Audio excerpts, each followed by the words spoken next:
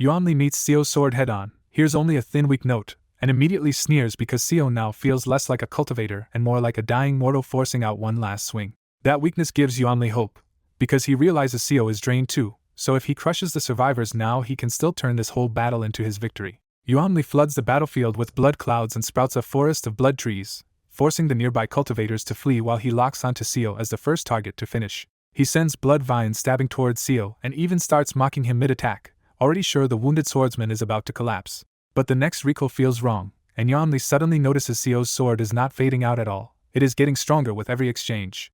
Yuanli tries to smother that threat with blood demon suppressing sea light, dropping a whole blood sea on top of Sio before the sword can build any further momentum. Sio answers with secluded valley, slipping through a narrow opening in the descending blood sea and cleanly slicing the spell apart. When Sio lands, his footprints punch deep into the ground, and Yuanli sees the frightening pattern at last. Every clash is making Sio's attack snowball harder. Yuanli abandons the others on the spot, because his nascent soul instincts scream that Sio has become the only danger that matters now. He sends a river of blood rushing at Sio, trying to drown him in raw force before that growing sword can reach him. Sio counters with Boulder Cliff, spinning through a relentless sword dance that knocks away every drop and ripple without leaving a single opening. The narration finally lays out foolish old man moves mountains. Sio has been hiding his own power flow, absorbing Yuanli's force, folding it into his counters, and dumping the backlash into the ground so each clash feeds the next. The price is death, because the user keeps storing more and more force until the body finally bursts apart under what it stole. Sio endures longer only because he is a cultivator, so even as his flesh bursts open, his regeneration barely keeps pace and lets him continue stacking power. Then the fight turns, because Sio stops holding one point and starts stepping forward, each slash ripping a clear road through Yuanli's regenerating blood forest. That advance finally shakes Yuanli, who draws his dagger, summons a blood-colored spear, and calls out a blood-mist Ghost King to stop Sio in his place.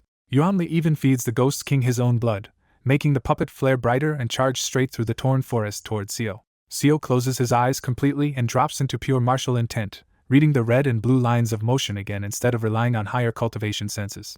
In that world of intent, he realizes those lines carry far more than movement, because through Yuanli's puppet he can feel fear, anger, humiliation, and desperate anticipation pouring out of the enemy's heart. That insight turns inward, and when Sio looks at his own heart he finds mostly agony, the expectation of death, and a plain honest desire to die. With death close, Sio starts drifting through the memory of his many lives, expecting only the usual futility he has always seen at the edge of the end. Instead, a warm presence interrupts that emptiness and floods him with bright memories of love, comrades, disciples, his master, and moments that were never meaningless to begin with. That is when Sio finally understands the colorless glass sword's real third-form power. The sword was built to hold and amplify human emotion, and now it is turning his feelings into strength for the formless sword. The effect is immediate, and with one swing Sio detonates the Ghost King's spear and blows the blood mist puppet apart completely. Yuanli panics and starts burning even more of himself on darker blood arts, while Sio, half mad with pain, keeps advancing with his eyes shut and his heart laid bare. Inside the void of his heart, Sio is still asking what any of this means when the sword answers with the lives and feelings he almost discarded. Even after accepting that life was not empty, Sio nearly breaks again when he sees Yuanli preparing a spell too monstrous to block and starts wondering if fate and human limits were always unbeatable. At that breaking point, warmth rises from Kim Young-hoon's inner core inside Sio, and Sio feels the unmistakable presence of the man who would never have accepted that kind of surrender. A radiant vision of Kim Young-hoon appears beside him with the surpassing radiant saber, and the words are simple. Limits or not, you still have to live and move forward with what you can do now. Sio unconsciously mirrors Kim's martial rhythm, and for a moment both of them perform foolish old man moves mountains side by side, their footsteps sinking deeper together. The guidance keeps pushing him, not toward impossible perfection, but toward doing his best in the body and moment he was given, without getting trapped by fear of limits. Then the illusion shifts, and Sio realizes the figure dancing beside him was never Kim at all, it was himself, because he has been chasing Kim Young-hoon's last footsteps this whole time. Kim's voice now comes from behind, telling Sio to look ahead and trust the path he himself has already walked, because their roads split after a point and Sio's next step has to be his own. With that, Sio accepts that his sword does not need to be Kim's sword, and standing at the end of the trail Kim left him, he decides to step beyond it. Sio names the new realm for himself on the battlefield, first beyond the path and then treading heaven, claiming the place where he finally steps past imitation. His swing tears the blood sea in half, and once he throws away the last distraction about fate, the void inside him changes from blank emptiness into something complete. In that insight, Sio finally notices the missing 10th gang sphere, his inner core, and understands it was always meant to join the formless sword too. The inner core melts into intangible force and merges with the formless sword, letting that sword spread through every muscle and blood vessel until Seo himself becomes the formless sword. That breakthrough fixes the flaw that was killing him, because now foolish old man moves mountains no longer tears his body apart the same way and his physical durability surges to the limit. Before Yuanli can understand what changed, Seo is suddenly right in front of him and unleashes a simple horizontal slash called Transcending Peaks. Yuanli's shield goes up in time, but Seo's new sword is not like Kim's, because instead of breaking the barrier it quietly permeates through it, and cuts only the body behind it. Yuanli can only stare in dazed disbelief, because his defense did not break, and yet he was still cut. He starts regenerating again, but Seo keeps carving through him over and over, every strike slipping past attacks and defenses alike as if material and immaterial no longer matter. And with Yuanli still unable to understand the new realm in front of him, Seo delivers the finishing art, treading heaven beyond the path, formless sword, aiming straight for his golden core and the nascent soul inside. Seo's formless sword slips through Yuanli's shield and cuts the split golden core that feeds his stolen power. A second strike pierces even deeper and slices Yuanli's nascent soul, turning his confusion into a monstrous scream. Seo keeps cutting Yuanli's meridians, and with his core broken, Yuanli's fake core formation's strength leaks away fast. Yuanli falls all the way back toward Ji building, while Seo himself stays alive only because his sword body fusion is forcing a dead body to keep moving. Clutching the serving command seal like a cornered dog, Yuanli sobs that heaven favored him and this loss makes no sense. When Seo keeps walking toward him, Yuanli starts throwing out bargains one after another, offering secrets, arts, treasure, and even partnership. Seo answers with a kick infused with the formless sword and severs both of Yuanli's legs on the spot. Even now Yuanli tries to bluff, grinning through the pain and claiming his regeneration and pain-blocking technique make torture pointless. Seo summons the 5 elements blood curse banner, and Yuanli smugly says that trick will never work on him because he mastered it too. Instead, Seo corrupts the banner with Yin's soul ghost incantation and turns it into a new black torture tool born from his understanding of pain. Seo names it the Black Ghost Curse banner, and drives the first one into Yuanli's leg. Yuanli goes pale from agony, and Seo coldly plants a second banner to pin both legs in place. Desperate to escape, Yuanli blows off his own legs and drags himself a few pathetic steps away. Seo follows at the same slow pace, almost gently saying he will only plant a few more curse banners before finishing Yuanli off. Seo calmly spells out how he will crush Yuanli's remaining core and scatter his body in pieces, while Yuanli can only keep crawling in terror. Seo pins Yuanli's lower body again with more black banners and starts searching for the exact spot of the split golden core. With death finally close, Yuanli drops all pride and begs to be spared, offering every blood art and secret he knows. When begging fails, Yuanli reshapes his blood body into a beautiful woman and offers to serve Seo in either sex if he will spare him. Seo grabs Yuanli by the hair and says he wants nothing born from lives that were butchered to make that beauty. Yuanli tries one last filthy trick and starts reshaping his face into the woman Seo once knew, hoping that borrowed face will make him hesitate. Before that imitation can finish, Seo blows apart Yuanli's upper body with a savage kick. As Yuanli regenerates again, Seo warns that if he opens that disgusting mouth once more, he will rip the jaw off. Terrified, Yuanli sheds every fake identity and shows his true faceless shape, no longer even pretending to be human. Seo calls death a blessing and says he is about to grant Yuanli the mercy of finally being allowed to stop. When the last banner sinks into Yuanli's collapsing dantian, a mouth tears open on the blank face, and he screams that he does not want to die. Seo starts tearing Yuanli's limbs off one by one, and Yuanli panics so badly he begs even for torture if that would let him live. Seo says he would like to torture Yuanli too, but too many bitter dead are already waiting for him in the netherworld to delay this any longer. Yuanli thrashes and rants that if death is a blessing, then all the murders he committed should count as blessings too. His twisted logic breaks down into pure begging, but Seo keeps tearing the body apart piece by piece until almost nothing is left. Yuanli's nearly dissolved nascent soul tries to flee at the very end, and Seo instantly cuts it apart with the formless sword. With Yuanli finally gone, Seo picks up the faceless head and wraps it in the red cloak the old monster used to wear. Seo steps out through the wreckage and shows Yuanli's wrapped head to the surviving core formation cultivators, and relief finally spreads through the battered group. An exhausted survivor explains that the wounded core formation cultivators will need weeks to recover here before any of them can return home. Nearby, the bound traders are under ghostly restraint, but the person Seo notices most is Seo Ran, crying over Song Jin's final helm in the ship wreckage. Seo does not offer hollow comfort and simply stands beside Seo Ran, mourning Song Jin with him in silence. After a long time, Seo Ran says his master always warned they would part someday, but he never imagined that day would come so suddenly. He wipes his face and forces himself forward, vowing to keep practicing Song Jin's methods until one day he can demand the full truth from the Sea Dragon King. Seo stops him before he pushes himself too hard and quietly tells him he is allowed to keep mourning.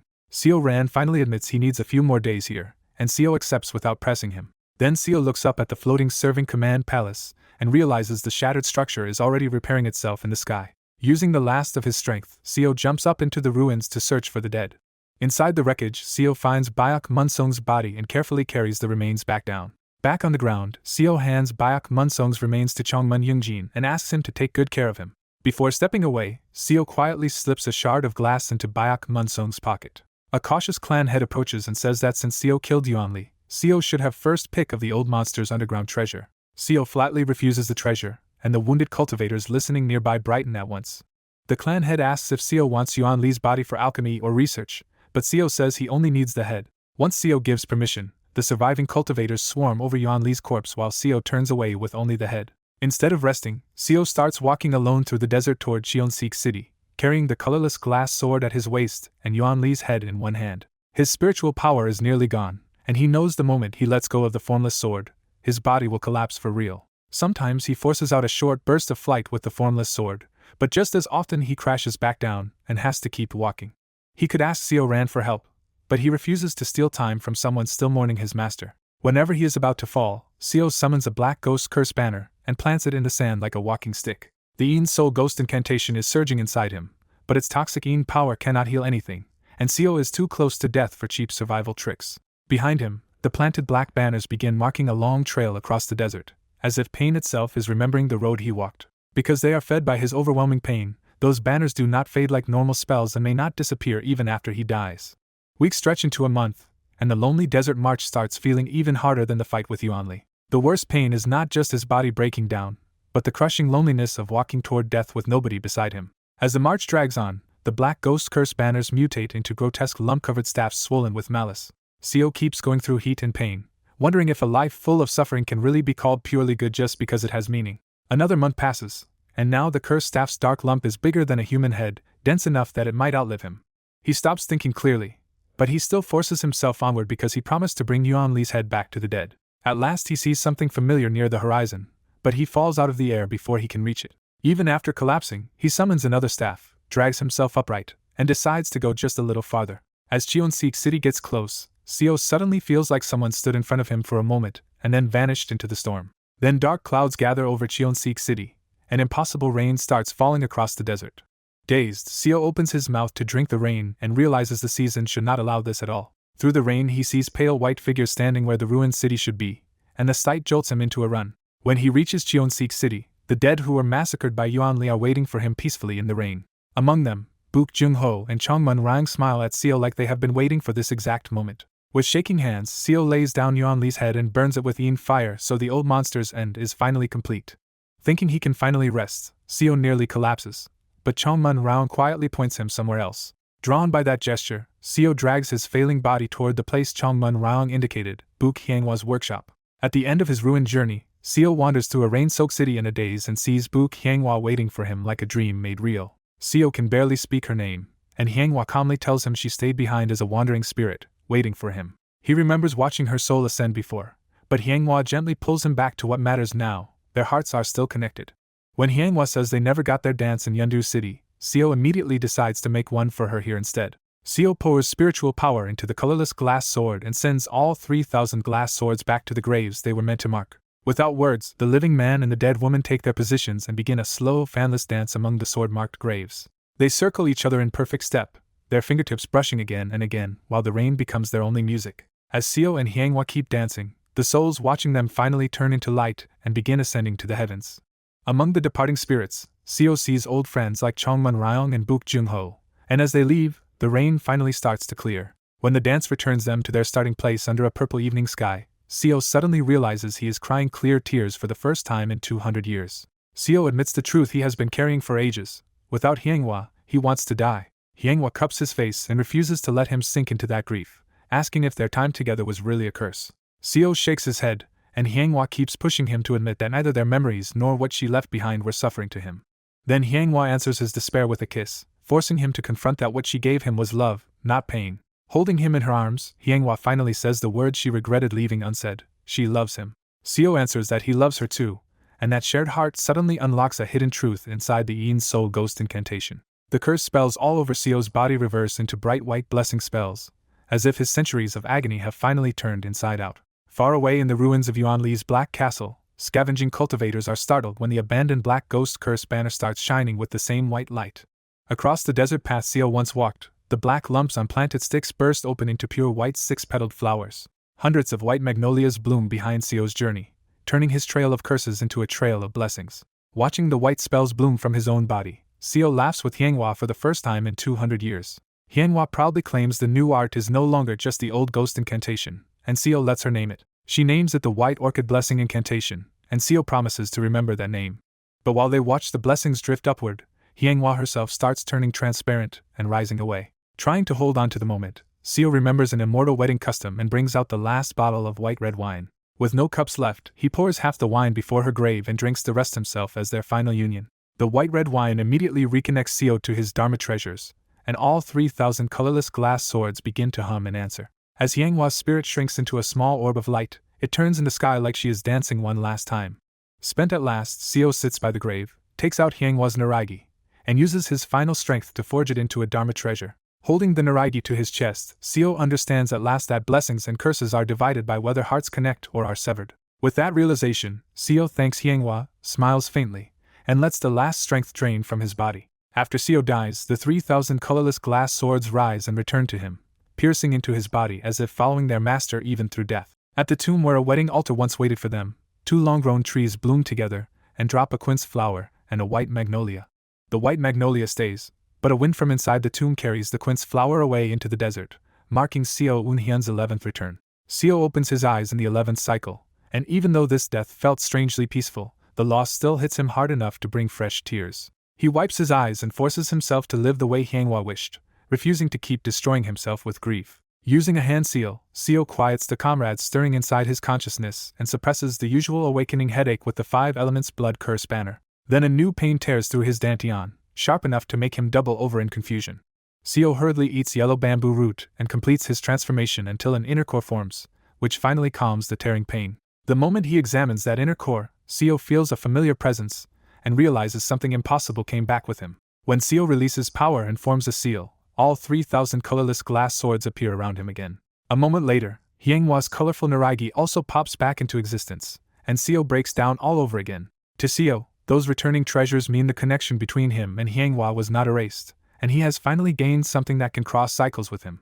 Once he calms down, Seo starts analyzing how the swords and Naraigi followed him through regression. He concludes the key was probably the white red wine, because it had linked his soul directly to his Dharma treasures in his last life. That theory leads to an even bigger possibility, and Seo decides he must get white red wine again to test whether souls besides his own might cross time too.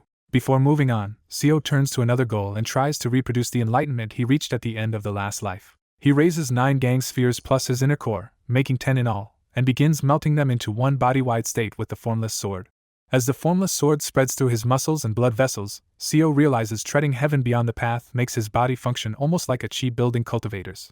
That makes him suspect martial artists who reach this realm may finally gain extended lifespan too. Just then the familiar fox appears again, and this time Seo greets it like a convenient test subject instead of a threat.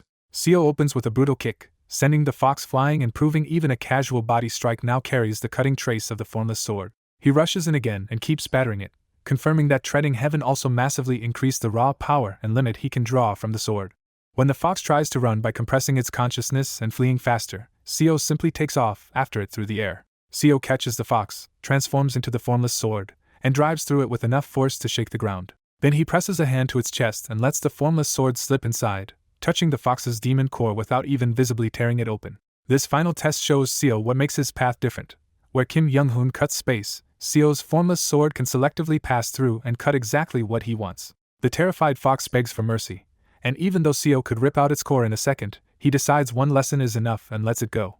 After sparing the fox, Seo returns to his companions and starts passing the record of transcending cultivation, exhausting martial arts, and his new realm's insights to Kim Young-hoon through consciousness. While doing that, Seo notices another benefit of the realm. His sharpened senses now catch an approaching presence he once might have missed entirely. Seo rises and respectfully greets the hidden watcher by name, Senior Mad Lord Jo Yun. The Mad Lord is immediately intrigued because Seo has no obvious spiritual power, yet he just toyed with a mid-core formation fox like it was nothing. Seo had made the fox fight noisy on purpose, and now he begins baiting the Mad Lord with a tragic story about a man, a woman, and a memorial festival born from their love. Under the Mad Lord's crushing stare, Seo keeps telling the story as his own doomed love and revenge, carefully leaving out only the secret of regression. He ends the story with the vow he once made over his beloved's remains, to tear Yuanli apart and offer that head at her memorial. That lands exactly as Seo hoped, and the Mad Lord finally asks the only thing that matters to him now, the enemy's name. Seo gives him everything at once, naming Bloodwood practitioner Yuanli, and pointing him toward the black castle hidden in the heaven-treading desert. The Mad Lord starts chewing his own fingers in excitement, then orders Seo to lead the way, sending the first day of the 11th cycle hurtling toward Yuanli's castle. Seo regains consciousness already standing beside Mad Lord in front of Yuanli's black castle, and the whole approach feels almost too easy after everything that came before. Mad Lord confirms Yuanli is inside and notes the huge mass of resentful souls buried under the castle, pleased that Seo's warning was real. Then Mad Lord pulls out a tiny stone guardian doll from his storage artifact, setting up something absurdly destructive. When Mad Lord throws the doll at the black castle, it swells into a mountain-sized statue and crashes down hard enough to smash the barrier in one hit. As the castle collapses, Yuanli's blood clouds surge out in panic, and he begs the unknown senior to spare a junior who cannot even ascend yet. Mad Lord answers with cheerful horror, saying he will drag Yuanli into his own world and remake him into a fine new piece of art. Yuanli realizes talking to Mad Lord is useless and desperately throws more blood clouds at the descending statue.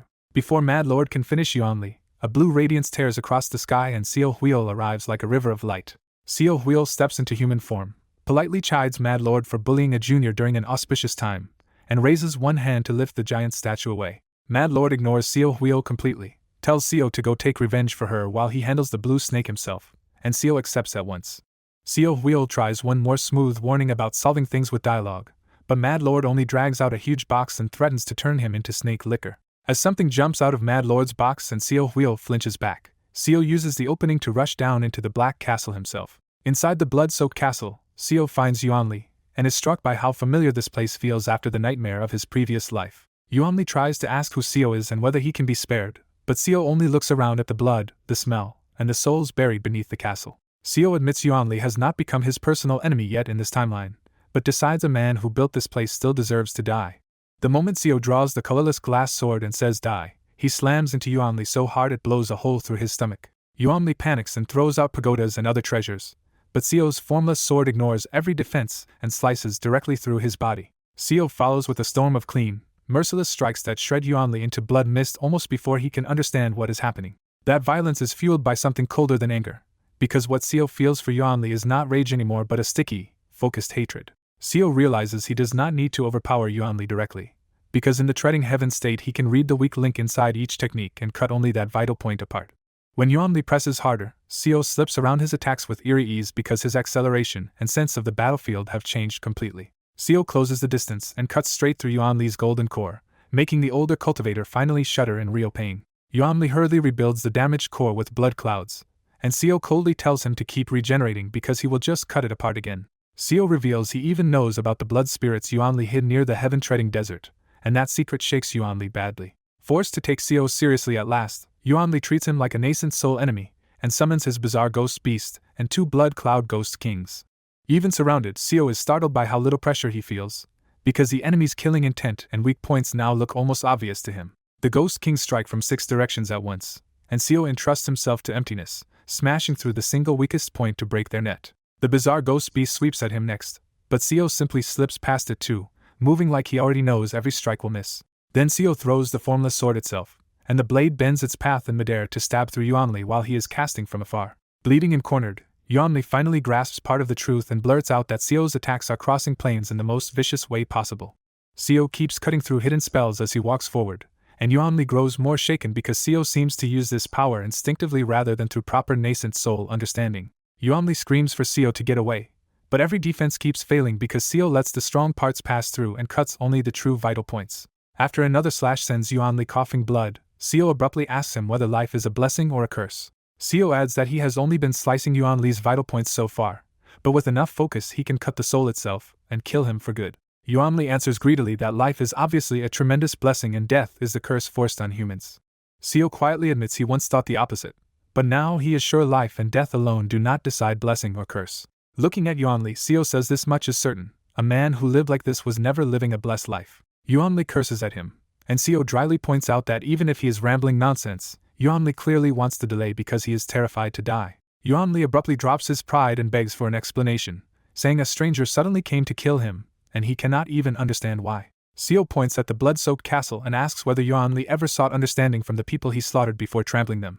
Yuanli scrambles for another excuse and argues that they had no personal relation, but Seo throws the same truth back at him about his own victims. At last Yuanli fully breaks, begging not to die and babbling that being alive is precious. But Seo answers that a man who knew that should not have stolen other lives. Seo brings the formless sword down through Yuanli's head and soul, killing him before he can ever recover the blood spirits he was counting on. As Yuanli dies, the black mask crumbles away to reveal an empty blank face, leaving Seo with one last disgusted thought about a man who clung to life without a heart. Seo cuts off Yuanli's head and leaves the castle, carrying proof that this long nightmare has finally ended before it truly began. Outside, Mad Lord is still arguing with Seo Huil and the nearby heavenly being cultivators when Seo steps out of the ruined castle carrying Yuanli's severed head. Seo raises Yuanli's head towards Seo Huil, and despite the Dragon King's faint smile, Seo feels a freezing murderous chill like being thrown naked into deep seawater. For the first time, Seo clearly reads the churning intent under Seo Huil's calm face, and the discovery gives him a dark thrill. Mad Lord bursts out laughing because even he can tell Yuanli's death hit a nerve, and he openly taunts Seo Huil about whatever plan was just ruined. Seo Huil smoothly buries it all, claiming he is simply pleased to see a promising human junior and letting the moment pass with chilling grace. Before Seo can puzzle out why Seo Huil is backing down, the Dragon King suddenly steps through space and appears right in front of him. Seo Huil tells Seo that Yuanli had once murdered a younger sea dragon descendant, and claims this execution was proper discipline for a devil who would not change. Then Seo Huil warns Seo to be careful, because Mad Lord turns people he likes into living puppets in his own world. With that, Seo Huil rises into the blue twilight and the other heavenly being cultivators leave with him, abandoning the scene to Mad Lord and Seo. Mad Lord immediately loses interest in the politics and starts inspecting the ruined black castle itself, calling it a kind of immortal treasure tied to the pull of fate. When Mad Lord tears open the structure, he finds a shining rock buried inside and identifies it as the source of that strange attraction. Seo decides that whatever his hatred for Seo Huil, the Dragon King was right about one thing: staying near Mad Lord is asking to be dissected or remade. So Seo silently slips away and flies deep into the heaven-treading desert on the formless sword, believing he has finally erased the worst disaster of this life on its very first day. That relief lasts only a moment before a grotesque winged puppet shaped like a wasp appears beside him in mid-flight and speaks in Mad Lord's voice. The wasp-like puppet says Mad Lord and her were moved by Seo's story and now plan to drag him into their world and evolve him into something greater.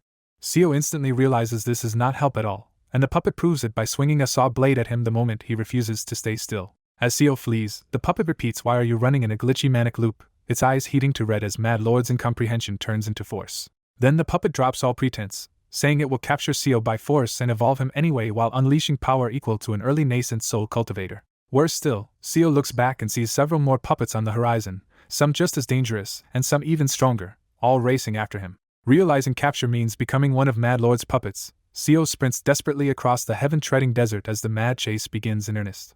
Seo bites his lip and clings to one hope: if he can avoid the Mad Lord for just a few days, the Mad Lord should ascend and leave him alive. A wasp-winged puppet opens fire behind him, and a brutal explosion mushrooms over the heaven-treading desert. Seo knows he could sever the puppet's circuits with the formless sword, but he holds back because damaging them might make the Mad Lord chase him in person. He spends 3 straight days dodging the tireless swarm through the desert, and his recent transformation leaves him with stamina he still has not fully trained. 7 more days crawl by, the number of puppets doubles, and Seo realizes the Mad Lord is still hunting him even past the time he should have ascended. Forced out of the desert, Seo passes the tribes below and reaches the Black Wind Sea, where fish-shaped puppets start rising from the water to join the pursuit. Feeling guilty but desperate, Seo decides to borrow Song Jin's hidden nether crossing ship and heads for its sealed location in the sea. Another 3 days later, Seo is still twisting through bombardments when the silent puppets suddenly speak with the Mad Lord's voice. For one brief second, Seo is relieved when the Mad Lord says the Ascension Gate will close in 20 days and he has other matters to pursue. That hope dies instantly when the Mad Lord says she wants Seo badly enough that they will work together to capture him.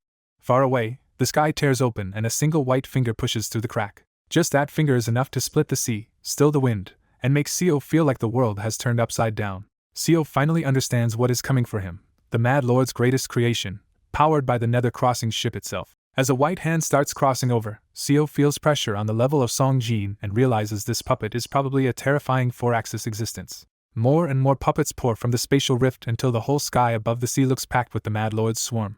Facing that nightmare, Seo bitterly realizes his mistake was trying to win sympathy by telling the Mad Lord and her his story. He imagines being trapped for thousands of years inside a living puppet body and decides that death would be kinder than capture. Seo steadies himself with a harsh new belief from his talk with Yuanli, Life only matters when hearts are truly shared, so this life can still be thrown away. But just before he blows his own head apart, Seo remembers the sleeping colorless glass sword in his inner core and freezes. The thought that the sword might be stranded in this timeline if he dies now makes suicide impossible for the moment. He changes his plan on the spot and rushes for the nether crossing ship again, determined to drink white red wine before he dies. Her white hand has only come through to the wrist, but even its clumsy long-range blasts nearly kill Seo as he races on. Seo finally reaches the hidden sea zone, sees the nether crossing ship's barrier, and dives straight through it with the formless sword wrapped around his body. He lands on the nether crossing ship's deck, races to the control room, and starts the ship from memory without hesitation. As the ship rises, Seo decides his next target is Serving Command Palace. Song Jin suddenly appears below the ship in a fury, instantly recognizing the thief who stole his vessel again. Seo quickly explains that the Mad Lord is chasing him, and Song Jin's anger shifts from theft to murderous outrage at that name. Mad Lord's puppets smash through the ceiling barriers and swarm the ship, making Song Jin explode with rage over being robbed by that madman yet again. Song Jin pulls the nether crossing ship into the void, cutting off the boarding swarm for the moment. He grudgingly tells Seo to endure a little longer because the Mad Lord should not abandon Ascension just to keep chasing one man. Then a fresh spatial rift tears open beside the ship even inside the void, and her white hand reaches after them anyway. One look at that hand makes Song Jin panic and snap at Seo for hiding the worst part of the pursuit. Song Jin bluntly admits that if even that puppet has been sent, Seo is finished, and he cannot truly save him. Seo asks if suicide is the right answer, and Song Jin dryly warns him that dying on this ship would just get his soul seized to pay for the theft. Since dying now would still trap him, Seo decides to use the ship a little more first and drives it towards Serving Command Palace. Serving Command Palace comes into view floating in the void, and Seo quickly prepares a barrier-breaking scroll with pure spiritual force. Before Seo can breathe easy, another rift opens behind the ship and her white hand stretches out again, still chasing them all the way here. Seo blasts apart the palace prohibition with the scroll and charges inside, desperate to reach the floor holding white red wine. He finds the wine chamber, slices through the barrier's main circuits with the formless sword, and pounds the shield in a hurry. The wine chamber starts collapsing, and her white hand smashes in behind Seo already extended to the wrist. Seo forces the barrier open at the last second, grabs the correct jar, and drinks the white-red wine straight from it. As the wine takes effect, Seo clearly feels his Dharma treasures deepen their bond with his soul, confirming this gamble mattered. Then her opens her palm and a crushing gravitational pull starts dragging Seo straight toward that hand. With resistance impossible, Seo spots Song Jin bringing the nether crossing ship into the mortal realm, and realizes he needs a completely different escape. He takes the starting form and remembers that his treading heaven beyond the path once made the formless sword briefly act like Kim Young-hoon's surpassing radiant saber. Betting that one treading heaven path might imitate another for an instant, Seo ignites his upper dantian with Gangchi and pushes his understanding to the limit. At the instant her reaches him, Seo swings and the formless sword flashes with brilliant golden light. The impossible strike works, cutting space itself and throwing Seo out of the void into the mortal realm beside Song Jin's ship. Seo flies back onto the nether crossing ship gasping, and Song Jin snaps that if he still wants to die, he should do it after getting off the vessel. Instead of arguing, Seo urgently asks whether Song Jin knows any spell that can attach a ghost deep to someone's soul. Song Jin says he does know such a spell, but he immediately refuses to use it for the stranger who hijacked his ship. Before Seo can press him, a spatial rift opens again and her returns with her arm already extended to the elbow. That finally breaks Song Jin's resistance, and he shouts for Seo to get off the ship while promising to cast the spell after all. Song Jin pulls out a ghost from the ship and drives it straight into Seo's upper dantian, linking that ghost to his soul with a sickening jolt. The moment the connection forms, the ghost obeys Song Jin instead of Seo and forcibly throws Seo off the nether crossing ship. As her grasp closes in on the falling Seo, he gathers the formless sword's power into his own head and detonates it, triggering his 12th return. Seo wakes from his 12th return with a pounding headache and the grim memory that this time he really did blow up his own head to escape Mad Lord. The memory leaves him shaken, but he forces himself to stop dwelling on Mad Lord and check what carried over this time. A tearing pain twists through his abdomen, and Seo smiles because it means the white-red wine's effect transferred again. When he probes his condition more deeply, the headache gets worse in a way that feels wrong, like part of his soul has been scraped away. He realizes the missing piece is exactly where Song Jin's ghost had been attached to him, so the ghost was torn off during the return. That gives Seo a new rule: Dharma treasures bound to him can cross time, but a sentient being cannot come back with them intact. For a second he wonders about bringing back the souls of people he cares about, then he shuts that hope down, and tells himself every single life still matters. Before he can think any further, John Myung-hoon lunges in to hit him for not knocking everyone out with a sleep spell first, and Seo casually dodges. After centuries of dealing with monsters, John's frantic anger feels almost adorable to Seo, so he just pats him and tells him to calm down. John keeps throwing frantic punches until he collapses from exhaustion without landing one, and the rest of the team can only stare at Seo in worry. Seeing his old coworkers again hits Seo hard, because to him it has been hundreds of years since he sat among them like this. To keep things moving, Seo volunteers to climb a tree and look for the SUV or any road nearby. He shocks everyone by running up the tree with only his legs and his hands clasped behind his back. Seo comes back down, says there is nothing around, and brushes off the feet as if his body just feels lighter now. The group splits up again, with Oh Seo and Kim Yun staying in the cave with Seo while the others go search for the car. While they set up the cave, Seo starts a fire by sheer physical control, rubbing a branch fast enough to ignite the wood. When Oh Seo asks how he did that too, Seo gives the same vague answer that it just worked.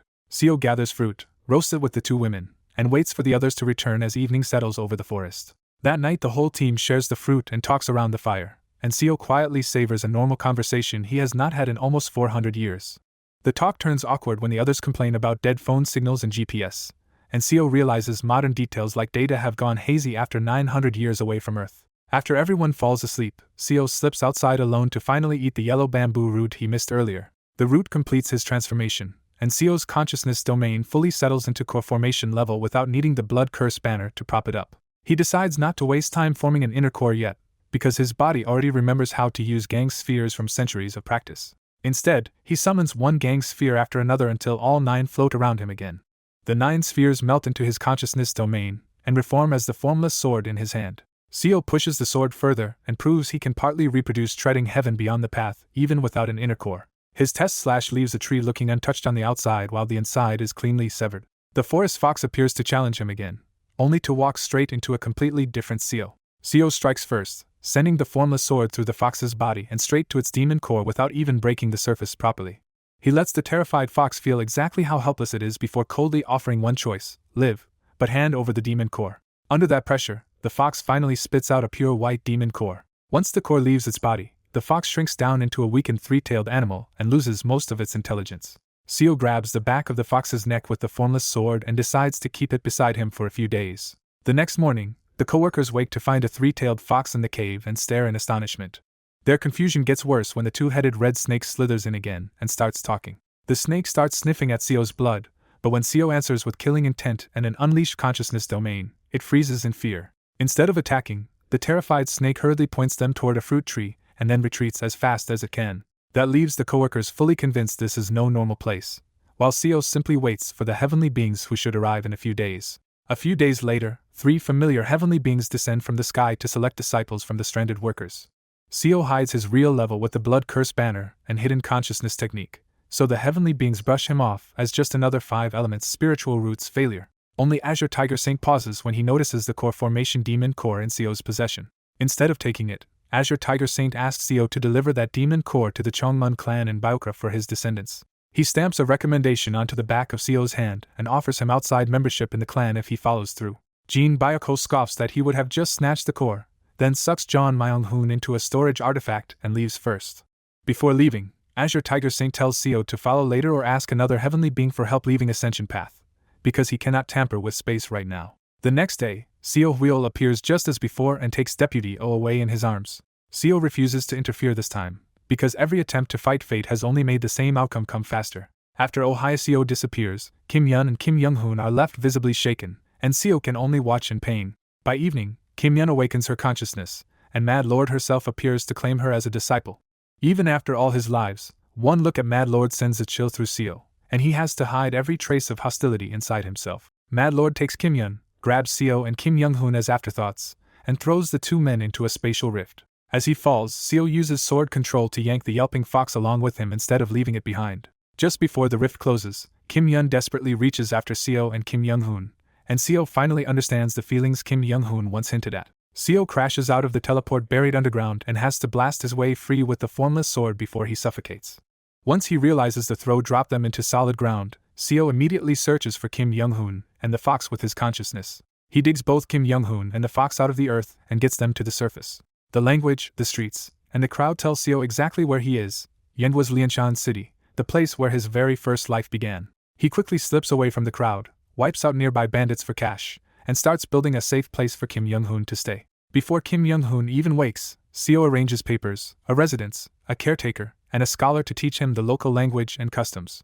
Before leaving, Seo quietly implants Kim Young-hoon with the martial foundations and principles needed to climb all the way to treading heaven beyond the path. Then Seo tosses the saved demon core back to the fox, restoring it to its larger demon form inside the residence.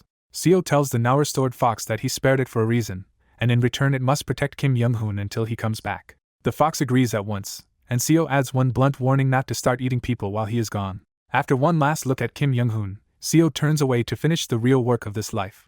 Now that he finally has power close to nascent soul and treading heaven beyond the path, Seo decides the time has come to investigate the Ascension Gate itself. He knows the attempt could kill him in a spatial storm, but after failing to save any of his coworkers, Seo chooses this path anyway as his way of finding a road back home.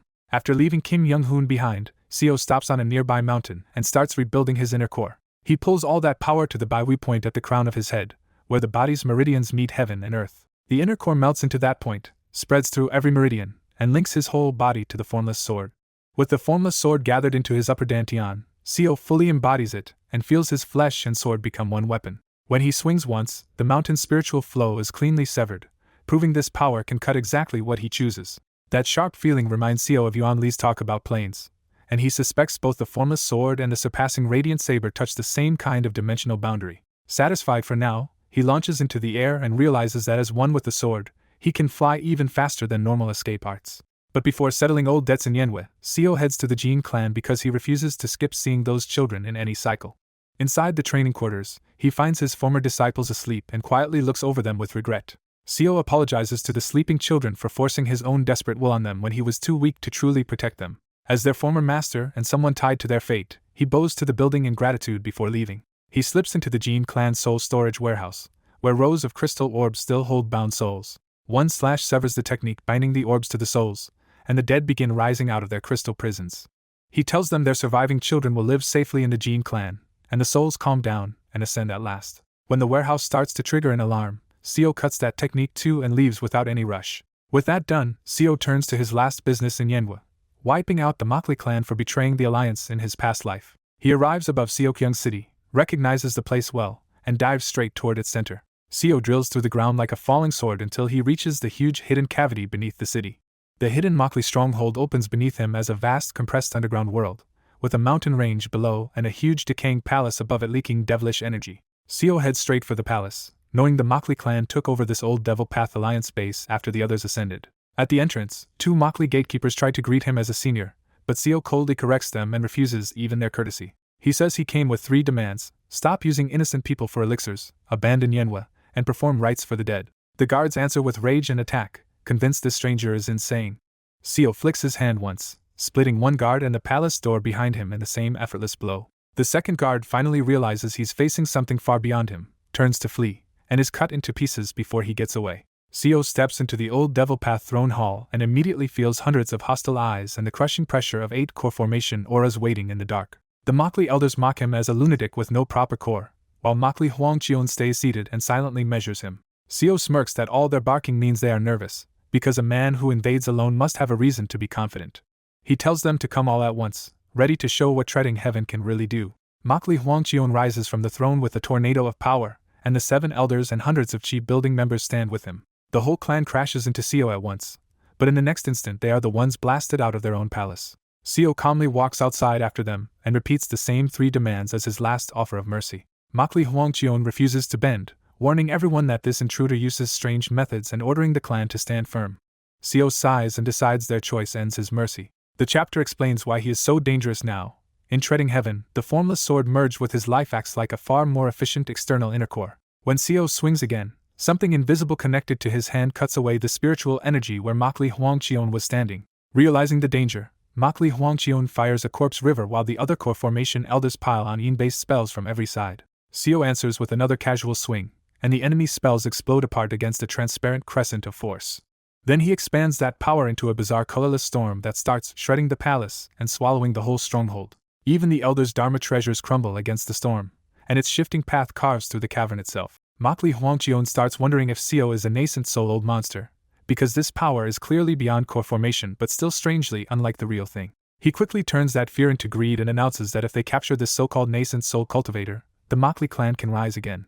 On his order, the entire Mokli clan unleashes everything at once: spells, treasures, siege weapons, formations, devil fire, and legions of Jiangshi. Seo cuts into that army with layered mountains, and colorless trajectories burst in every direction, slicing apart dozens of cultivators at once. With mountain echoes, valley responds. The writhing trajectories become a wave that makes everyone in the cavern vomit blood. Seo follows with flowing ridge, sweeping away gathered enemies and tearing through 3 more core formation elders. As his sword body aura swells even further, panic spreads through the Mokli clan and they scramble to finish a sealing formation before he wipes them out. Using Chi Mountain Heart Heaven and his fused movement art, Seo charges like a colorless tiger and crushes through another huge section of the clan. At last the Mokli leaders complete the Een Spirit Devilish Fire Ghost formation and trap Seo inside a dark green barrier full of black fire and shrieking ghosts. Mokli Huangqian bursts into triumphant laughter, already talking about refining Seo into a jiangshi and demanding more blood for the process. That celebration lasts only a moment before loud cracks spread across the barrier behind him. Seo's hand punches out through the flaming seal, and then his other hand follows as he starts tearing the prison open from inside. Stepping out of the devil fire with ghostly eyes and a pale smile, Seo tells them they made one fatal mistake. They should have run instead of boasting. When Mokli Huangqian shouts that breaking that barrier should have needed a far stronger nascent soul cultivator, Seo calmly says normal stage labels do not matter much against his specialty. Seo raises one hand, colorless trajectories boiling over his whole body, and announces that from this point on he will end the Mokli clan. His pupils turn pure white as he activates Severing Mountain Swordsmanship's ultimate technique, Severing Mountain. Seo releases Severing Mountain, and a colorless storm swallows the whole cavern, shredding the mountain range, the palace, and everyone trapped inside it. By the end of that day, one of Yanhua's twin pillars had vanished, and the Mokli clan was erased from history. Seo climbs out of the ruined Mokli clan palace, brushes off the dust, and quietly seals over his exit so the city's main barriers will not collapse right away. With the clan head, elders, and most G-building fighters gone, Seo judges the Mokli clan finished and the Jin clan pressure will erase the rest. He gathers the Mokli clan's spirit stones into heavy bundles and decides his business in Yanhua is finally settled. Now free to move, Seo turns south and heads out to find Song Jin and Seo Ran. A day later he reaches Seo Ran's underwater home, parts the sea with the formless sword, and drops straight into the hidden cave. Seo Ran jerks up in alarm when Seo appears inside the underwater abode and addresses him in the demon race's language. Seo calls himself an unusual human, says he came for John Hyang, and immediately proves he knows about the space-breaking bead Seo Huil sent. Still suspicious but badly outmatched, Seo Ran hands over the bead and listens as Seo offers to break the Black Ghost Valley barrier for him. Seo tells him to stop hiding his demi-human nature and follow him, leaving Seo Ran even more uneasy as they head for the Nether crossing ship. At the Hidden Sea Zone, Seo finds the invisible barrier over Black Ghost Valley and tells Seo Ran to stay back. With a single entering mountain slash, Seo cuts the barrier open and splits the mass Ghost Legion behind it straight down the middle. Seo pulls the stunned Seo Ran along the path he just carved through the Ghost Legion and heads straight for the Nether crossing ship. A final solid barrier still blocks the ship, so Seo hurls the formless sword and smashes that one in a single blow too. Seo Ran finally starts looking at Seo with real fear, because this is power even a core formation cultivator should not have. Seo leads him to the lowest level of the Nether crossing ship, where Song Jin is waiting and instantly goes tense at the intruder.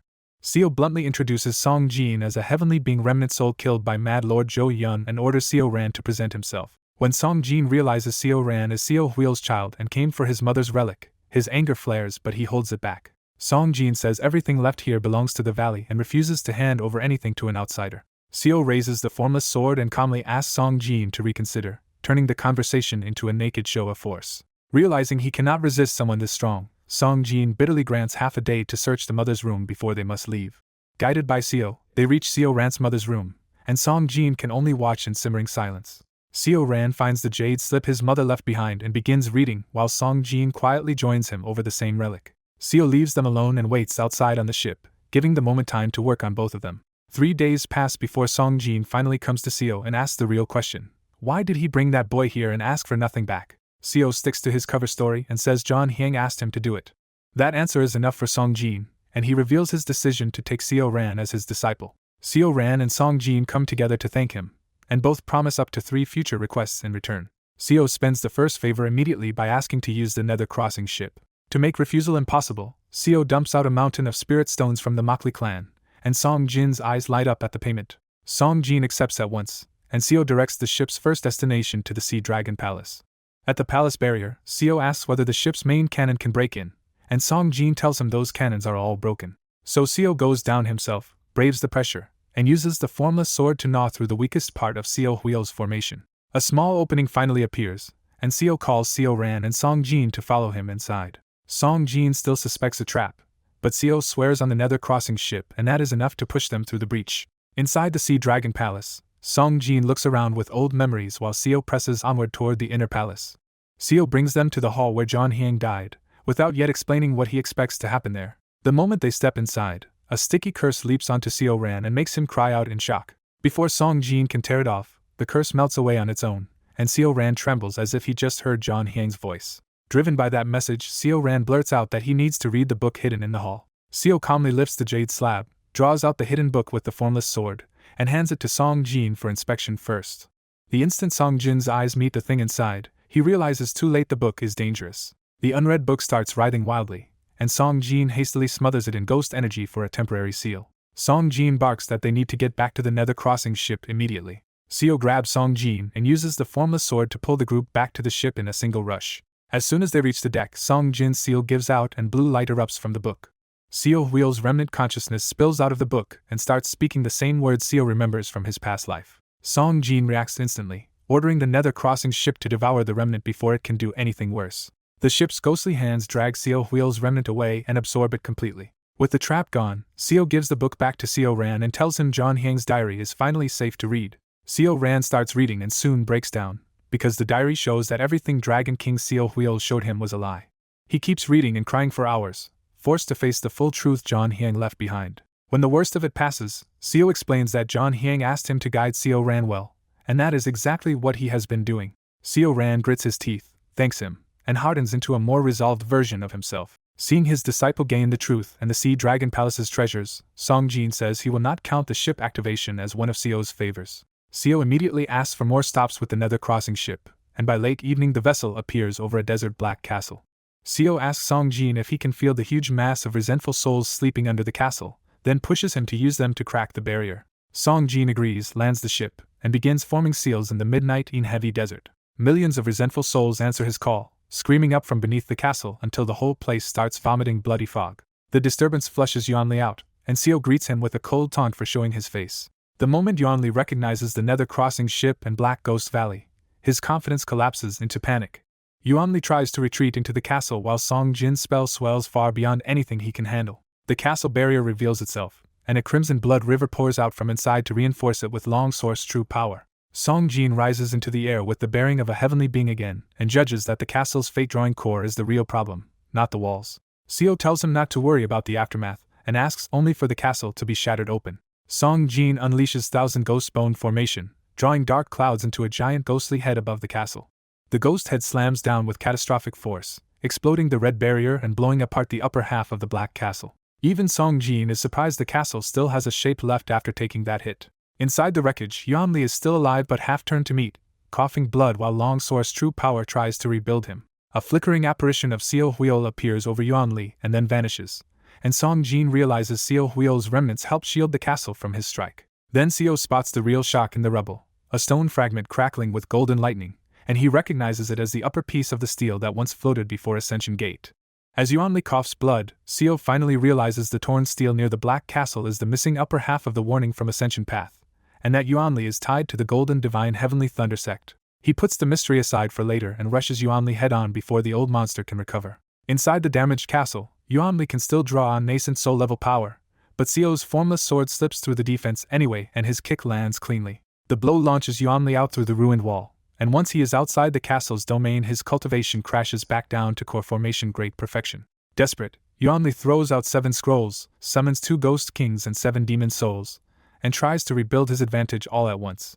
Seo Ran answers immediately, invoking his sea dragon bloodline to force the demon souls to kneel, and even the resisting ones buckle under his command. Seo Ran warns that he cannot hold core formation level demon souls for long, so the opening is only temporary. At the same time, the Nether Crossing ship unleashes a ghost dragging pull that yanks Yuanli's 2 ghost kings backward and locks down another major part of his arsenal. With the demon souls pinned and the ghost kings dragged off balance, Seo sees Yuanli's setup collapsing and walks in to finish the job. Yuanli still snarls and raises his remaining Dharma treasures and 5 elements blood curse banners for one more stand. When the banners strike, Seo lets them hit him on purpose, and they are simply absorbed into the 5 elements blood curse banner already hidden in his upper dantian. That single moment rattles Yuanli, and Seo keeps walking toward him with the cold confidence of someone who already knows the fight is over. Seo's next slash cuts the links between Yuanli and his bone dagger treasures, dropping them out of the air like dead weight. A ghost king has to physically grab the blood spear just to keep it from being taken too, leaving Yuanli with almost nothing except the crystal skull staff. Cornered, Yuanli chants through the crystal skull staff and floods the battlefield with blood trees, a sea of blood, ghostly swarms, and falling skulls to rebuild his domain by force. Seo answers with one slash, and the colorless trajectory tears through the whole blood domain, bypassing the strong points and cutting down the weak ones until every spell collapses. The storm of cuts rips Yuanli's body into gore, but he starts regenerating by reabsorbing blood fog before the pieces even settle. Seo notices the regeneration takes 2 full breaths now, and for him that is more than enough time to keep killing Yuanli faster than he can rebuild. He rushes in, smashes through the clutter in front of him, and punts the half-regenerated Yuanli away again before the body can stabilize. Even while flying apart, Yuanli keeps trying to regenerate, so Seo drops on him from above and stomps hard enough to split him in 2. Bloodfish burst out of the severed body as a counterattack, but Seo's rotating formless sword grinds them apart and keeps his offense seamless. Seo keeps hammering the remains into the desert, splitting the regenerating body again and again while mocking Yuanli's cockroach-like vitality. When Yuanli tries to drown him in blood fire, Seo simply breaks through with sword force running through his whole body and grabs him by the head. Seo slams Yuanli into the ground and says it plainly. He will keep killing him until he finally dies. This time Seo does not rush for a clean execution, because he is venting the rage he carried from the last life when Yuanli died too quickly. Once the regeneration finally slows to a crawl, Seo plants a foot on Yuanli's stomach and coolly asks whether crushing the golden core now would end him for good. Yuanli, shaken out of all pride, asks if Seo is actually a nascent soul cultivator, and clings to any explanation that might save him. Seo tells him he could have destroyed his golden core and soul immediately, but chose to hit him first, which makes Yuanli mistake cruelty for mercy. The relief dies at once when Seo makes it clear he never promised to spare him at all. Yuanli starts bargaining with treasure and devil arts, but Seo brushes both offers aside because either one changes the outcome. Only when Yuanli offers information does Seo grab him by the hair and decide he is finally ready to talk. Seo drags Yuanli onto the deck of the Nether Crossing ship and turns the interrogation into a formal submission. He orders Yuanli to become his slave and swear on the Nether Crossing ship itself, because only a ghost oath will stop a liar like this from turning later. Yuanli starts to swear for show, but Seo feels the insincerity immediately, and moves to kill him if he lies again. Under that pressure, Yuanli finally swears sincerely, binding his own soul to the Nether Crossing ship if he ever betrays Seo. With Yuanli temporarily bound, Seo turns at last to the steel fragment that had been bothering him since the fight began. The upper half reveals the real warning: immortal treasures are tied to true immortals, and anyone who ascends while carrying one will eventually be found and face calamity. The message is even more specific for the Golden Divine Heavenly Thunder sect. If its descendants possess the Heavenly Lightning Banner, they are supposed to leave it behind before ascending. That jolts Seo into worrying about John Myung-hoon, because unlike the Nether Crossing ship or Azure Tiger's armor, the Heavenly Lightning Banner is rumored to be a true immortal treasure. When Yuanli quietly approaches again, Seo shifts from the warning to the practical question of what this Black Castle and Broken Steel actually are. Yuanli explains that 40,000 years ago the Black Castle was a shrine on Ascension Path dedicated to golden deity Yang Sujin, and his clan once managed that shrine. He also admits his clan was cut off and forgotten after the shrine was torn away during an ancient war, so his line no longer has any real place in the sect itself. Seo presses for Yuanli's original plan, and Yuanli bluntly says he meant to conquer the continent, push devil arts to the extreme, and ascend through the serving command seal to the Bloodine realm instead of the Ascension Gate. That sends the conversation into the upper realms, because Yuanli says cultivators did not always ascend to the same place before Yang Sujin's gate changed the system. Yuanli lists 6 known upper realms and explains that the Bright Cold realm is linked to the current Ascension Gate, while the True Devil realm sits next to it and is at war with it. He says righteous or ordinary immortal methods once led to Bright Cold, devil arts led to True Devil, and the Bloodine realm split off from True Devil as an even more vicious place soaked in Yin and turbidity. So in simple terms, Yuanli wanted to massacre the continent, pile up devilish energy, and ascend to a realm tailored to make him something even worse than a normal devil. That still does not explain Seo Huil, and Seo realizes Yuanli's plan may overlap with the Sea Dragon King's goals without revealing what Seo Huil truly wants from this world. When Seo asks about Seo Huil, Yuanli claims he heard nothing directly from him and instead tries to bargain with a stolen cultivation method and a drop of blood, only proving he still has no idea how completely he was being used. Seo moves on to what he actually needs next and asks about the serving command seal, because anyone planning to ascend through it would need a way through every floor of the palace. Yuanli hands over a set of red flag Dharma treasures and explains the formation he prepared to break down all the floors of Serving Command Palace. Seo keeps pressing and strips out even more practical information, including the location of Yuanli's treasure vault and the hiding places of his blood spirits. Following Yuanli through the castle, Seo reaches a large blood-red jar sealed with a clean white cloth, and the fragrant smell coming from it immediately tells him this is not another ordinary gore-filled container. Yuanli reveals the jar contains his blood body, a cultivated spare body grown from blood and spiritual fluid that can later be modified by dissolving chosen corpses into it. But when Seo asks what has been added to this one, Yuanli says nothing has been synthesized yet, and the blood body has only been accumulating pure devilish power for future use. That is exactly what Seo wanted to hear, so he orders over every detail on creating, controlling, and synthesizing the blood body. Once Seo feels he has extracted everything worthwhile, Yuanli tries one last time to sell his future usefulness by bragging about hidden slaves and influence across the world. Song Jin cuts in with a harsher solution, saying a devil cultivator's own mouth is never enough and he should dig through Yuanli's mind directly. Seo gives permission, ignores Yuanli's panic, and reminds him that resisting now would only break the oath and get him killed anyway. Song Jin tears through the mental seals, and Yuanli's scream confirms there was still buried information he never intended to volunteer. Most of what Song Jin uncovers is more blood sacrifice method and old personal history, but one hidden point matters. Those rituals might have offered Yuanli a way around the Nether Crossing ship's oath. Then Song Jin digs into the one topic Seo actually cares most about, and reveals that Yuanli had lied about knowing nothing of Seo Huil. But the hope dies just as fast, because a seal tied to Seo Huil had already been planted in Yuanli's upper dantian to erase that information the moment anyone tried to reach it. With that last dead end confirmed, Seo decides the interrogation is truly over. When Seo tells him to die, Yuanli panics and starts listing his hidden influence over Western clans, Northern tribes, and Eastern lords as if that can still buy a future. Seo listens just long enough to show it does not matter, then severs Yuanli's soul with one clean cut. Looking at the corpse, Seo admits to himself that next time he will at least grant Yuanli a quick death instead of dragging out revenge with false hope. Song Jin dryly notes that Seo never meant to spare Yuanli anyway, and Seo answers that this was not betrayal because they were never allies to begin with. Now Seo opens the sealed jar and finds the blood body inside. A familiar-looking, pale beauty with long black hair and no clear gender, still unfinished but already alive enough to use. Using the method he just learned, Seo splits off part of his consciousness and inserts it into the blood body, taking control of it on the spot. The blood body rises under Seo's control, and he judges it useful immediately even though its cultivation is only in the later core formation stage instead of the terrifying strength it might have reached in 200 more years.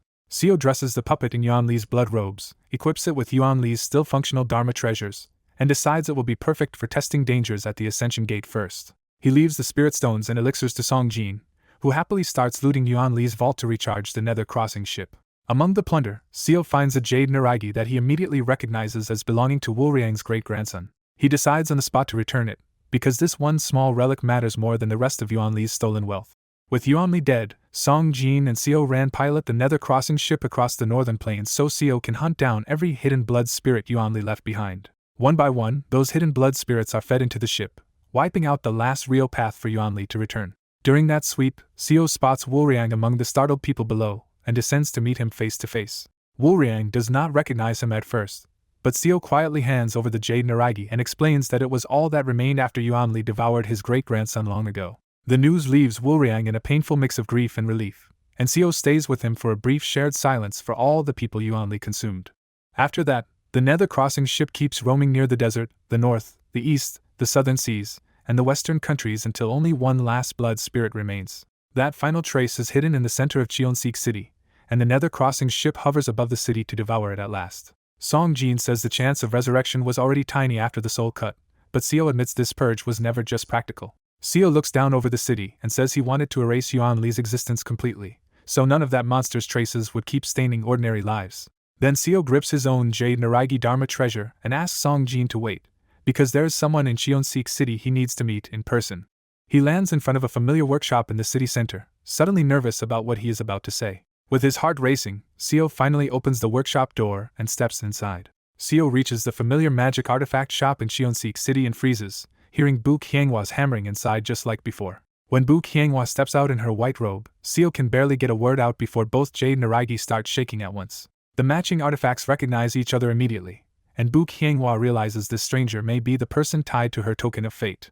Then the impossible happens. Bu Qianhua's past Naraigi turns to light and is pulled into the future version Seo brought with him. Seo realizes the overlapping artifacts have fused into one stronger Dharma treasure, while Bu Qianhua is left sad that her mother's heirloom vanished into it. For one aching moment Seo sees every familiar detail in her, and feels the shock of meeting someone who is alive, real, and still not his Bu Qianhua. That polite tone makes it finally hit him. She does not know him at all, and the woman he loved existed in another time that this Bu Qianhua never shared. Even after bracing himself for this kind of reunion, Seo is still hit by a cold, bitter wave of grief now that it is really happening. So Seo presses the merged Naragi back into her hand and says he cannot keep the heirloom that absorbed hers. When she calls it a token of fate, Seo can only think how cruelly late that fate is now. Seo confirms he knows the old promise behind the Naragi, then quietly says he is returning it and leaving anyway. Looking at her one last time, Seo feels relief that she is alive and pain that she has no memory of loving him. Then he gives the answer that severs the moment, telling her he already has someone he loves and that she does not need to keep waiting anymore.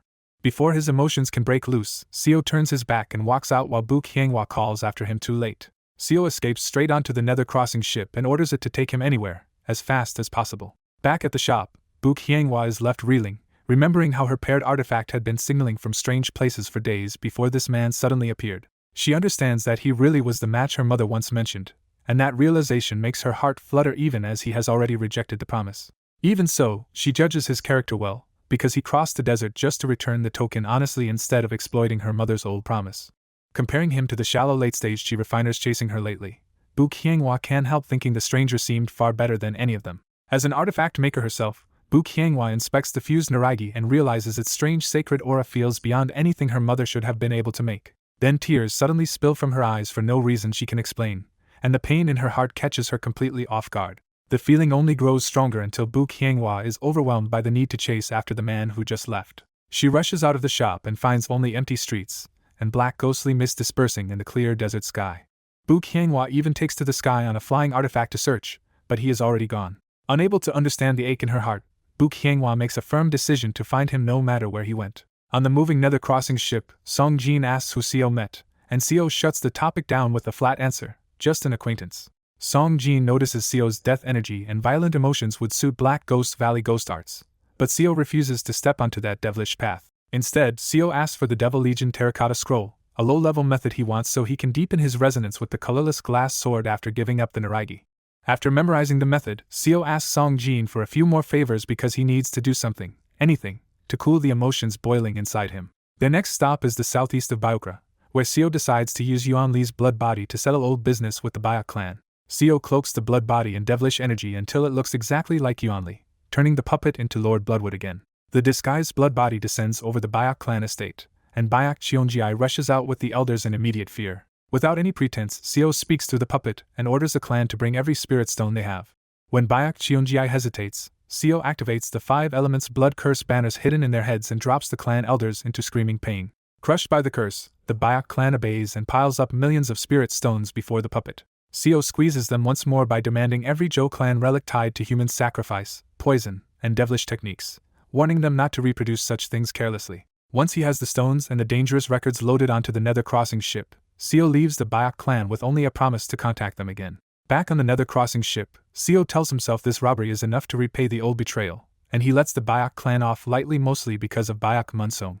The ship soon reaches the Chongmun clan, where Seo again uses the blood body and the aura of treading heaven beyond the path to pose as a terrifying nascent soul senior. Chongmun Yungjin and the elders come out carefully, and Seo announces through the puppet that he came because he admires Chongmun Ryong's brilliance in understanding before breakthrough. To prove this support is real, Seo's blood body dumps several million spirit stones into the Chongmun clan courtyard and leaves the whole clan stunned. Seo's blood body goes further and offers the Chongmun clan passage on Song Jin's nether crossing ship, so that cultivators can visit Serving Command Palace and build spiritual power there. He adds even more by handing over his Woodpath insights and a method to bypass Serving Command Palace restrictions, all to raise Chongmun Ryong's chances of reaching core formation. When the clan starts thanking him, Seo cuts them off sharply because hearing gratitude from Chongmun Ryong, even through a fake body, hurts too much. Seo leaves only one clear command through the blood body. The clan must do everything it can to push Chongmun Ryong to core formation. After the mysterious senior leaves, Chongmun Yungjin beams and immediately declares that 1/3 of the gifted spirit stones will be reserved for Ryong. Chongmun Ryong, still bewildered by the whole thing, can only answer with a trembling thank you. As the nether crossing ship heads west to Xingzi, Seo decides the Jinlu clan still deserves punishment, even without the personal anger he felt toward the others. Seo descends on the Jinlu clan through the blood body, and Jinlu Yunqion greets Lord Bloodwood with smooth confidence just before he punishes them. In a flash, the Jinlu clan's core formation elders are crippled by agony and forced to listen. With the Jinlu elders forced to listen, Seo orders Jinlu Yunqion to hunt down every force in the northern grasslands and eastern states carrying 5 elements blood curse banners and collect 2 million spirit stones from each. To enforce the order, Seo brands Jinlu Yunqion with a blood curse banner that lets her trigger the hidden banners 3 times. Then Seo hands her a sealed curse letter and warns that opening it before the job is done will alert him at once. The sealed letter contains Seo's real punishment. After collecting the tribute, the Jinlu clan must hand everything over to the Chongmun clan and submit to it. With the traitor clans dealt with, Seo heads for one last place tied to his past life, the village once terrorized by a centipede demon. Landing among startled villagers, Seo asks the village head to confirm the centipede demon beyond the mountain and offers to kill it if the village helps him find someone first. Using internal energy, Seo sketches the face of the little girl he remembers from his last life and asks whether a child like her lives in this village. The village head recognizes the face as the bookshop owner's daughter, giving Seo the lead he wanted on the strange fairy tale book from his past life. Seo finds the elderly scholar and the child outside the bookshop and asks directly whether they have a book of fairy tales. The scholar's reply stops Seo cold. There is no fairy tale book like that here, and he has never even heard of those stories in this region. Seo describes the stories he remembers anyway, but after checking his stock the scholar insists there is nothing like that here and says he has never even heard of tales about the Ender or a supreme deity. Seo is thrown off by one detail right away. The fairy tale book he clearly saw in the previous cycle does not exist here at all. As he thinks it through, Seo ties the missing book to the same kind of rare fate attraction that once let him witness Yang Sujin's remnants at Shattered Heaven Peak. He decides the fairy tale may only appear again through some absurd miracle of chance, so he tells the little girl to inform him immediately if she ever sees it, or even remembers it. Then Seo casually asks where her sister is, only for the scholar to correct him that the child is an only daughter, leaving Seo with a cold sense that he has forgotten something important. That unease leads him back to the mountain, where he jumps over the peak and heads straight for the centipede demon's cave as planned. At the cave, hired martial artists are already in a losing fight, their sword energy bouncing off the centipede demon's shell while its poison makes them cough blood. When one poisoned fighter charges in anyway, Seo cuts in between them, flings the man safely out of danger, and drives the centipede demon back with the formless sword. With the danger paused, Seo uses the formless sword on the fallen martial artists' acupoints and forces their chi to move, making them vomit out the worst of the poison. As Seo moves in to finish the centipede demon, he realizes it never fled because it is covering a tightly packed nest of tiny eggs. Seeing the eggs, Seo lowers his attack and offers the centipede demon a way out if it swears never to eat humans again. The centipede demon answers in broken speech that it is alone and desperate, and that it only wants its offspring to survive, even if it dies here. Before Seo can decide, a wounded martial artist falls to his knees and tearfully begs him to kill the monster, because it devoured the woman he loved. That plea cuts straight through Seo's hesitation, and he admits to himself that maternal love does not erase the innocent people this demon has already devoured. When Seo asks for last words, the centipede demon ignores its own death and begs only for help guiding its children to become better than it was. Seo gives his word, places a hand on the demon's head, and kills it instantly with a painless strike from the formless sword. After the rescued martial artists thank him, Seo collects the thousands of tiny eggs into storage and decides to at least try honoring the mother's last wish. Back in the village, Seo announces the centipede is gone, and the village chief offers him a spotless white Taoist robe as thanks. Seo changes into the robe used for the village's twin immortals dance, and the old memories tied to those white clothes hit him hard enough that he quietly calls it the best gift. From there he returns to the Nether Crossing ship and tells Song Jin their final destination is Serving Command Palace. Inside the palace, Seo searches through the treasures again and takes the useful immortal wines, especially more white red wine. He also finds a long bamboo pipe called Demon Immortal Bamboo, an artifact that can barely awaken a beast's spirit but is dangerous enough to kill one if used carelessly. Even so, he stores the pipe away for later, because the centipede eggs suddenly give that ugly artifact a possible use. A little deeper in, Seo finds 2 heaven-sealing talismans with heavenly being level defense, and keeps them, unwilling to forget how terrifying Yuan Li's blood body was up close. With the looting finished, Seo uses Yuan Li's red formation flags and the blood bodies help to start dismantling Serving Command Palace from the inside. The palace floors begin crashing down one after another, and Seo protects the longevity tree below while the whole structure is broken apart. When the last layers are gone, the Serving Command seal finally appears in the open sky above the ruined palace. Song Jin and Seo Ran arrive just in time to see it, and Song Jin asks bluntly why Seo wants the seal in the first place. Song Jin warns him that the seal's blessing is useful, but carrying the seal during ascension ties a person back to this world so strongly that they will eventually be dragged home again. That warning is exactly why Seo wants it, because he is not trying to settle in the upper realm at all. He wants a way to investigate the ascension gate and still be pulled back to this world. Then the seal reacts on its own and blesses him before he even touches it, and Song Jin says that only happens to someone born with overwhelmingly strong fate. Seo moves straight to his next request and hands Song Jin a formation plan that will ripen a longevity fruit in 5 years inside Serving Command Palace. He asks Song Jin to give that future fruit to Kim Young-hoon and Yenhua, making it painfully clear that Seo is preparing for the chance he never comes back himself. Song Jin finally guesses the truth and asks if Seo is really planning to ascend now, at his current level, instead of waiting centuries to prepare safely. Seo tells him 1,000 years still would not solve his limits, and this life may be his only chance to investigate the Ascension Gate before stronger attachments make him turn away. Song Jin cannot stop him, so he agrees to fulfill the requests and follows Seo out as they leave Serving Command Palace behind. On the flight back, Seo asks about the Upper Realm, and Song Jin says the old major factions do know scattered truths passed down by ancestors who successfully ascended. The first shocking answer is that the Upper Realm has no mortals at all, because the spiritual energy there is so dense that children are conceived and born as cultivators.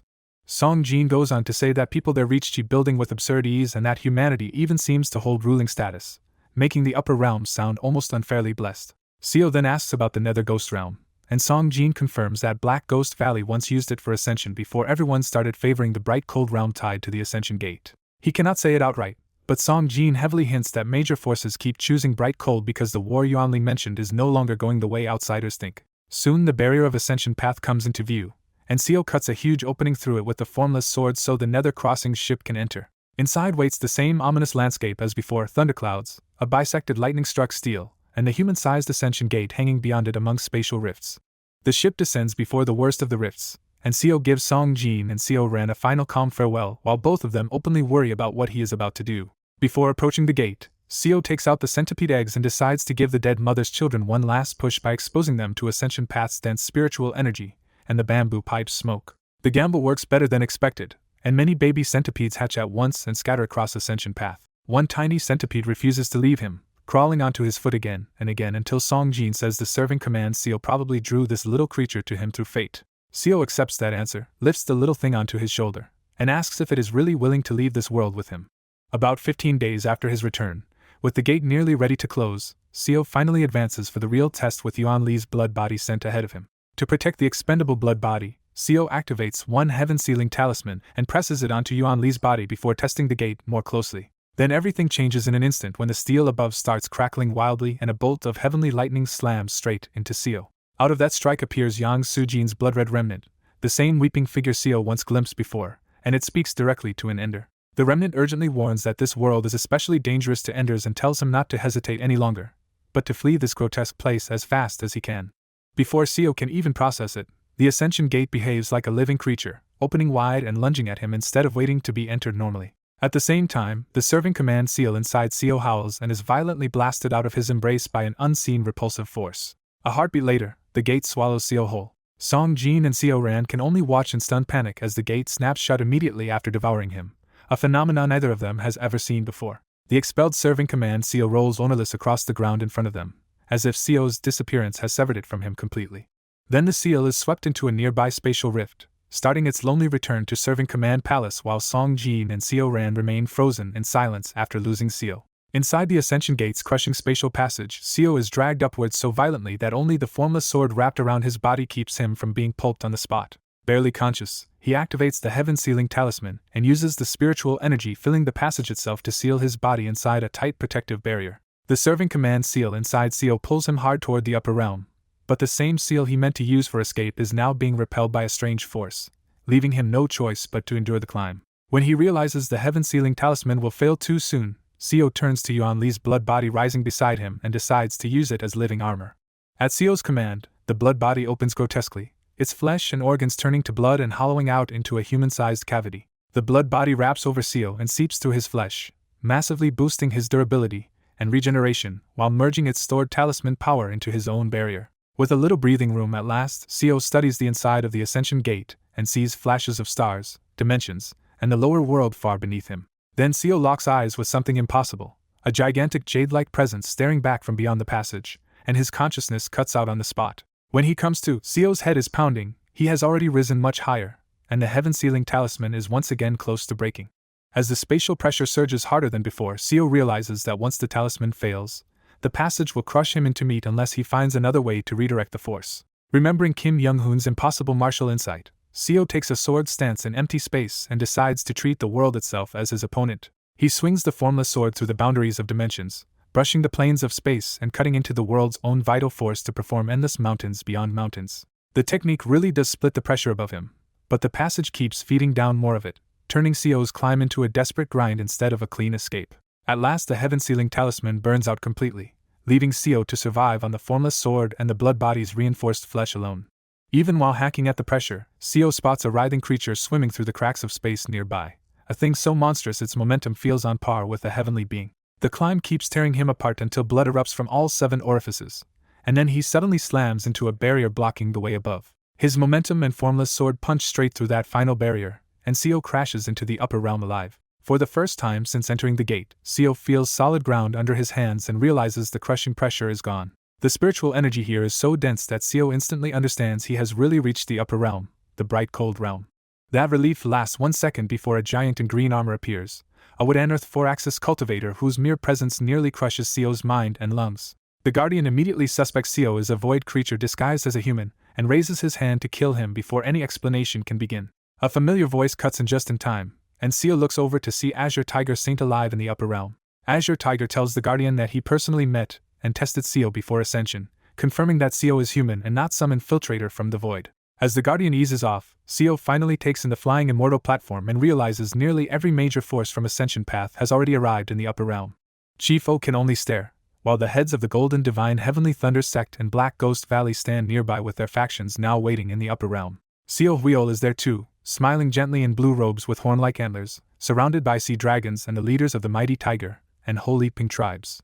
Off to the side, Mad Lord watches the whole mess with amused curiosity, while Kim Yun lies nearby unconscious and foaming at the mouth from the strain of ascension. The Wooden Guardian demands to know how a mere chi-building human reached the bright cold realm alone, and the newly ascended leaders answer carefully to avoid exposing the truth. Seo Huiol smooths it over by saying the lower realm humans each had unusual talents that suited different sects, hinting just enough to satisfy curiosity without exposing the full secret.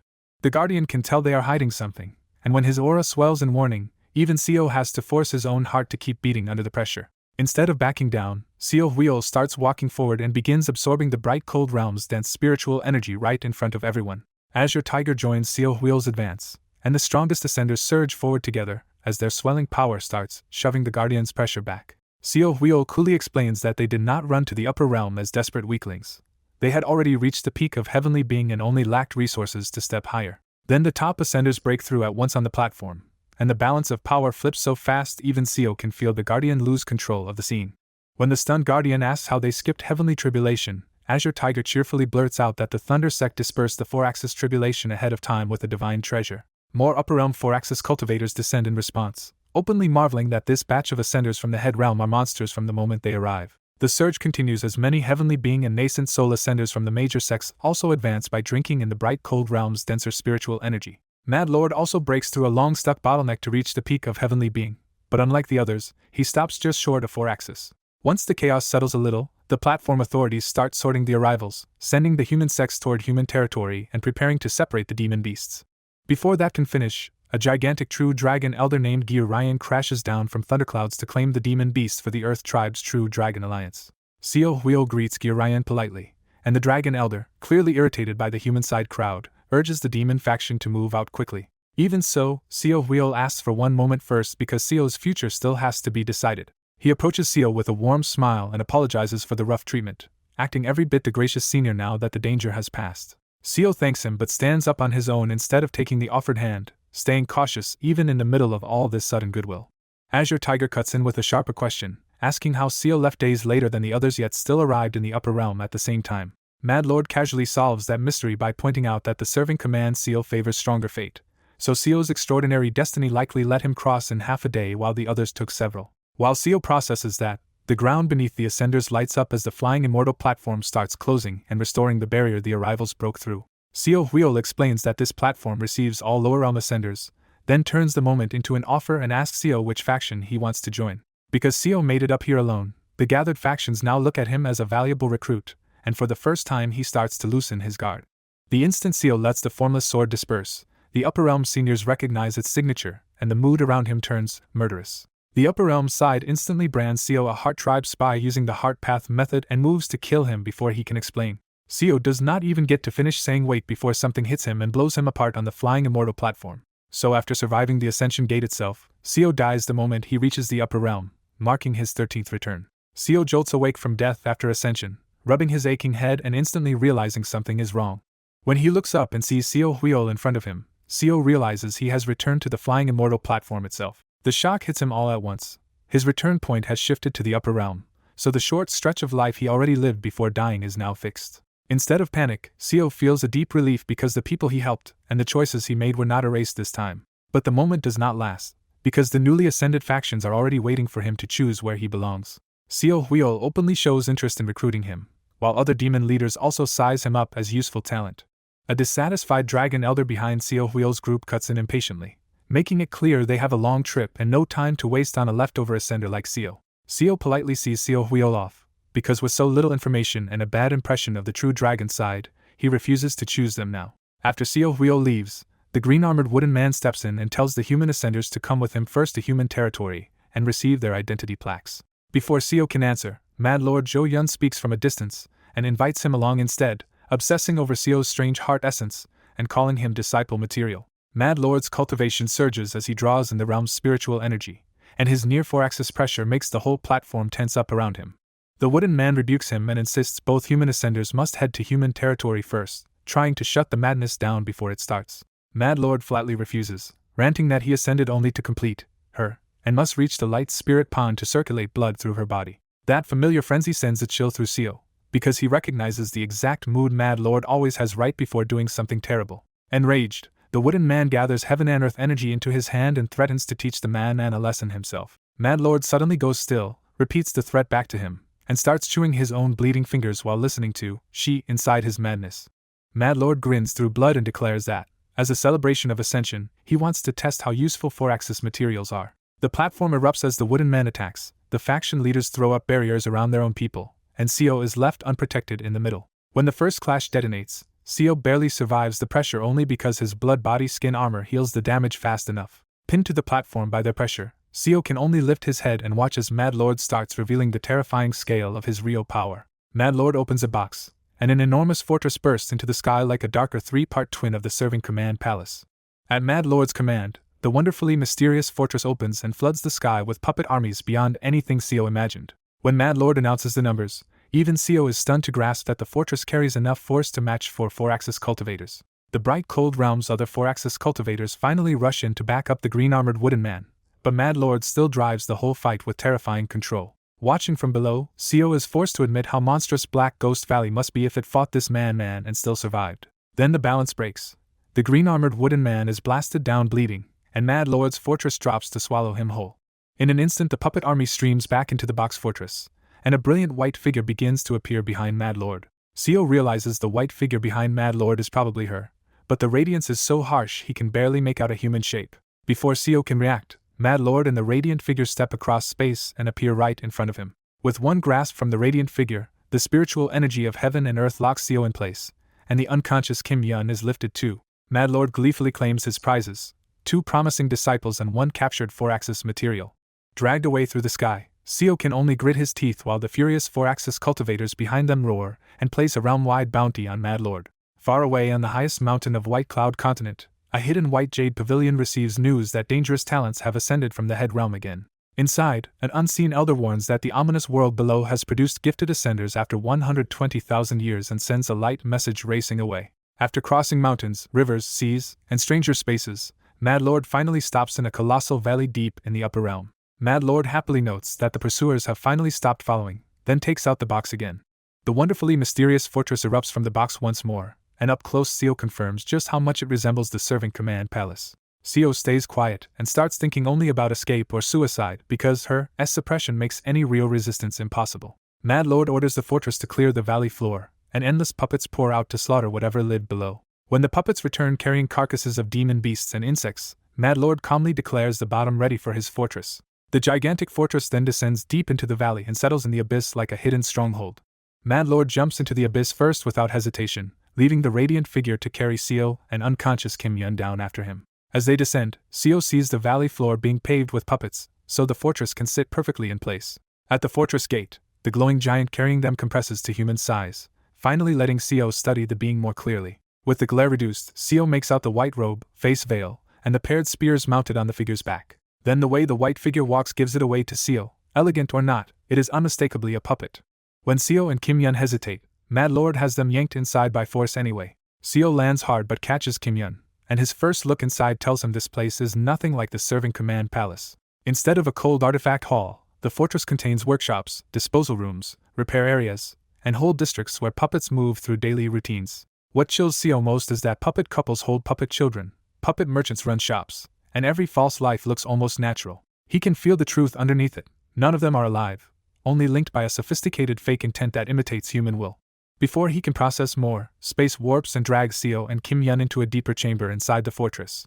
They arrive in a massive workshop of gears, mechanical arms, and operating tables, where Mad Lord is already modifying the captured green-armored wooden man. Mad Lord beams over his work and explains that a real 4-axis cultivator's body should stabilize the white puppet's unstable spiritual flow. While Mad Lord keeps working, Seo checks Kim Yun and realizes she is not merely unconscious but mentally restrained. The restraint around her consciousness reminds him of the 5 Elements Blood Curse banner, and he understands she has been deliberately suppressed. Then Mad Lord turns around at last and asks what to do with his 2 new captives.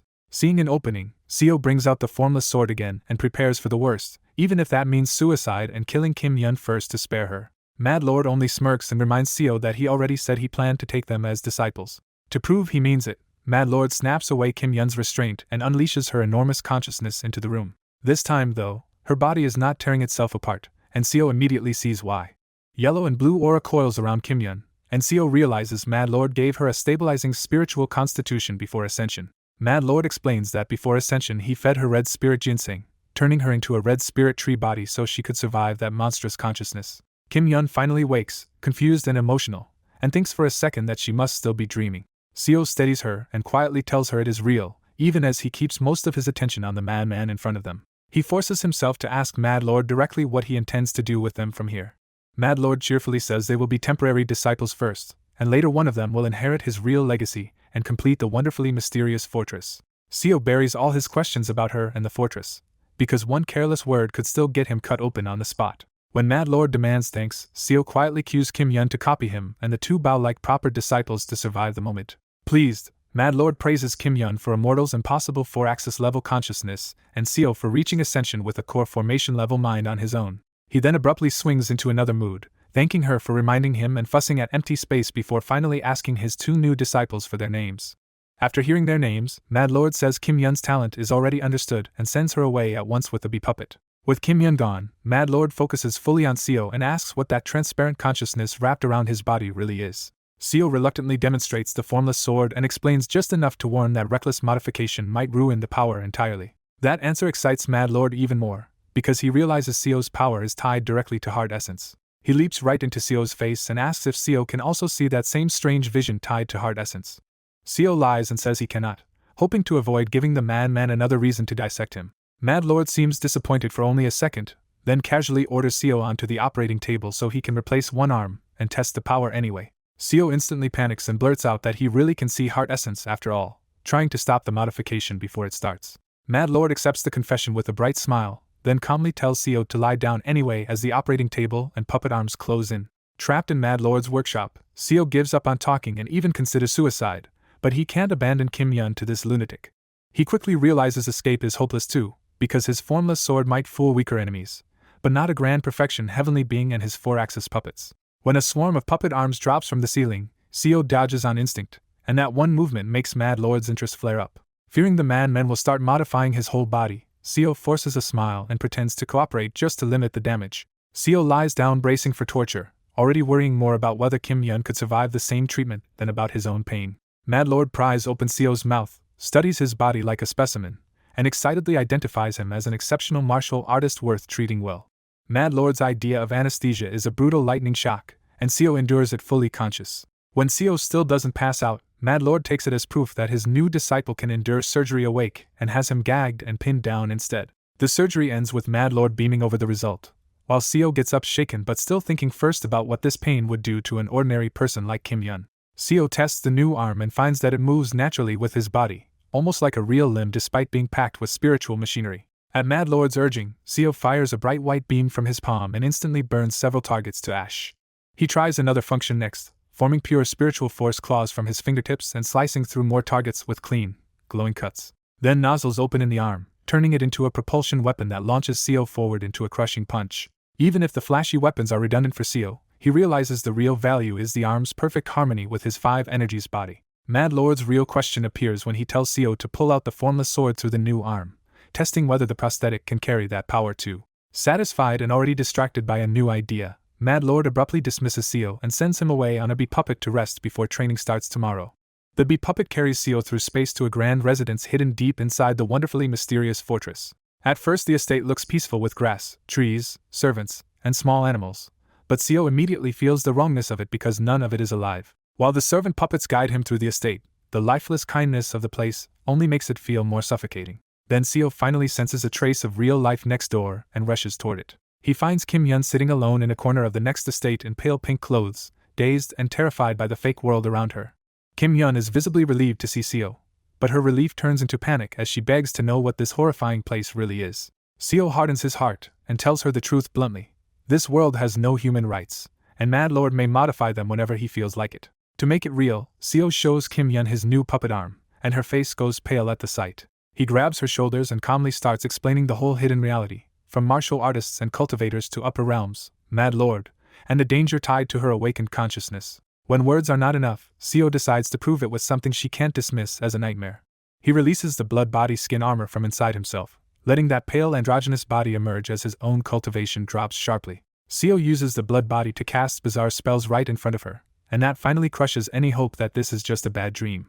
A small centipede suddenly bursts out of the blood body, reminding Seo that he hid it there to survive the spatial pressure. Seo quietly stuffs the centipede back into the blood body and keeps it hidden, since this fortress is too dangerous to expose it carelessly. Once she calms down a little, Kim Yun asks how Seo knows so much, and what exactly that strange body beside him is.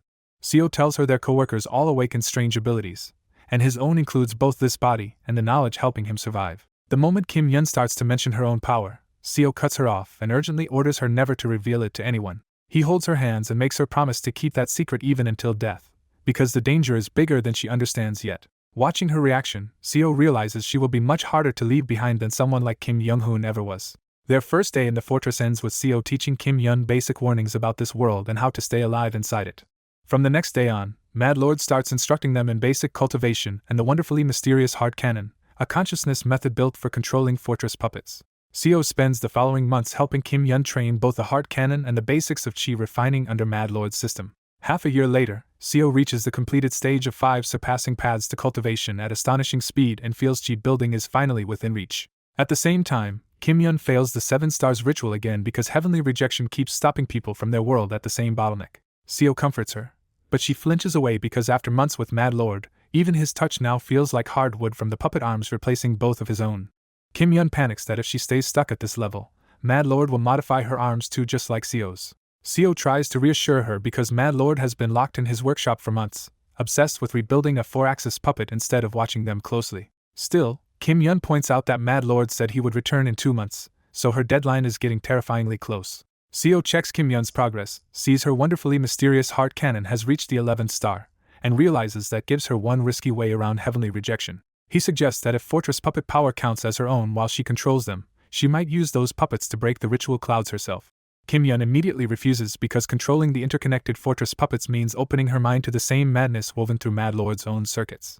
Seo understands the problem. The fortress puppets are built around the 7 emotions and connected so deeply that anyone but Mad Lord starts getting assimilated into his insanity. Even so, Seo promises he will do everything he can to help her, even if he can't break the heavens for her directly. A month later, Seo reaches chi building, splits the heavenly lightning with his puppet arm, and stabilizes his breakthrough cleanly. He immediately begins cultivating the Ean's Soul Ghost Incantation, a method based on understanding pain, and races all the way to the peak of early chi building in a single day.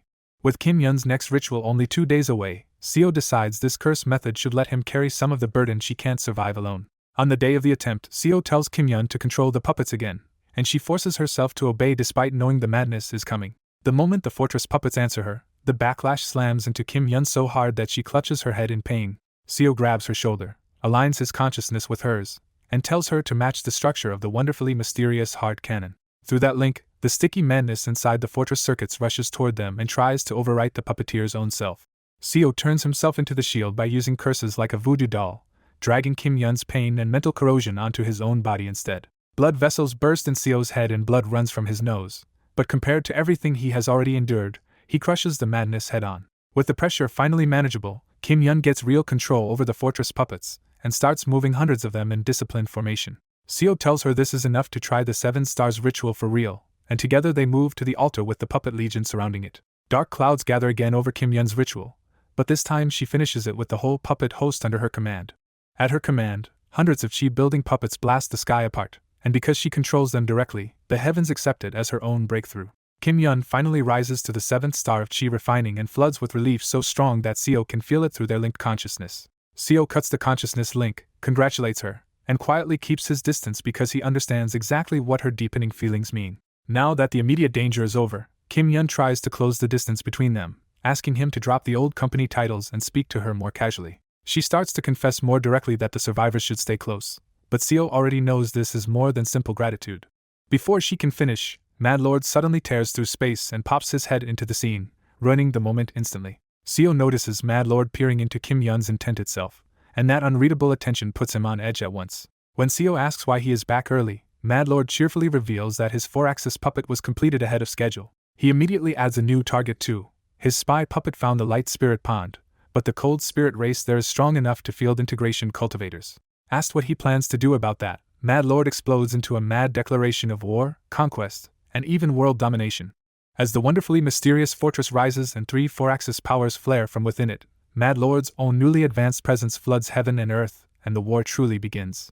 Seo is stunned when the Mad Lord calmly says conquering the cold spirit race is simple if he just keeps adding more allies. The Mad Lord reveals he has already built the framework for a 4-axis puppet factory, and now he only needs living materials. He lays out the plan with insane cheer: hunt nearby 4-axis cultivators, drag them in, and turn them into new residents of the fortress. Seo realizes this is no empty rant anymore.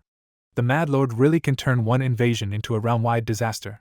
The Mad Lord immediately invades a nearby 4-axis cultivator's territory and drives the defender into a corner under a flood of puppets. Even the victim's warning that other 4-axis experts are coming only makes the Mad Lord happier. The captured cultivator is dragged into the fortress, and Seo can already hear the factory starting up to remake him. Seo chills at what comes next. Once the process improves, the Mad Lord may mass-produce 4-axis puppets even faster. He cannot understand why no integration stage cultivator is stepping in, even though only someone at that level can stop this before the whole continent falls. The years turn brutal as the Mad Lord keeps capturing the 4-axis pursuers sent after him and converts each one into another puppet. Even alliances of threatened 4-axis cultivators cannot stop him once his factory evolves on their corpses. After 10 years, the Mad Lord has killed 46 4-axis cultivators and built a matching force of 46 puppet monsters. In that same decade, Seo slowly recovers his own cultivation back to the core formation stage. Kim Yun shocks Seo by reaching nascent soul inside the fortress, her consciousness-based power surging far past what her realm should allow. Now that consciousness matters far more at her level, Kim Yun's power spikes so hard that even Seo feels his whole body tingle when she comes close. She asks Seo to explain the wonderfully mysterious innate heart canon again, because somehow the core formation Seo understands it better than the nascent soul Kim Yun. Seo realizes the technique is a cultivator's reinterpretation of the intent a martial master sees at 3 flowers gather at the summit, so he can grasp its core unusually well. To Seo, the canon stops just one step short of entering heavens, and that makes him suspect the Mad Lord may have already touched that realm without knowing it. Kim Yun also shares what captured cold spirit puppets have revealed. The bright cold realm is unstable, higher experts are missing, and even integration stage cultivators are acting strangely. That grim news twists into a small hope for her. If the Mad Lord really conquers the realm, maybe they can finally find their scattered colleagues again. Living among puppets and terror has worn her down so badly that she keeps drifting closer to Seo, the only person from whom she can lean on. When she starts to ask something more personal, Seo cuts the moment short and turns away because he knows her feelings and cannot accept them while already betrothed. Before that moment can continue, the Mad Lord summons Seo and excitedly announces that the conquest of the cold spirit race is almost over. The Mad Lord says taking Light Spirit City will give him the Light Spirit Pond, push Kim Yun to integration stage, and bring his fortress even closer to completion. Then he drops the real proposal: the final battle is dangerous, so he wants to fully integrate Seo and Kim Yun into his world by turning them into superior puppets. He even says he will make them into a puppet couple, as if that somehow solves everything. Seo swallows the urge to vomit and forces himself to answer in the only language this lunatic respects. He carefully flatters the Mad Lord's logic and redirects the conversation toward Kim Yun's future value as a growing puppeteer. Seo offers himself instead, arguing that Kim Yun should stay unmodified so her vast consciousness can handle him as her puppet. To sell it, Seo even says that being controlled by Kim Yun would make both of them happy, while hiding his real feelings behind hard control. The Mad Lord is thrilled and immediately decides to make Seo the perfect puppet guardian and martial instructor of the fortress. Inside, Seo apologizes to Kim Yun and accepts this as the end of his road, hoping only that she will someday surpass the Mad Lord and avenge him. He climbs onto the operating table expecting a full puppet conversion, and what should have been his 14th death and return. But when the procedure ends, Seo opens his eyes and realizes he is still conscious inside the modified body.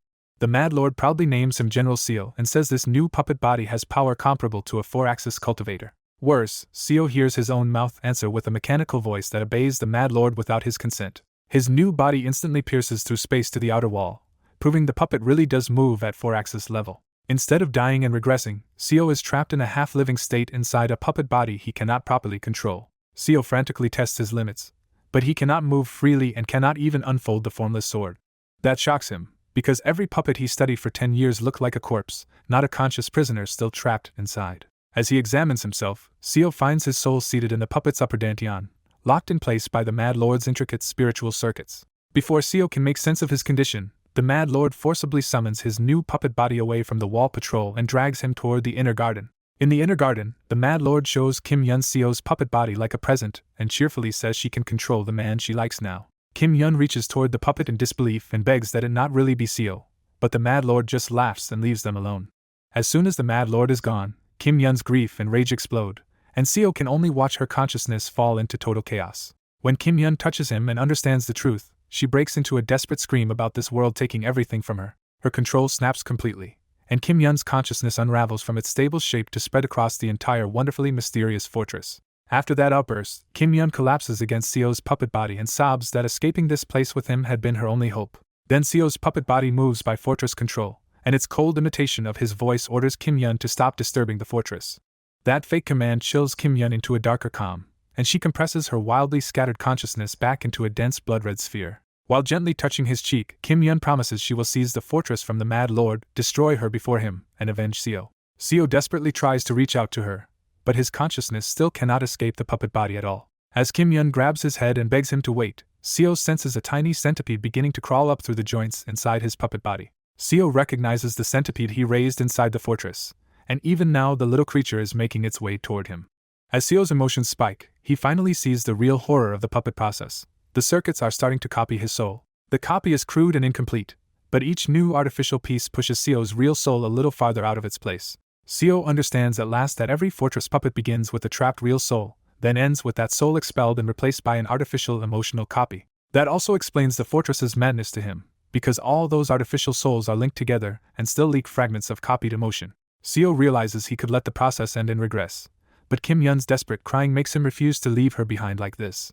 Seo decides this miserable life is still his life, and because their hearts truly connected in it, he refuses to throw that blessing away. Using sheer mental strength, he pushes the growing artificial copy back until the unstable mass bursts apart into loose spiritual energy. With the false soul shattered, Seo gathers the scattered spiritual energy as the first tool he can actually use inside the puppet body. The instant he touches the artificial soul energy, the voices and emotions of countless linked puppets crash into his mind all at once. He endures the flood with the pain and will he has built up through every life so far, and starts eroding a tiny part of the binding circuits. The circuits violently resist as if this is forbidden, and the pressure nearly tears into his soul. At that exact moment, the centipede reaches the most active circuit in his head and starts gnawing on it. The puppet body senses the intruder and crushes the centipede with a burst of internal force before it can keep chewing.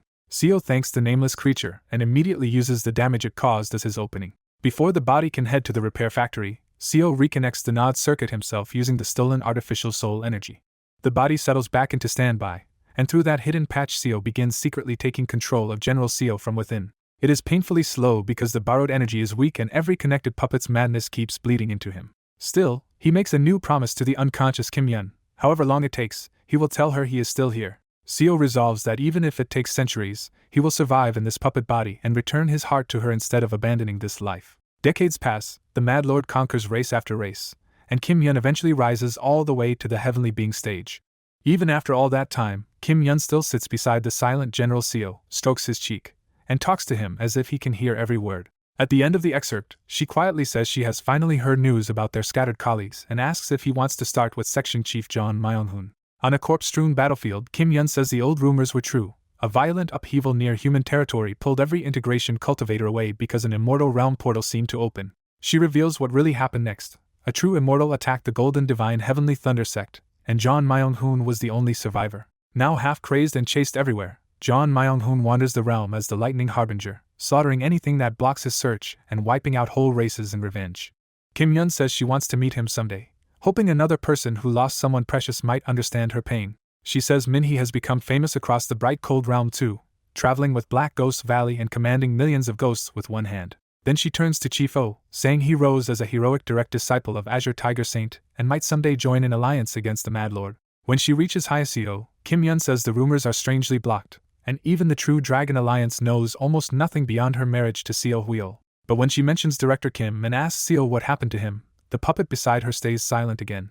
That silence snaps her restraint, and she starts screaming at Seo to answer her. Her rage shakes the sky and earth, because even at Heavenly Being stage her vast consciousness lets her power hit the 4-axis level. Sobbing into the puppet's shoulders, she begs Seo to comfort her the way he used to and asks why he left her behind.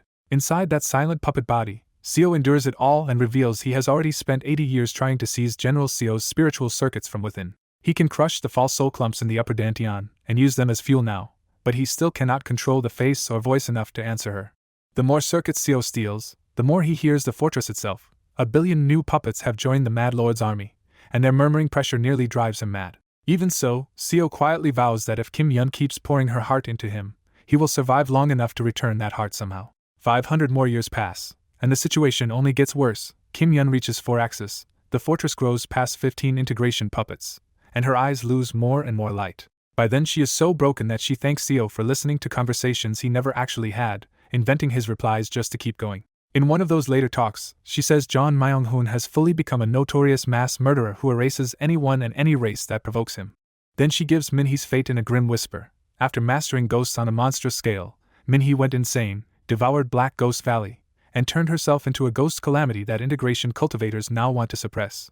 She says Chief O shattered too after Azure Tiger Saint died, collapsing into alcohol, women, drugs, and empty pleasure. When she reaches Director Kim and then Hyaseo, Kim Yun breaks down harder, insisting that Hyaseo's silence has to mean at least one of their old group escaped this misery and found happiness. She crushes her own fingers to pulp while repeating that Hyaseo must be living happily beside the Sea Dragon King, because someone has to be. Her 4-axis body regenerates the ruined hand at once, but the real wound stays open as she begs Seo again to answer her. Watching her, Seo realizes exactly why she never completed the wonderfully mysterious innate heart cannon. The fortress puppets she controls have been driving her mad before she could take the final step. Over those same 500 years, Seo also learns the Mad Lord's puppets all run on artificial souls, mass-produced spiritual lumps that imitate intent and link the whole fortress together. Those fake emotions build up across billions of puppets until, compressed at the center of the fortress, they start to resemble real feeling. Seo finally understands the Mad Lord's real obsession. The fortress and his lover-shaped puppet are his two ultimate creations, and he is trying to manufacture a true soul for her. Seo does not care about that taboo dream nearly as much as his own escape.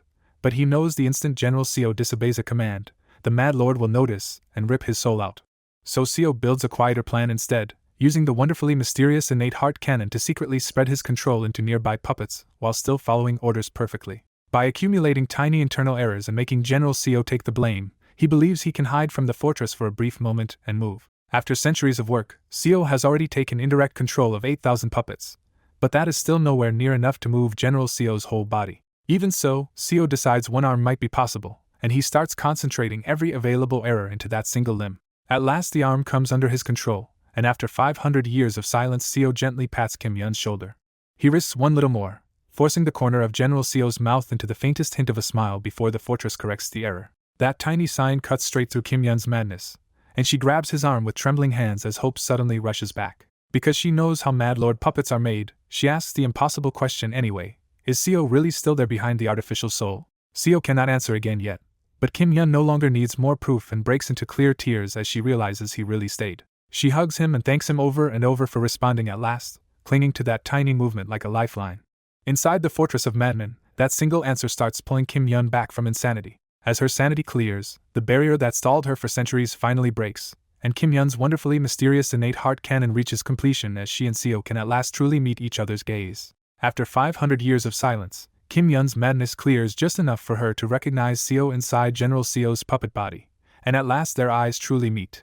Kim Yun finally realizes Seo has been here all along inside General Seo's puppet body, and she breaks down because he reached her far too late. Because Kim Yun can now see heart essence, Seo secretly speaks to her through heart language, and she understands him clearly. She realizes that if she had endured a little longer and trained her heart cannon more, she could have reached him sooner, and that regret makes her laugh and cry at once. As Seo comforts her, The two finally share the pain they carried for 500 years, her trapped in madness among puppets and him forced to watch from inside General Seo's puppet body. Kim Yun is amazed that Seo has hidden his heart essence even from the Mad Lord, which confirms to her that he understands heart essence more deeply than their captor does. She laughs that anyone watching would think she had gone mad talking to herself, but she no longer cares as long as she can finally speak with him. From the top floor, the Mad Lord watches Kim Yun embracing General Seo's puppet body and mistakes their hidden conversation for a beautiful breakthrough in his puppet experiment. While the Mad Lord praises his disciple's progress, he also tells her that this may finally bring her completion a little closer. Kim Yun asks about her, and Seo explains what he learned. The Mad Lord is trying to create a true soul, not just leave someone in a damaged remnant state like Seo. Once she understands the truth, Kim Yun concludes that the only way out is to create errors inside the fortress and exploit the tiny openings those errors force on the Mad Lord. Then reality hits again. Kim Yun's left arm is already puppet modified, and she admits that inside this fortress the Mad Lord is basically a god. She says even controlling the whole fortress would not be enough right now, so their only real options are outside help or waiting for her cultivation to rise over a brutally long time. The threat keeps worsening too, because the Mad Lord has made far more integration stage puppets, and is even searching for a way to create star-shattering stage puppets. Kim Yun estimates she might reach the integration level in another 1,000 years or more, but that still feels too slow to bet their lives on. So she pins more hope on outside forces, especially the integration cultivators preparing to exterminate Kong Minhee before that ghost disaster gets even worse. Talking about their old company life, Kim Yun mourns how their coworkers went mad, vanished, or became monsters, and she assumes Director Kim is dead too. Her words pull buried memories back out of Seo, and for the first time in ages he remembers their ordinary office days together. Seo remembers teaching rookie Kim Yun, covering for her mistakes, and taking care of her when she drunkenly clung to him at a company dinner. Those old memories harden Seo's resolve, and he silently vows that no matter how long it takes, he and Kim Yun will escape together. Another 500 years pass, and the wonderfully mysterious fortress now roars across the sky with billions of puppets following behind it. By this point the Mad Lord commands around 100 integration stage puppets, and her is said to have reached the star-shattering stage. Seo and Kim Yun still work inside the fortress together, and Kim Yun has climbed to mid-4 axis with combat strength close to integration. When chaos begins to gather ahead, Kim Yun asks if this time their chance has finally come, and Seo quietly says yes. Soon an enormous coalition appears over the horizon, bringing countless races and hundreds of integration cultivators to confront the Mad Lord. Among the demon beasts, Seo Huiol appears again, now far stronger, and immediately trades barbed insults with the Mad Lord. Kim Yun and Seo both notice that Seo Huiol is now hidden behind special treasures that block the Heart Tribe's sight, making his inner state unreadable. After the taunts end, the Mad Lord agrees to cooperate because the demons claim they can help complete the fortress with a full demon realm transfer formation. The two sides move together at last, with the Mad Lord's puppet army following the fortress and Seo Huiol leading a terrifying coalition toward a single target. Kim Yun quietly squeezes Seo's hand and tells him that with this much force, an opening has to appear somewhere. Seo agrees on the surface, but inside he knows their freedom will only come if they trample the one person he hates to lose. Then the army reaches the true horror ahead. What looks like dark storm clouds is actually a sky-filling mass of ghosts screaming across heaven and earth. The allied cultivators panic when they recognize the center of that swarm as the ghost guiding Holy Mother. At the heart of the ghost sea, Kong Minhee appears as the Ghost Mother, a gigantic blue fire ghost crying and clutching her head while commanding hundreds of billions of souls. Seeing Kong Minhee's Ghost Mother form, both Kim Yun and Seo react with bitter grief because their old coworker has become a star-shattering ghost monster. The Ghost Mother's scream is so toxic that living cultivators below nascent souls start turning into ghosts on the spot and fly into her swarm. That corruption barely affects the Mad Lord's side, because almost nothing in his camp is truly alive anymore except him and Kim Yun. The alliance still commits to the bargain, and the Mad Lord launches his forces as the clash with the Ghost Mother finally begins. Before entering the battle, Kim Yun quietly tells Seo to come back, and he promises he will. Seo has already taken over more than 90% of General Seo's circuits, but he still has to fight normally for now to avoid suspicion. Following the Fortress Command Network, Seo dives into the Ghost Swarm in perfect sync with the other puppets. The elite puppets fire concentrated beams from their eyes, tearing lanes through the ghost clouds even against impossible numbers. Above that wider war, her and Kong Minhee begin their own terrifying duel, with her's white spear driving back the darkness like light splitting the world. Seo studies every glimpse of that fight and realizes her is attacking at full power, yet Kong Minhee still hasn't truly started moving. Then Seo Huiol's coalition finishes its rear formation and fires a massive white strike to support her. For the first time, Kong Minhee actually takes a direct hit, and her scream changes the whole battlefield. That hit finally makes the Ghost Mother raise her hand, and the moment her long ghost claws appear, everyone goes dead silent. In one terrifying burst, she tears her in half and throws the severed body away. The Mad Lord breaks down screaming because the thing he prized most has just been ripped apart in front of him. And that was only the start, because once the Ghost Mother finally exerts herself, true 4-axis Ghost Kings start appearing around her. With another sweep of those claws, she rips away half the Earth and wipes out half the Alliance along with the space itself. While the Mad Lord convulses in disbelief, Seo Huio keeps his composure and calmly orders the Alliance to change formation. Seo Huio's people immediately turn their support formation into a barrier that traps both the Mad Lord and the Ghost Mother together, making the betrayal obvious. Seo Huio politely thanks the Mad Lord for buying time and starts to leave him there as bait. But the Mad Lord yanks hers torn half back to the fortress and reveals that the fortress itself is also a star-shattering class puppet. The fortress fires a devastating beam into the barrier and blasts a hole open before the trap can fully hold. The Mad Lord snarls that he will just graft Seo Huio onto hers missing half, but Seo Huio stays cool and says stronger support is already on the way. Then Seo Huio and the surviving Alliance vanish through their prepared teleportation array, leaving the Mad Lord behind for real. With her badly damaged, the Mad Lord orders a retreat instead of pressing the fight any further. Seo returns to Kim Yun furious that the retreat came too fast, because without the fortress itself being damaged first, their own escape is still too dangerous. Kim Yun asks what they should do, and Seo bitterly tells her they have to wait a little longer because moving now would likely get them killed. As they pull away, Kim Yun looks back and sees Kang Min-hee no longer chasing them at all, because she is busy devouring the souls of the Alliance she just annihilated. That sight crushes Seo with helplessness, because every one of their old coworkers is suffering in some nightmare he still cannot stop. Then, just as the fortress tries to get as far away as possible, space splits open directly in its path. A small green hooded figure steps out of that rift with 2 Padeos on its back, and the Mad Lord immediately turns wary. The Mad Lord asks if this is the esteemed one Seo Huio mentioned, but the newcomer instead mocks him for stumbling into a higher state of consciousness without even understanding it. Seo feels a different kind of danger from this one, not like facing a monster, but like facing a perfectly honed blade. Jang-ik finally explains the title clearly. An esteemed one is someone at the star-shattering stage, or something comparable to it. He adds that this body is only an avatar sent ahead while his true self returns from a distant dimension, which makes the Mad Lord greedier instead of calmer. The Mad Lord decides that even a weakened avatar is enough to complete his puppet research, so the fortress starts gathering power to seize Jang-ik by force. Jang-ik answers by lifting a Padao, and only Seo truly understands how beautiful and terrifying that posture is. He says the Mad Lord is misunderstanding the difference between copying the power of star-shattering and facing something that has already stepped beyond ordinary existence. Then all the light in the world seems to gather onto Jang-ik's Padao as he reveals his name and rank, the heaven-entrapping esteemed one. He lowers that Padao in one impossibly refined strike, and the next instant the wonderfully mysterious fortress is split apart. In the torn void left by a green slash, Jang-ik calmly watches a huge broken piece of the wonderfully mysterious fortress tumble away. He realizes his strike only sheared off one of the fortress's 3 sections, and he almost sounds impressed that the Mad Lord escaped the rest. Seo Huio's blue-haired apparition appears beside him and formally greets him on behalf of the newly formed Earth Tribe Grand Alliance. Seo Huio explains that the Earth Tribe united against threats like the Mad Lord, then bluntly asks why Jang-ik let that monster get away. Jang-ik shows his fading translucent hand and says he came only as an avatar, so he had to follow Baek Woon's orders and choose his target carefully. He says the Ghost Mother is terrifying but mindless, while the Mad Lord is worse because madness and reason still coexist in him and can keep evolving. Then Jang-ik reveals he did not stop at splitting the fortress because his second attack was planted inside the heart essence of one of the Mad Lord's disciples. Seo Huio starts pressing for an explanation, but Jang-ik abruptly cuts him off when he senses the Ghost Mother closing in. As Seo Huio's image dissolves, Jang-ik coldly mutters that the Earth Tribe may already be doomed if someone like him became its strategist.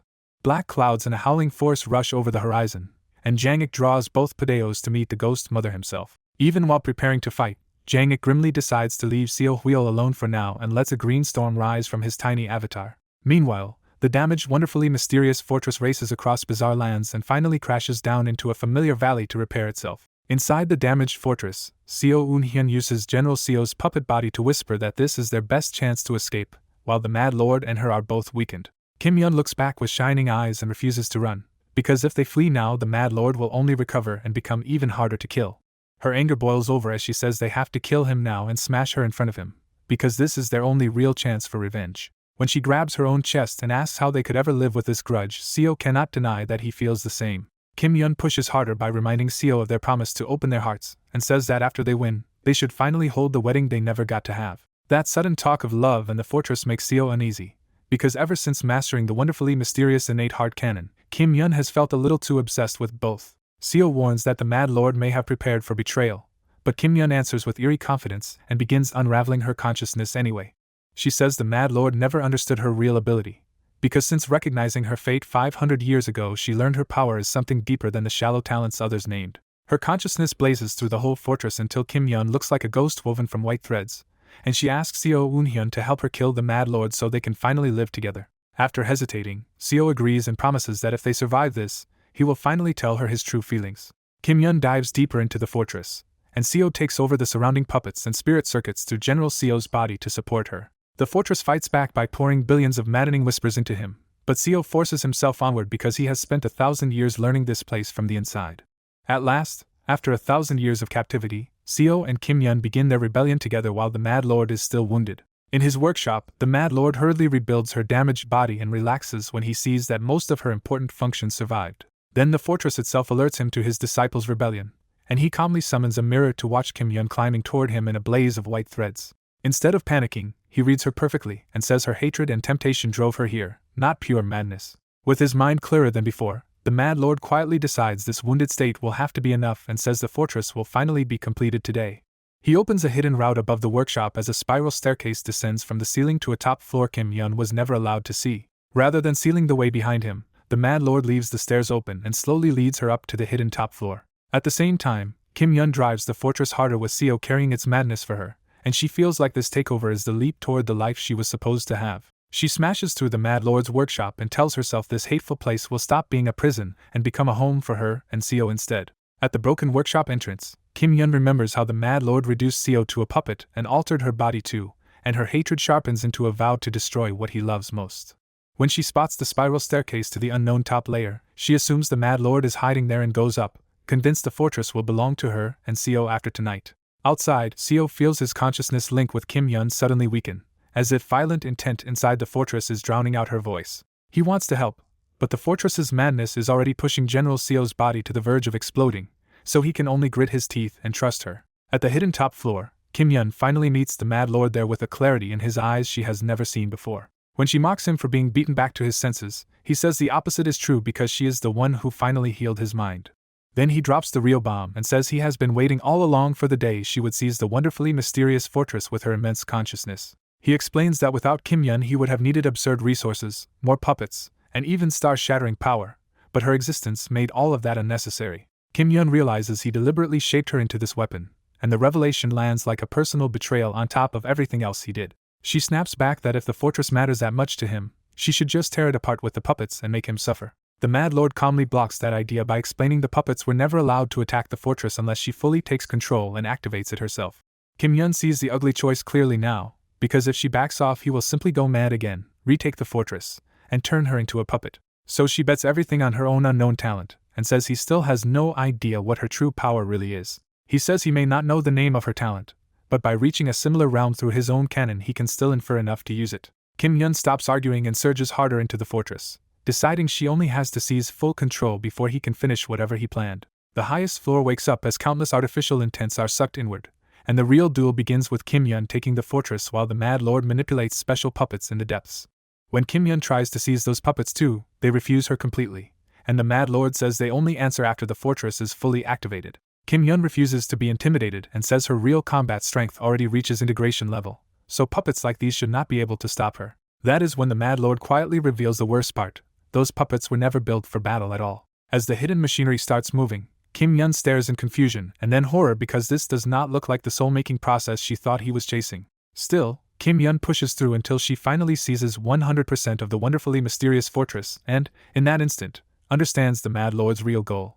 By taking full control, she is the one who draws out the fortress's complete power and unwittingly brings the scene the Mad Lord has spent millennia trying to create into existence. Kim Yun breaks down and screams for it to stop, but even with full control she cannot cancel the masterpiece the Mad Lord built for this exact moment. Holding a fan like a final curtain call, the Mad Lord calmly declares the fortress's last phase, Yun's play, and forces his magnum opus to be born through Kim Yun's own hands. At the top of the wonderfully mysterious fortress, the Mad Lord finally unveils the dream he built this whole machine for. Puppet bodies all around them take on human illusions, and the fortress roof turns into a noisy festival night from the Mad Lord's past. The fortress splits its space apart, isolating the Mad Lord inside a fully formed alternate space-time built from his happiest memory. Inside that false past, the Mad Lord beams with joy and dances with Jo Yun's recreated human figure, as if none of the suffering he caused ever mattered. Kim Yun feels her life force getting dragged into the recreated past, but she refuses to let go of the fortress controls. She glares at the Mad Lord's smiling face and snaps inside, furious that the man who threw her and Seo Eun-hyun into hell might get a peaceful ending. Using the authority she stole over the whole fortress, Kim Yun digs into its deepest mechanisms and starts shutting them down one by one. Then she realizes the trap. Her own life has already been perfectly linked to the alternate spacetime she is trying to break. Kim Yun understands that if she waits, the dance may end and both she and the Mad Lord will be left barely alive. But that still is not enough for her. She cannot accept the Mad Lord dying wrapped in happiness, so she decides to destroy his treasured moment even if it kills her too. Her upper dantian overheats from the strain, and blood bursts from her eyes and nose while she keeps forcing herself forward. Before she can destroy herself, Seo reaches her through General Seo's puppet body and grabs her hand. Seo tells her to stop, and Kim Yun blurts out the raw truth. She wants the Mad Lord to feel his lifelong dream break before he dies. Seo answers with a hard truth. Life is hell and unfair, but the hearts they shared still gave that hell meaning. He pulls Kim Yun into an embrace and tells her that even in this world, sharing hearts can lead somewhere better than the Mad Lord's fake heaven. Seo finally says the thing he had never managed to say back. He will accept Kim Yun's heart. Kim Yun's wild white threads fade, her body returns to its softer pink-clothed form, and she cries in relief against him. But the danger is not over, because her life force is still feeding the Mad Lord's spacetime through the fortress link she created. Seo tries to cut the connection with a forceful strike through General Seo's left hand, and only makes the draining flow worse. Realizing blunt force will not work, Seo summons the formless sword through his remodeled puppet body for the first time in a long while. He pours peak 4-axis power and stolen puppet energy into the blade until it nearly disappears, refined for one impossible cut. Seo's first strike cleanly slices the visible life flow, but the giant spacetime drain behind it is still too vast to sever completely. He hacks at the connection again and again, but the vast spacetime drain built from countless artificial souls still refuses to break. Desperate, Seo turns inward and searches his heart essence for something beyond both the formless sword and the surpassing radiant saber. There he notices one strange weapon buried among the swords, a lone green pedal planted handle up like someone left it there for this exact day. A whisper keeps urging him to grab it, and Seo finally reaches out inside his own heart essence. The moment he pulls it free, the formless sword in reality changes into a green pedal, and Jang-ik's voice speaks from the strike hidden in his consciousness. Jang-ik reveals he planted this strike for the day Seo would openly rebel against the Mad Lord, and promises it will achieve what Seo wants. Seo takes the same starting stance Jang-ik once showed him, and his whole mind narrows to one brutal word: destruction. The borrowed strike tears forward through space itself, treating the fortress and the fake spacetime like things meant to be erased. In one overwhelming burst, Jang-ik's pedal cleaves the remaining wonderfully mysterious fortress in half along with the Mad Lord's recreated world. The price lands immediately. General Seo's puppet arms burn out from the output, and every bit of borrowed spiritual energy is spent. More importantly, Kim Yun's life link to the Mad Lord's spacetime is finally severed, and the false past begins to collapse without her feeding it. Seo catches Kim Yun with his ruined arms as the broken half of the fortress and the slashes left over destruction fall away into torn space. The Mad Lord's personal spacetime slowly dissolves, and Seo moves closer with Kim Yun to watch the end of it. When the illusion clears, the top of the fortress is just dead still puppets again, and Jo Yun has returned from her human past form to her present puppet body. The Mad Lord, now visibly older and completely spent, stands smiling and hand in hand with her for one last second before he drops dead. Looking at the wreckage, Kim Yun finally understands the fortress's real purpose. The Mad Lord made fake souls to tug at fate itself and pull back his happiest time. With the secret solved and the Mad Lord dead, Kim Yun finally says it out loud. After everything, it is really over. She squeezes Seo's burned, unmoving hand and says she has something to tell him at last. Before she can finish, a huge barrier unfolds in the sky above them, stamped with a majestic blue dragon and announcing a new threat. Seo Huil's voice comes from beyond the formation, mocking the Mad Lord and explaining that Jang-ik's guidance led them right to this moment. Energy gathers at the center of the barrier, and Seo realizes too late that his body is too wrecked to fight, or even stand. Kim Yun is just as spent, and the few puppets left are too damaged to protect them. Seo Huil coldly decides not to risk the Mad Lord surviving by any miracle and orders the final attack to be activated. Blue light floods heaven and earth as the execution formation fires down on the shattered fortress. Seeing there is no way out, Seo turns to Kim Yun and asks for one thing in whatever life comes after this. He asks if, even in another life where she is no longer the same Yun, he may still keep carrying this heart to her. Kim Yun smiles through the light, decides to finally reveal her secret, and tells Seo she really likes him. Seo can only answer with a faint, moved smile, calling it a truly great secret as the light consumes them. At the end of their 1,000-year bond, the two dolls kiss inside the burst of annihilating light. That bright ending closes Seo Eun-hyun's 14th return. Seo is thrown back into the bright cold realm again, landing on the flying immortal platform with the same sickening feeling of another life restarting.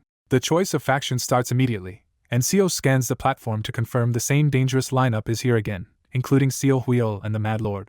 Then Seo spots Kim Yun collapse beside the Mad Lord, still foaming at the mouth, and he cuts off the introductions to rush straight to her. Ignoring the Mad Lord's stare, Seo presses Kim Yun's acupoint and forces her awake before anyone can stop him. Before Kim Yun can even understand where she is, Seo pulls her into a tight hug and bluntly confesses that he likes her and will keep liking her.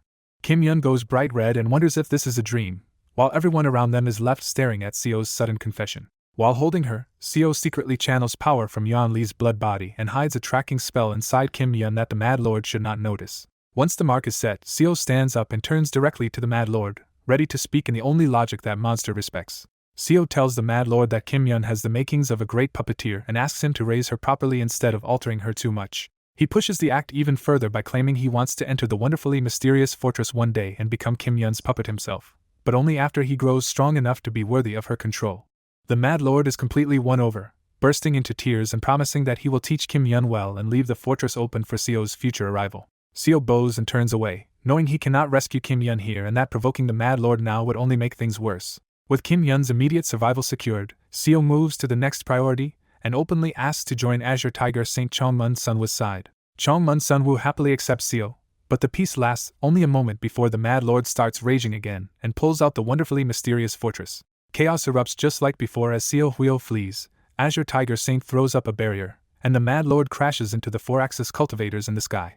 In the middle of the uproar, the Mad Lord snatches the green-armored wooden man with the fortress and escapes again with her. Once the danger passes, Azure Tiger Saint checks if Seo really meant that puppet vow, and Seo admits he only lied to protect the woman he likes. That answer wins laughter and respect, and even Hyeogwak regrets a little that Seo chose Azure Heaven Creation Sect instead of Black Ghost Valley. Seo politely mentions his connection to Song Jin, which makes Hyeogwak's invitation sound even more sincere before the moment passes. Then Seo turns to Jin Byako and bluntly warns him that the Upper Steel said the Golden Divine Heavenly Thunder Sect's immortal treasure, the Heavenly Lightning Banner, is dangerous to carry. Jin Byako answers Seo's warning with pure fury, dropping golden lightning on him and demanding proof instead of gratitude. He even mocks the timing, because Seo has no believable way to explain how he learned the truth so quickly after ascending. Jin Byako pulls his lightning back, snaps that Seo survives only because of Azure Tiger Saint, and leaves in cold disgust with his sect behind him. Azure Tiger Saint tells Seo the warning was too hard to believe right now, then calmly heals the lightning burns with blue spiritual power. Soon the 4-axis cultivators return from chasing the Mad Lord and order the new arrivals to follow them for identity plaques. The group is led away from the platform and brought down into Kunlun Castle, where they finally hear the name of this central region in the bright cold realm. A guide explains that many lower realms connect here, and Seo realizes how little real information he ever had in his last life despite surviving so long. When they pass through a giant blue jade gate, Seo is hit by the sight of a vast hall packed with heavenly being cultivators from many other worlds. The guide starts sorting the crowd by lower realm, naming places like the Astral Realm and the Decaying Corpse Realm as if this traffic is routine. When Azure Tiger Saint asks about the realm labels, the guide explains that flat protected worlds are grouped as the Decaying Corpse Realm, while round worlds under endless skies are the Astral Realm. That answer places Seo's group in the Decaying Corpse Realm line, and the surrounding ascenders quietly give the 3 sect founders extra room once they feel their heavy pressure. The plaque office can process the heavenly being elders, but the official blows up when he realizes the 3 sects also dragged countless lower-ranking disciples up with them. After the arguing, the compromise is simple. The ordinary disciples will have to get their identity plaques later in human territory instead. Kunlun Castle then splits the ascenders by race and sends them toward different territories, with the human group gathering under one escort for the trip to human territory. Their human escort, Hyo Raung, introduces the route to human territory and sounds openly stunned that so many humans managed to ascend at once. As the flight to human territory begins, Seo rides with Chief O on Azure Heaven Creation Sect's artifact and quietly dispels the hidden formless sword so no one mistakes him for a Heart Tribe spy. During the journey, Hyo Raung starts explaining the bright cold realm properly, and says everything here is broadly divided into 3 great tribes. He explains that the countless races are classified by what kind of vision they possess, not by every bloodline one by one. Hyo Raung says the Heaven Tribe uses race-suited rituals and offerings to read celestial energy, and humans fall under that side. He then says the Earth Tribe trains the body until it can sense and read the Earth's spiritual energy, with beast-born demons making up most of it. And when Hyo Raung reaches the Heart Tribe, Seo sharpens his focus immediately, because that is the part he most needs to understand. As the group travels, Hyo Raung grudgingly explains that the Heart Tribe specializes in reading emotions and heart essence through the Heart Path method. Hyo Raung sneers that true Heart Tribe experts are few and weak compared to the countless Heaven and Earth Tribe masters. Azure Tiger Saint cuts in with a practical question, because he and Mad Lord can see intent colors and train the body too, so he wants to know what really separates the tribes. Heo Rang answers that Heaven Tribe cultivators are the privileged ones, because in theory they can learn the methods of all three major tribes. That answer only leaves Seo more uneasy, because if the Heaven Tribe is so dominant, he cannot understand why he was killed so easily in his previous life. Heo Rang goes on to say the Earth Tribe can partially reach Heart Tribe abilities, but the Heart Tribe cannot branch out, and once lived as a slave race under the others. He says the only reason the Heart Tribe survives at all is that their Heart Path method reaches a level the Heaven and Earth Tribes still cannot reproduce. He finally makes the real power dynamic plain. The Heart Tribe is hunted, and unlike Heaven and Earth disciples, they are not even allowed to greet ascenders at the Flying Immortal platform. Seo reads the flow of Heo Rang's intent and suspects this hatred is personal, because his attention keeps drifting to an old wound at his side. After that, Seo quietly absorbs a flood of basic upper realm knowledge from Heo Rang, including the major races and the scarce number of top-tier cultivators in the bright cold realm. Then the human territory finally comes into view, and Seo stares in awe at a sea of floating islands suspended above endless white clouds. Heo Rang directs them to Temporal Fate Island first, where all the new disciples must receive identity badges before the sects split up. Azure Tiger Saint regrets that they have to separate so soon, but Heo Rang says the human territory forbids more than 3 4-axis masters from gathering on one sky island. As they draw closer, Seo and Azure Tiger Saint both realize something is badly wrong with the perspective of Temporal Fate Island. The illusion of distance breaks on approach, and Temporal Fate Island swells into a continent-sized landmass so huge it makes the lower realm look tiny. Looking past Temporal Fate Island to the even larger islands beyond it, Seo realizes each sky island here is roughly the size of a whole lower realm world. Heo Rang casually tears open the giant barrier, and the newly ascended cultivators follow him inside without a word. Inside, Temporal Fate Island turns out to be a harsh, windy wasteland of rock and sand instead of a peaceful heavenly paradise. Heo Rang leads everyone to a rocky mountain zone and reveals a mountain-sized hidden palace concealed inside the stone. At the hidden palace, Heo Rang releases thousands of ghosts from his sleeve to sort the newly ascended disciples and speed through the massive registration. Seo receives his own identity plaque, officially registering him as a human cultivator of the Heaven side and a disciple of the Azure Heaven Creation sect. Even with millions to process, the bright cold realm's bureaucracy moves fast, and by half a day later everyone is formally registered. Once registration ends, Heo Rang tells them the heavenly beings can choose islands freely, but the 3 sects from the head realm do not get that privilege. Black Ghost Valley can follow Heo Rang, but the Golden Divine Heavenly Thunder sect and Azure Heaven Creation sect are ordered to disperse completely. Watching Jin Byaku's expression, Seo starts wondering why no older ancestors of the Golden Divine Heavenly Thunder sect came to meet them at all. The leaders choose their target islands on a lower palace map, and Heo Rang departs on the Nether Crossing ship with Black Ghost Valley toward a distant Black Island. After the sects split off, Seo finally asks Azure Tiger Saint why Black Ghost Valley still had upper realm backing while the Golden Divine Heavenly Thunder sect seemed abandoned. Azure Tiger Saint says rumors trace the problem back 40,000 years, when a great chaos and sect war broke contact between the Golden Divine Heavenly Thunder sect in the lower and upper realms. He adds that the few recent ancestors who did ascend were mostly weaker than Jin Byaku, which explains why the sect had no one strong enough to warn them properly. That answer hardens Seo's resolve, because if he wants to stop the Golden Divine Heavenly Thunder sect from being destroyed by a true immortal later, he first needs overwhelming strength. Inside the flying chariot, Chief O is miserable from violent motion sickness and the freezing draft, and Seo can only pity him. As their destination barrier looms ahead, Azure Tiger Saint suddenly reveals the upper realm rule for newcomers. If they want a home, they have to take it by force. He turns the landing into a war cry, calling it survival of the fittest and whipping the Azure Heaven Creation sect into open battle frenzy. Seo can feel at once that this sect's obsession with combat is even more brutal than the Chongmun clan he knew before. Then Azure Tiger Saint smashes straight through Azure Cold Island's barrier and drags the whole sect into a full invasion of their new home. At the center of Azure Cold Island, the native heavenly beings receive the alert and scramble, shocked that an entire lower realm sect with 4-axis power has arrived to claim land. The island's heavenly beings turn to West Spirit Gate for help, because it has the strongest local backing and a 4-axis senior behind it. The West Spirit Gate elder scoffs that the newcomers probably just want to show their value and bargain for a place under stronger locals. His smug confidence dies on the spot when a messenger bursts in with the impossible news that West Spirit Gate has already fallen.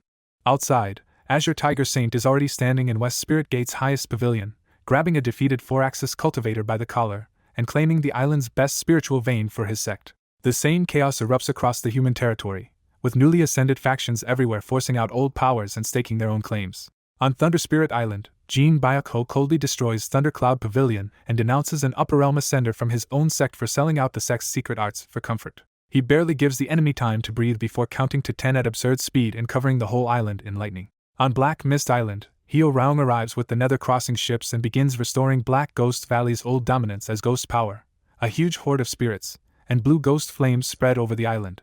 Back on Azure Cold Island, the local 4-axis cultivator finally pushes back, and Azure Tiger Saint rises to meet him as both sides shout orders across the sky. Azure Tiger Saint answers with only one line, but it is enough to drive his side harder than ever. They will win. Watching from the flying chariot, Seo realizes there is not even a token attempt at negotiation here, so his old quiet training life is over the moment he entered the bright cold realm. Then the fight lands right in Seo's path when a battered elder from West Spirit Gate crashes down in front of the flying chariot and immediately targets the disciples as easy hostages. The elder unleashes a nascent soul aura and smugly announces that Seo and the others are now his prisoners, planning to use them as bargaining chips after the conquest. Seo calmly steps out of the chariot, already deciding he does not need the formless sword to deal with this man. Instead, Seo draws on the blood body skin armor still covering him and starts shaping a spell with practiced precision. A blood-red tree erupts from the ground beside him, hardens into wood, and twists into the shape of a puppet body. Seo presses his hand against the puppet and rapidly carves spiritual circuits into it until the face becomes a familiar one, General Seo. Seo coolly presents the hastily built puppet as General Seo, joking that he is kind-hearted despite the face, while the rough copy starts giving off early nascent soul pressure.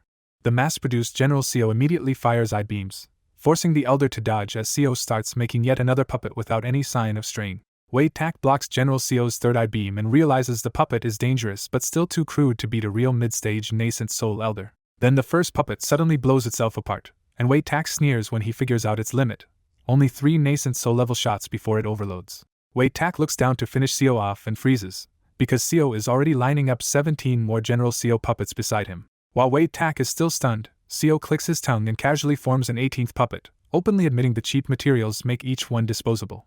Seo gives the order, and all 18 puppets fire at once, crushing Wei Tak's prepared spell under a wall of light. Wei Tak crashes down scorched but not dead, and his terror makes it clear he now sees Seo as the real nightmare. As Wei Tak flees, several treasures spill from his torn robes, and Seo calmly stops to collect them instead of chasing him. Seo senses a seal on the spatial scroll and decides to crack it with Mad Lord's puppet circuitry instead of brute force. The stolen circuitry overwhelms the seal, and the scroll finally bursts open in Seo's hands. Inside, Seo finds a scroll-shaped storage space with paintings as compartments, and he is genuinely impressed by how easy it is to see and grab the items inside. Seo rummages through Wei Tak's hall and finds weapons, herbs, books, a huge stash of spirit stones, powerful talismans, and one white jade tablet that looks especially important. The jade tablet is written in the Bright Cold Realm's language, so Seo can only pocket it for later and accept that he needs to learn the local script properly. Not long after, Azure Tiger Saint defeats West Spirit Gate's Grand Elder and loudly claims the island's peak for Azure Heaven Creation Sect. Then Azure Tiger Saint pulls out a landscape scroll and starts unfolding the sect's entire mountain base into the real world beside the captured peak.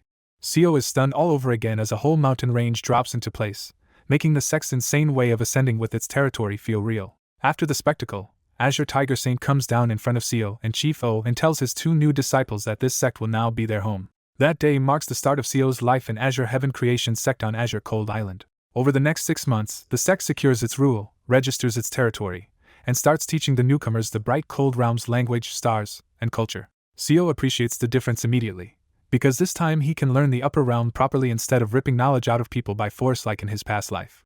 Chief O also survives the chaos and slowly adapts, even though he was dragged into a strange world and had to learn everything from scratch. Once the sect finally stabilizes a little, Seo reunites with Chief O and starts helping him train his body to clear his head. Chief O jokes that Seo suddenly looks like a real personal trainer instead of the man who used to only groan in the office, and the easy banter brings their old company days back. As they talk, Seo realizes Chief O always had a monster's body even back on Earth, with endless stamina that once let him hike alongside Kim Young-hoon when everyone else collapsed. Their quiet training is interrupted when Azure Tiger Saint drops in wrapped in blue light, still shirtless and impossible to ignore.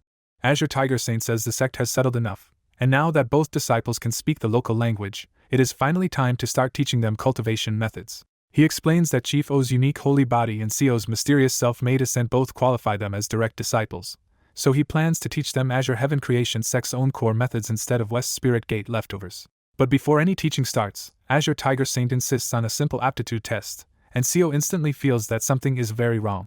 Azure Tiger Saint raises a fist the size of Seo's head and cheerfully reveals that the test is an all-day free sparring match with him. Chief O barely has time to react before Azure Tiger Saint punches him in the stomach and blasts him across the grounds.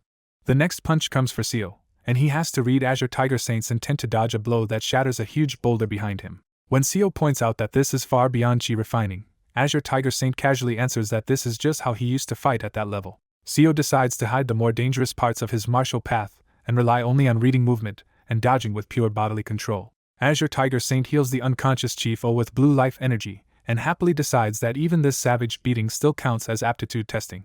The real fight starts when Azure Tiger Saint rushes Seo again, and Seo barely keeps up by following the red line of killing intent aimed at him.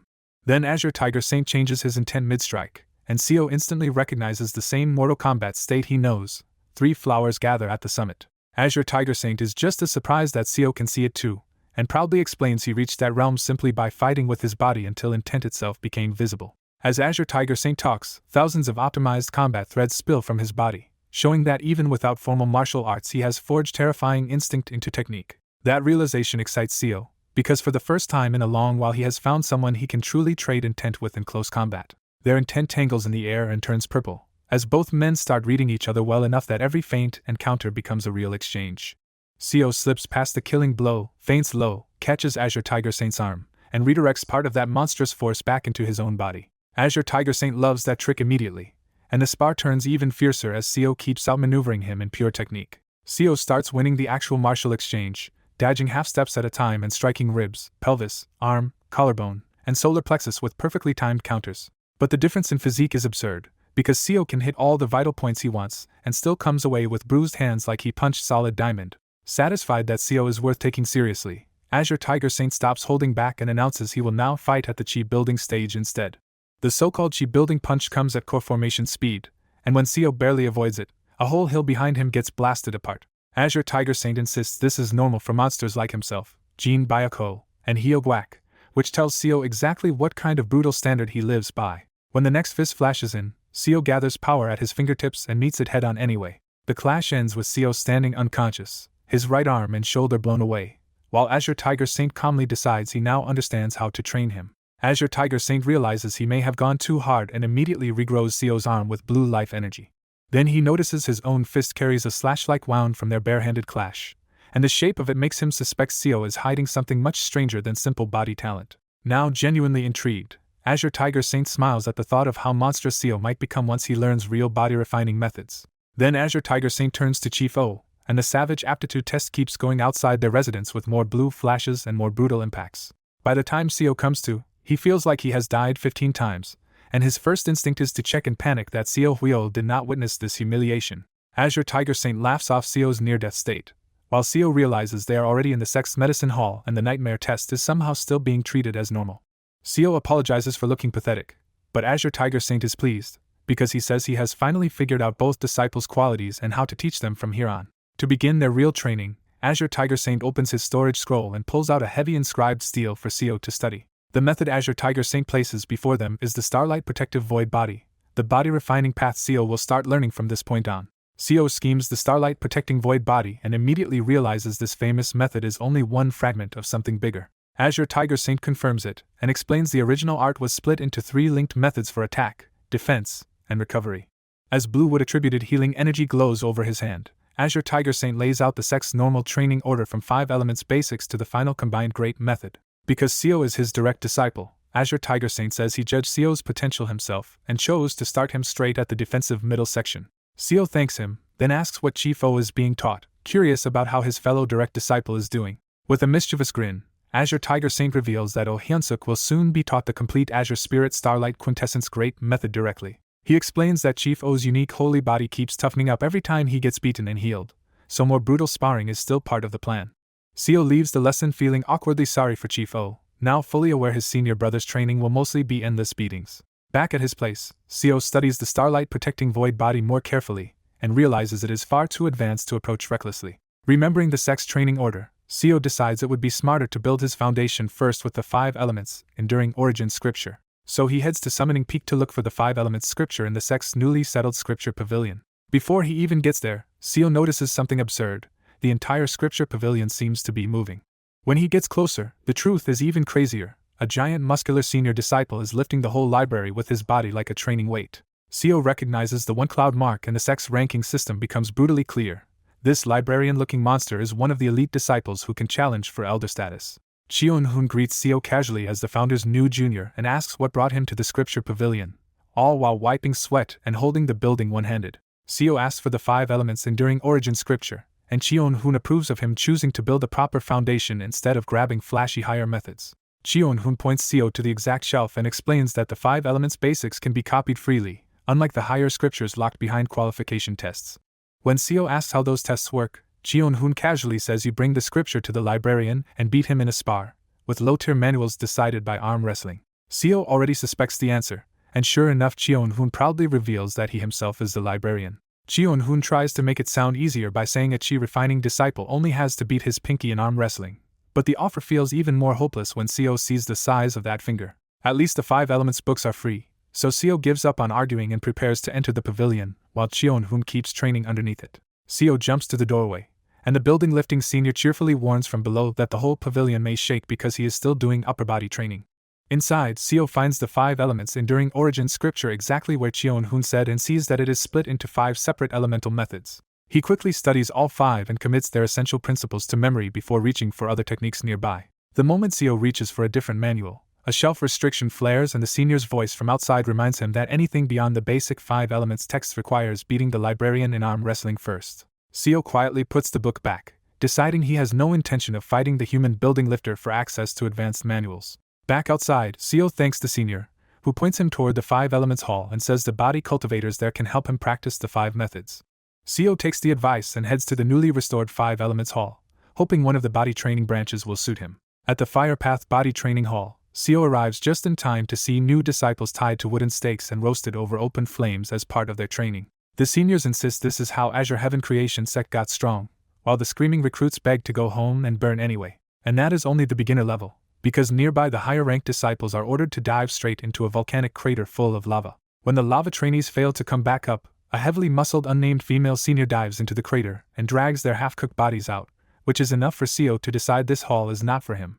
Seo immediately abandons any thought of learning the fire path and escapes to the neighboring metal path hall instead. The metal path is no kinder, because new disciples are being lowered into a pit packed with tiny shark-like fish covered in sharp teeth. The seniors call them gold-toothed sharks and insist getting bitten is the right way to feel metal energy, while the recruits call them insane. One recruit slips into the swarm, survives by desperately circulating metal power, and proves the method somehow works even though it looks murderous. Seo retreats again, now seriously wondering if every single elemental hall in this sect is built on madness.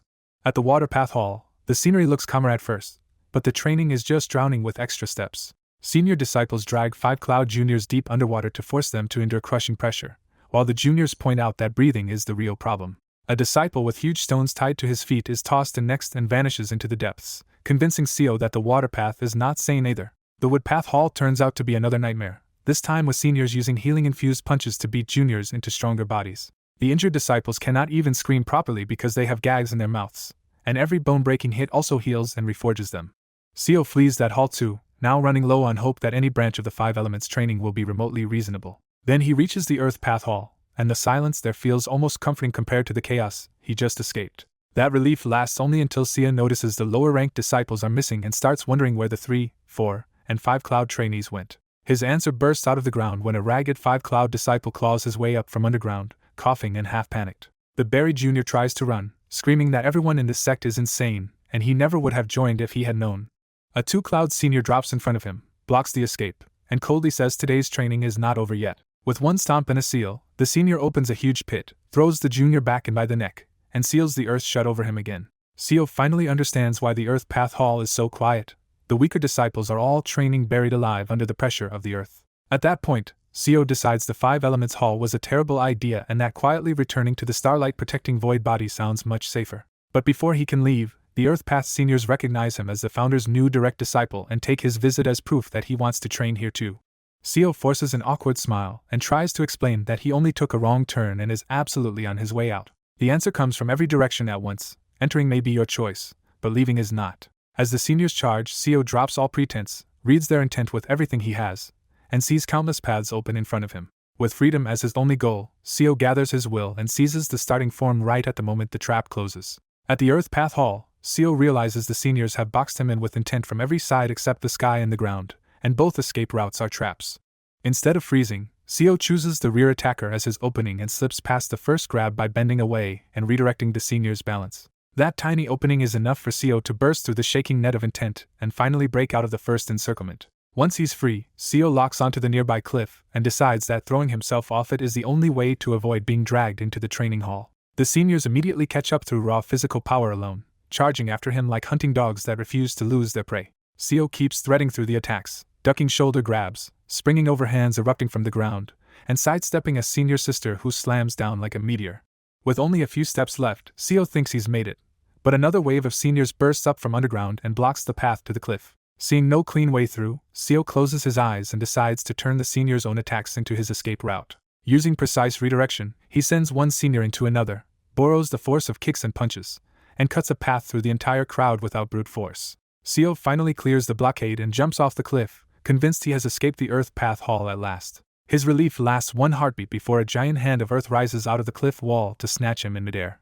Seo recovers instantly and uses the dirt hand itself as a springboard, kicking off it and launching even farther away. He flies past the other elemental peaks, but when he glances back and checks his trajectory, Seo realizes too late that he is headed straight for the Fire Path Hall. A giant flame dragon opens its mouth and swallows him out of the sky before he can change direction. When Seo crashes down, Fire Path seniors are already laughing that he has practically delivered himself to their training ground.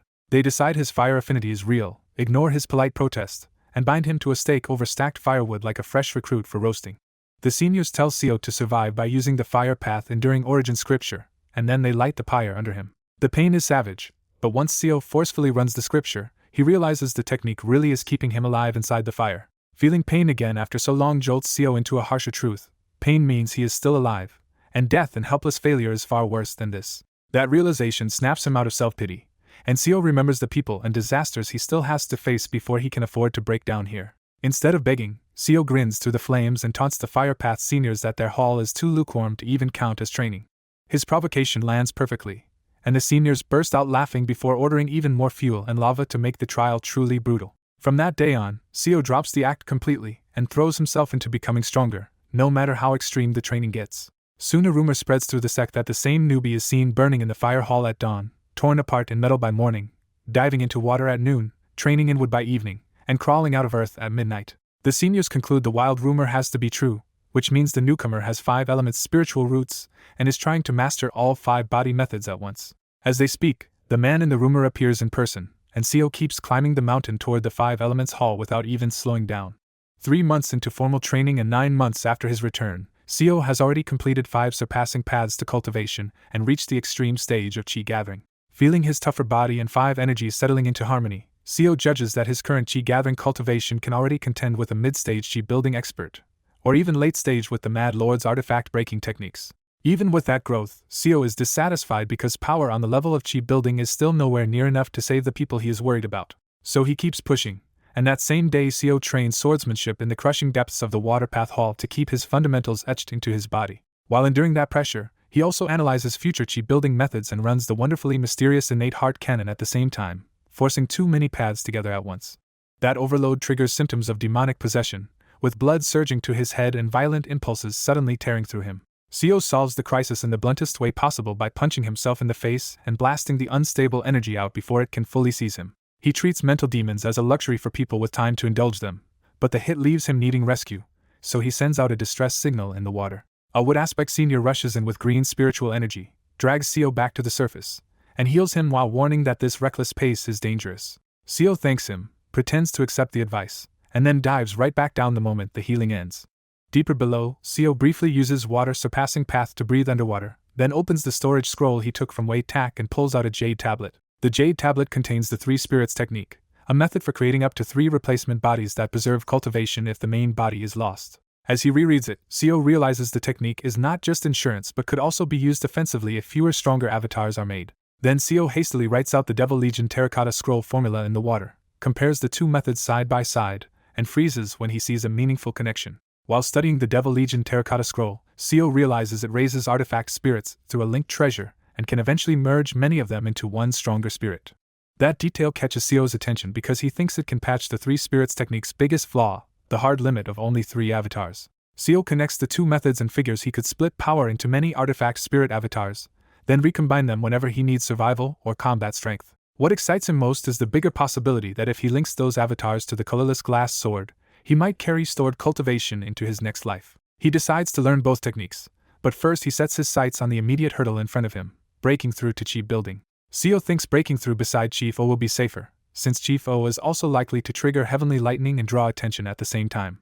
With his plan set, Seo returns to practicing the water path enduring origin method in deep concentration. Late that night, Seo finally drags himself back to his lodging with smoke and heat still pouring off him from the fire path body training hall. He even shakes a chunk of lava out of his hair, silently cursing how the fire path hall never cools down no matter the hour. The 5 Elements Hall has been packed lately, especially with upper disciples copying Seo's non-stop training, so this time he was forced to come home instead of staying there for days. When Seo opens the door, he immediately senses someone inside his room waiting for him. The person waiting inside is Yuan Yu, Seo's blood body, standing in a red robe with the same blank expression as ever. Seo has left Yuan Yu here to maintain the lodging and recover his strength, and the blood body has already climbed back to nearly peak core formation. Seo asks for the glass box, and Yuan Yu obediently brings it over without a word. Inside, the centipede Seo has been raising has grown to the size of a finger, and is busily chewing through an insect pill, still showing no sign of spiritual awareness. Even so, Seo gently feeds it another pill because he still remembers the debt he owes from his past life. His thoughts shift back to cultivation when he remembers the recent heavenly rejection over the sect, a sign that Chief O has also completed the 7 stars ritual. That means the Chi building breakthrough is close, and Seo would rather let Azure Tiger Saint learn about heavenly tribulation from Chief O first than explain his own abnormal case. He tests his hand and admits to himself that his body is strong, but surviving the next heavenly tribulation with his own flesh alone is still a serious gamble. Using Yuan Yu or the mass-produced General Seo would make the breakthrough easier, but Seo wants to know whether all his brutal body training can carry him through on its own. The bigger problem is that Seo still cannot openly use the formless sword, even though keeping his own core martial arts sealed away has become a constant mental burden. He knows Azure Tiger Saint would never believe a normal martial artist could reach that level, so showing the sword carelessly could get him suspected or beaten down on the spot. And Azure Cold Island has an administrator watching the whole island, so if that hidden authority catches even a rough trace of the formless sword, Seo is finished. Until the real General Seo is completed, Seo decides he cannot afford a reckless move. Below the room, the true General Seo is slowly being rebuilt from outrageously expensive materials, but for now only the basic framework exists. So Seo resigns himself to facing the upcoming heavenly tribulation in his own body and starts searching for a way to use the formless sword without anyone noticing it.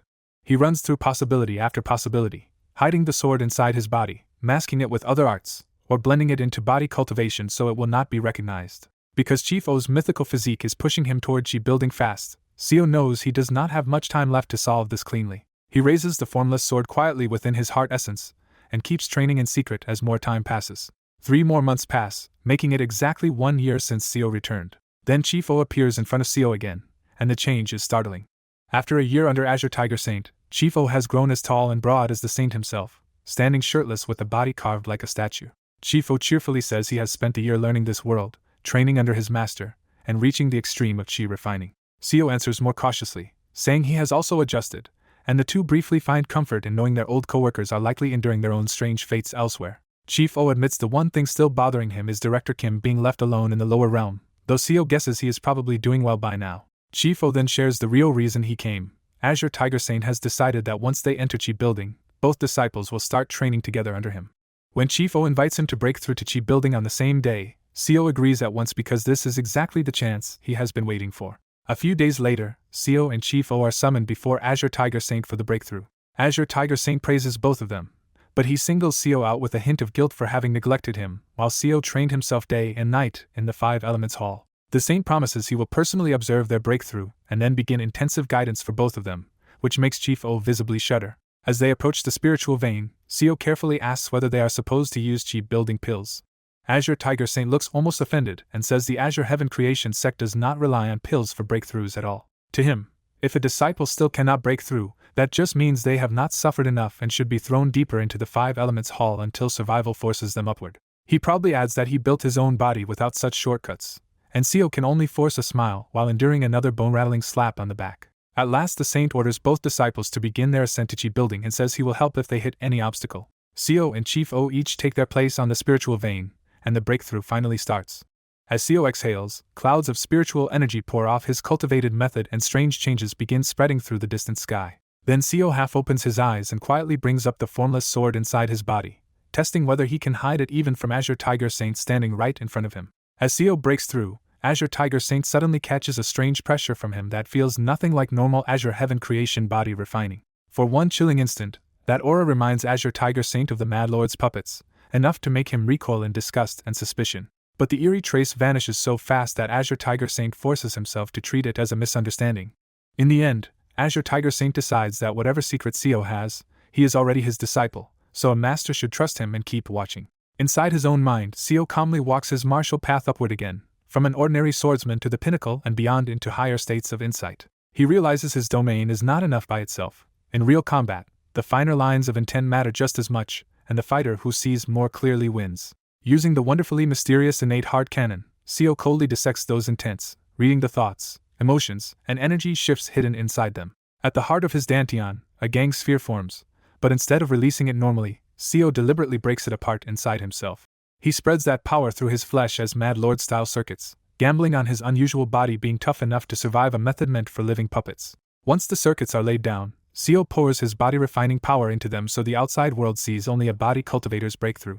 He adds analyzed intent on top of that, and uses his concealment method to hide every odd flow, turning martial arts, puppetry, and body refinement into one secret technique. Seo knows this will never give him true 4-axis enlightenment, but after controlling General Seo for so long, he understands enough of the Mad Lord's principles to steal their power amplification. That stolen amplification pushes Seo's strength from around mid-chi building all the way to the peak of chi building in a sudden surge. Now comes the real risk.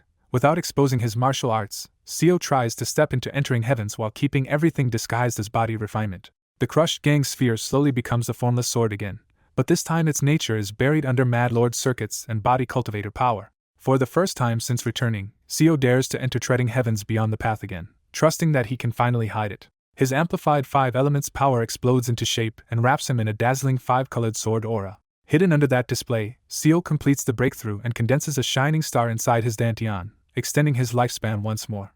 At the same moment, Chief O also reaches chi building, and heavenly lightning immediately crashes down on him. Chief O meets the bolt head-on and, with total faith in his master's brutal training, punches the lightning apart with his bare fist. Seeing that, Seo stops holding back and fully steps into chi building 2, drawing heavenly lightning down onto himself. Seo answers with a fist of 5-colored light, but unlike Chief O's blunt force, his strike slices straight through the descending lightning. His blow carves apart the thunderclouds themselves and leaves a giant sword scar across the sky. When Seo reads the aftermath, he sees the difference immediately. Chief O only blasted a hole, but his own hidden method left the space itself rippling. That confirms his secret result. By layering martial arts, Mad Lord circuits, and body refinement together, Seo can unleash a nascent soul-level strike in an instant. With the breakthrough settled, Seo takes a quiet moment to confirm that treading heavens beyond the path adds 49 years to his life. His thoughts drift briefly to Kim Young-hoon below, and Seo decides that if anyone can use that extra time to reach the limit, it will be him. Seo pulls himself back to the present and sums up the real gain. He can keep treading heavens hidden, even if his full cross-plane attacks still have to stay sealed. Satisfied, he starts thinking ahead to sect missions and finally meeting his other companions again.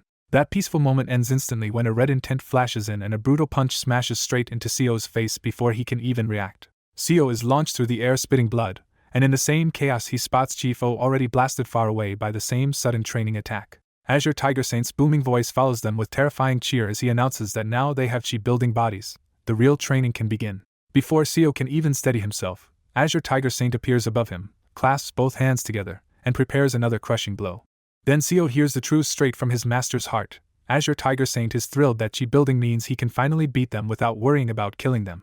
Oh Hyunsuk jolts awake in agony, realizing he blacked out again during one of Azure Tiger Saint's merciless sparring sessions. Something feels strange until he looks up and sees a mountain collapsing under 2 streaks of light, one blue and one white, tearing across the sky. Watching the chase, Oh Hyunsuk remembers this is right after he and Seo Eun-hyun reached chi-building, when their master celebrated by beating them half to death. He is stunned that Seo, who entered chi-building at the same time, is already surviving a fight that looks far beyond his own level.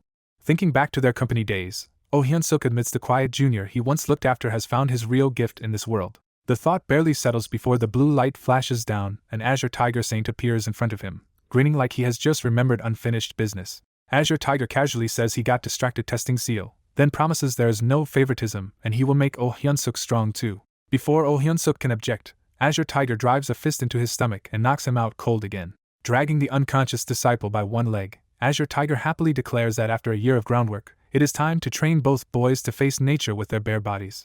He spots Seo trying to rise in the distance, rushes over, and knocks him out just as casually before hauling both disciples toward the new training ground. The real training begins with Oh Hyunsuk screaming at an incoming tidal wave and blasting a blue dragon fist straight through it.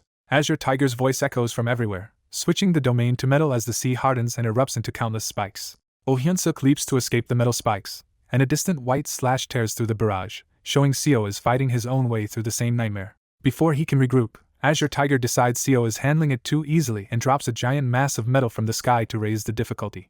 Oh Hyun-suk worries for a moment, then sees Seo split the falling metal in half with a flash and soar upward untouched. That settles it for Oh Hyun-suk. Seo has already gone beyond anything he can still call ordinary. Azure Tiger keeps cycling the field through metal, earth, fire, wood, and water, forcing both disciples to survive one natural disaster after another inside a 10-li killing ground. As the pressure mounts, Azure Tiger explains that Oh Hyun-suk's primordial chaos holy body can wield all 5 elements, and even yin and yang, making his raw talent terrifying in its own right. Azure Tiger keeps praising him even while grinding him down, and Oh Hyun-suk can only think that the compliments would be more helpful outside this hellish training ground. Then his body crosses a limit, blue light bursts out, and his injuries heal as a second spiritual energy star forms in his dantian on his very first day of chi building. Azure Tiger roars with delight at the result, and immediately throws both disciples into an even harsher storm of 5-element training. In a blink, 10 brutal years pass, and Oh Hyun-suk now tears through rising mountains and living forests with overwhelming confidence. He punches through a flaming mountain too, exposing Azure Tiger meditating calmly at the center after reverse engineering the pattern of the 5 elements' supreme response. Azure Tiger praises him for finally finding the hidden center, and Oh Hyun-suk answers with thanks and a grin before rushing straight into another fistfight. Their fists collide, Oh Hyun-suk's arm bursts bloody, and he laughs anyway because his regeneration has already become monstrous. As they trade blow after blow, the world around them keeps flipping between sea, metal, earth, and fire, and Oh Hyun-suk keeps healing through the punishment. For a moment Oh Hyun-suk even overwhelms the exchange, landing far more hits than his master and proving how far he has come. Then Azure Tiger ends it with one clean punch that blows Oh Hyun-suk's body apart. A blue thunderbolt slams down into the wreckage, and Oh Hyun-suk walks back out through the smoke as a core formation cultivator. Azure Tiger congratulates him on reaching core formation in only 10 years, a pace even this realm's natives would call absurd. Even with that praise, Oh Hyun-suk's first reaction is that he is still slower than Seo Eun-hyun. Azure Tiger admits Seo is ridiculous too, reminding Oh Hyun-suk that Seo hit core formation 5 years earlier and already moved on to training the Starlight Protecting Void Body. So once again, as soon as one milestone is cleared, Azure Tiger calls for another spar and summons Seo to the field. Seo Eun-hyun descends in white radiance and lands before them, and Oh Hyun-suk can already feel the old pressure of every past defeat. Oh Hyun-suk burns to win because he has already lost to Seo more than 1,000 times, even while learning fighting methods that Seo himself taught him. When he challenges him, Seo only gives a faint smile and says flatly that Oh Hyun-suk still is not his match. That answer stings, but what bothers Oh Hyun-suk more is how completely Seo has changed since they came to this world. The junior who used to drink coffee and open up at work is gone, replaced by someone who trains non-stop and feels like an abyss whenever Oh Hyun-suk looks into his eyes. Because Seo never reaches out or explains himself anymore, Oh Hyun-suk decides the only way to understand him is to become strong enough to truly clash with him. The spar starts, and within 3 exchanges Seo slips behind him, twists Oh Hyun-suk's arm up behind his back, and calmly declares victory. Oh Hyun-suk refuses to accept that ending, detonates blue force through his whole body, and rips himself free by raw power. In that instant he hardens his resolve. If fighting is the one time Seo's emotions leak through, then he will push high enough to reach that hidden heart. Blue dragon-shaped power coils around both of his arms, sinks into them, and unfurls a pair of wings as he activates Azure Spirit Starlight, first wing. Armed with that new power and a stubborn promise to hear Seo Eun-hyun's true feelings, Oh Hyun-suk kicks off the ground and charges him again. As the spar begins, Oh Hyun-suk suddenly remembers the first day he met Seo Eun-hyun back at the company, when the nervous new hire thanked him with a bright, polite smile. He steadies himself and releases the first wing of the Azure Spirit Starlight Quintessence Great Method, blue wings peeling from his arms and bracing behind his back. Feeling how deadly the power in his fist has become, Oh Hyun-suk warns Seo that even a graze will be dangerous. Seo calmly agrees, and when Oh Hyun-suk tells him to meet it with his best technique, Seo only smiles and says it is still too early to bring that out. That answer hits harder than the threat, because Oh Hyun-suk can feel how completely Seo has changed into someone cold, confident, and quietly broken. Oh Hyun-suk throws his first punch, and a blue shockwave twists the space in front of him as it tears towards Seo. Seo slips out of the killing range with one light step and a few casual hand swings, cutting through the force in the air to open himself a safe path. Oh Hyun-suk realizes what he is seeing. Seo moves like a sword in human form, cutting apart every subtle flow that could trap him. Still grinning, he fires the second fist from his other arm, convinced Seo cannot dodge again after the first evasion. Seo evades that one too, closes the distance in an instant, and places a palm strike that looks gentle but shakes Oh Hyun-suk from the inside. A sword-like ringing seems to echo inside his body, and then Oh Hyun-suk coughs blood and blacks out, overwhelmed by how far beyond him Seo has become. While unconscious, Oh Hyun-suk falls into an old office memory where rookie Seo fumbles through paperwork and asks for help. Watching the memory from outside himself, Oh Hyun-suk remembers how clumsy Seo was at first and how badly he froze up after even small mistakes. He remembers calling Seo aside after one rough day and taking him to the smoking room instead of just leaving him under the pressure. There, Oh Hyun-suk breaks the tension with blunt honesty and admits company life is miserable, making Seo hesitate and then listen. He gossips freely about their useless coworker and the department's mess, and the messy honesty slowly loosens Seo's guarded face. Then Oh Hyun-suk gives real advice too, telling Seo to understand Min-hee better and promising to help keep their work from colliding so often. Before leaving, he puts out his cigarette and tells Seo that if he ever needs to talk, he can always ask for a smoke break. Oh Hyun-suk wakes from the dream with his body aching and realizes the Seo in front of him now feels nothing like the junior he once knew. Azure Tiger Saint walks over through the shaking ground and matter-of-factly tells him he lost again today. When Oh Hyun-suk gets up, Azure Tiger praises him for using first wing right after reaching core formation, a feat that should only be possible at the mid-stage. Oh Hyun-suk accepts the praise, but his eyes stay fixed on Seo standing beyond their master with the same clear, unreadable face. He calls out and finally says what has been bothering him, asking Seo if he does not think he has changed far too much. Seo answers that people change with their environment, calm and distant as if that should end the matter. Oh Hyun-suk presses once more, but Seo apologizes and says he has too much to do to spare time for that conversation. Then Seo simply leaves on a flying escape technique, making the refusal feel even colder. Azure Tiger laughs it off and says Seo is probably just absorbed in training, trying to soften the sting. That oddly flips their old roles in his mind, because now he is the junior being comforted instead of the senior doing the comforting. When Oh Hyun-suk admits Seo seems to be avoiding him, Azure Tiger answers with pure sect logic. If he wants a real conversation, he should get strong enough for a proper conversation of fists. The rough advice lands because Oh Hyun-suk has already felt strange lines appear during sparring, lines that reveal attacks, openings, and sometimes even emotion. But that only makes the problem sharper, because sparring only works between equals, and right now Seo is still far above him. So he makes a simple decision and fixes it in his heart. He will keep getting stronger until he can stand level with Seo and truly speak to him again. 10 years pass, and Oh Hyun-suk completes the early stage of core formation with his energy now flowing through his body without the slightest strain. As he opens his eyes, morning-like radiance streams from them, and he names his realm, early core formation, Heavenly Market Enclosure. Inside his golden core, star-like points of spiritual power arrange themselves into the constellation of the Azure Spirit Starlight Quintessence Great Method. Drawing celestial force from beyond the dome of heaven, Oh Hyun-suk quietly recites the principle of his stage: fate is without adornment. He reflects on the 4 stages of core formation as a path from mastering the life force inside oneself to eventually governing even the fate of others. That structure makes him wonder if cultivation is really a gradual act of learning from heaven only to one day stand above it. And the deeper he studies cultivation, the stranger it feels, because every method seems to treat heaven not as a law but as something alive. By the end of his meditation, Oh Hyun-suk is fully absorbed in one unsettling question: if heaven is truly alive, what will it do when someone finally grows strong enough to surpass it? Oh Hyun-suk finishes his breakthrough into mid-core formation, and the blue sky itself seems to ripple when he tests his new strength. As Azure Spirit Power, Starlight Body Arts, and the 5 elements gather around him, Oh Hyun-suk forces them together and briefly calls up a purple primordial chaos state. The purple aura fades almost at once, and Oh Hyun-suk realizes this power was not part of the unique holy body Azure Tiger taught him about. He decides his real talent must lie somewhere deeper, and if he could keep that primordial chaos state stable, he thinks he might finally beat Seo Eun-hyun. Confident that he now stands above ordinary core formation cultivators, Oh Hyun-suk calls Seo out and heads straight for a rematch. The spar begins with Oh Hyun-suk stamping up more than 20 mountain-like terrains across the field while Seo rushes toward him through the chaos. Oh Hyun-suk throws his whole body into a brutal charge, but Seo slips aside and the mountain behind him explodes instead. From the crater, Oh Hyun-suk opens second wing, pushing his power to an early nascent soul level even though he is only mid-core formation. He warns Seo to take the next punch seriously, but Seo stays completely calm and says close combat might settle this faster than wasting energy. Oh Hyun-suk unleashes a vortex punch that bends towards Seo's escape path, and Seo finally shows interest when he realizes Hyun-suk is starting to read his intent. For the first time, Oh Hyun-suk notices Seo had to mix his footwork with flying escape to avoid the hit, and that tiny bit of strain feels like a glimpse of Seo's summit. Excited, Oh Hyun-suk shouts that the day they can really spar is getting close. Seo suddenly appears right in front of him, lays a soft hand on his body, and sends him flying with blood in his mouth. Seeing Seo smile for the first time in ages and ask him to grow quickly, Oh Hyun-suk starts to see just how broken Seo really is.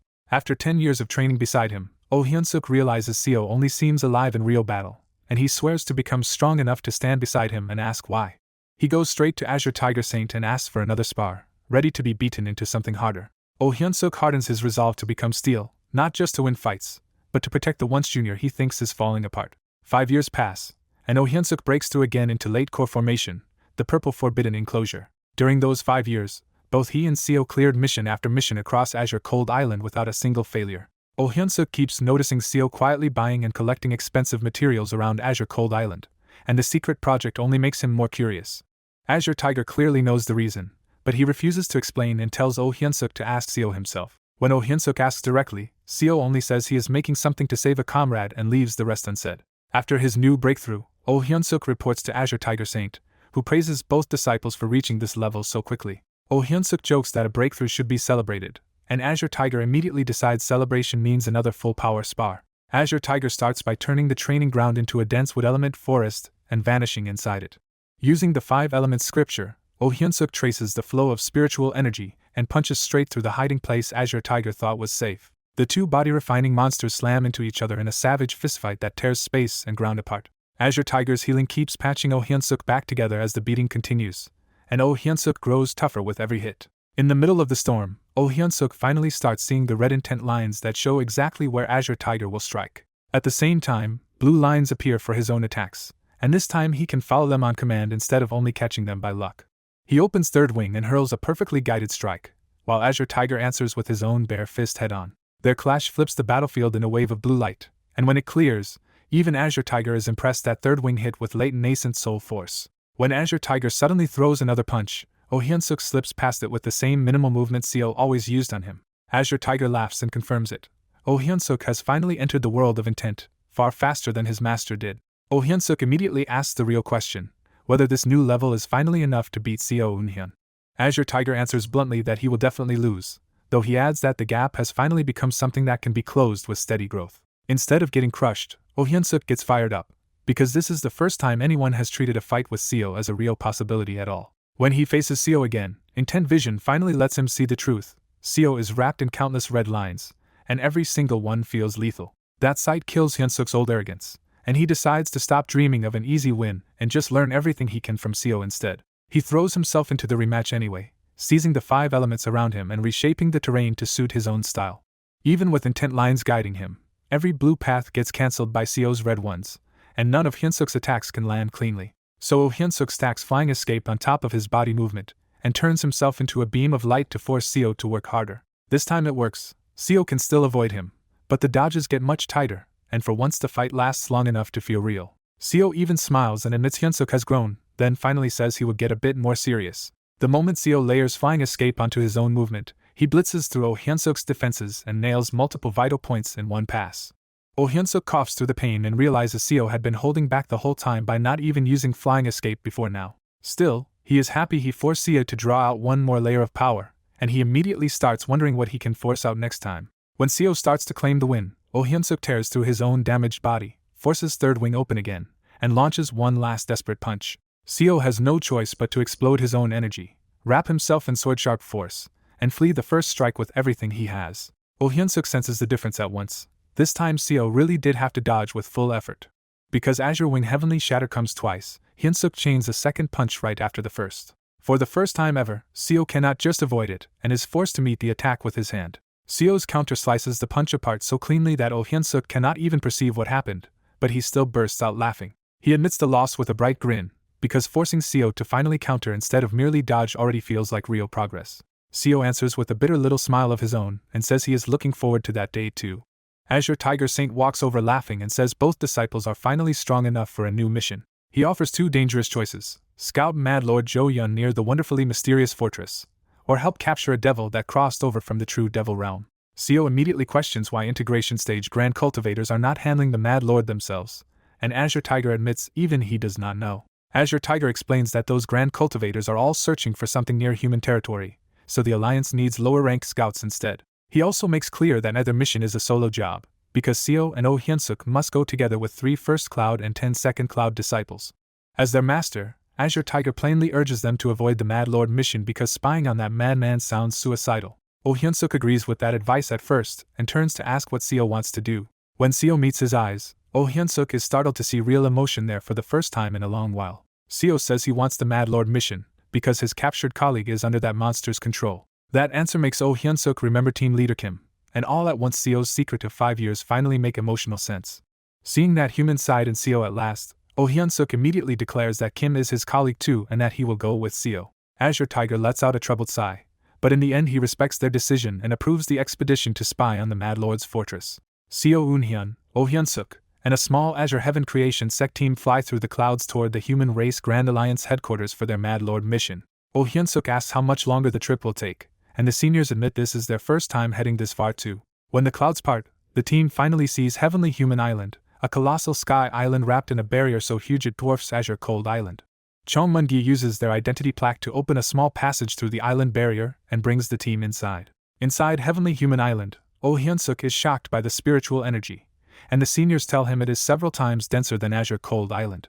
As they search for the Light Spirit Pond teleportation array, the streets are full of people shouting about Light Spirit Sacred Water. Seo calmly explains that Light Spirit Sacred Water boosts vitality, can mimic undying recovery for a moment, and is priceless for puppet masters. Using the flow of intent around the city, Seo points out where the Light Spirit Pond array must be, quietly impressing the others again.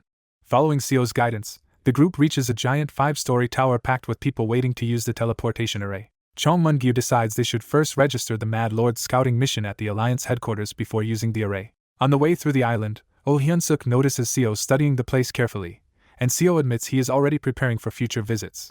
A sudden chill sweeps across the entire area, and every cultivator freezes under the brief touch of an overwhelming consciousness. Seo grimly identifies it as the consciousness of an integration stage Grand Cultivator who deliberately let everyone feel the scan.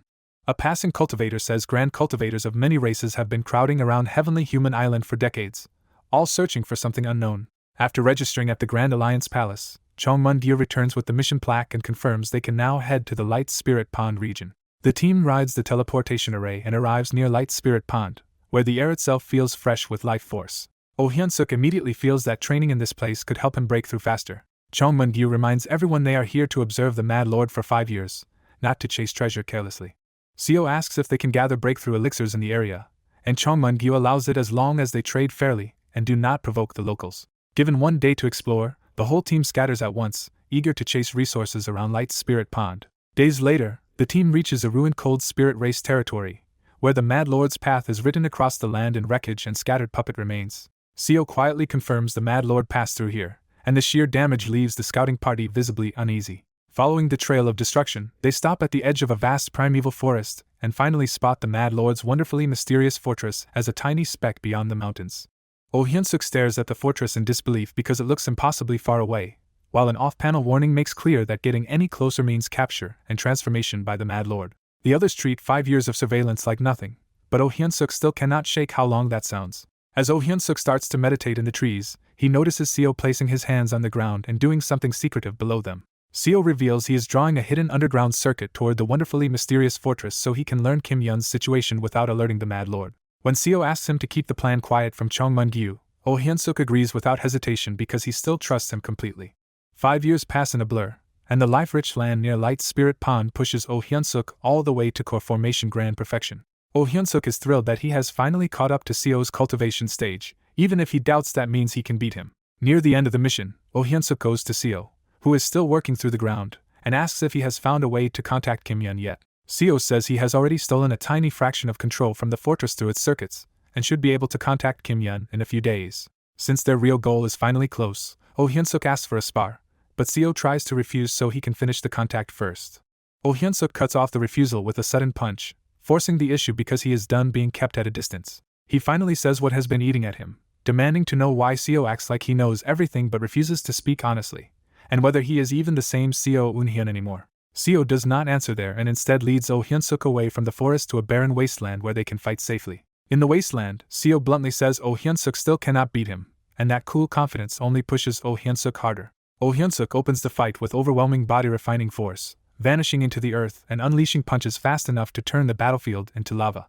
Seo barely keeps up with flight footwork and sharp energy, but Oh Hyun-suk keeps accelerating until one 5-colored strike finally lands. Seo rises from the crater with both arms broken, then calmly heals them with life force and admits Oh Hyun-suk can finally keep up to some extent. The moment Seo says he will fight properly, Oh Hyun-suk feels like prey before a beast. Seo casually swings a hand blade, and the slash shears through the land behind Oh Hyun-suk so cleanly that he barely ducks in time. When Oh Hyun-suk enters intent vision, he sees countless changing sword trajectories around Seo and realizes he cannot dodge them all. Instead of retreating, Oh Hyun-suk activates Starlight Protecting Void Body and turns his own body into a star-filled night sky that can endure the slashes.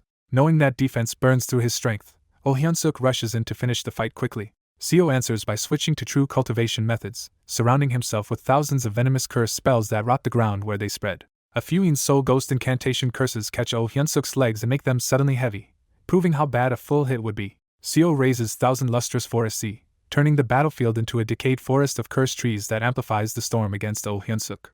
After Oh Hyun-suk blows apart the incoming curses, Seo answers by raising 15 wooden puppets from the forest, each one swelling with nascent soul-level pressure. Seeing that the puppet barrage cannot be dodged, Oh Hyun-suk unfolds 4 pairs of blue wings and answers with Azure Wing Heavenly Shatter. The clash erupts like a heavenly being-level attack, but when the light clears, Oh Hyun-suk is the one coughing blood because Seo turned his own blood into backlash through the cursed puppets. Seo praises how much he has grown, but the way he keeps calling him chief only irritates Oh Hyun-suk more. Refusing to let that stand, Oh Hyun-suk launches the second Azure Wing Heavenly Shatter, and Seo answers by reversing his curse forest into the White Orchid Blessing incantation.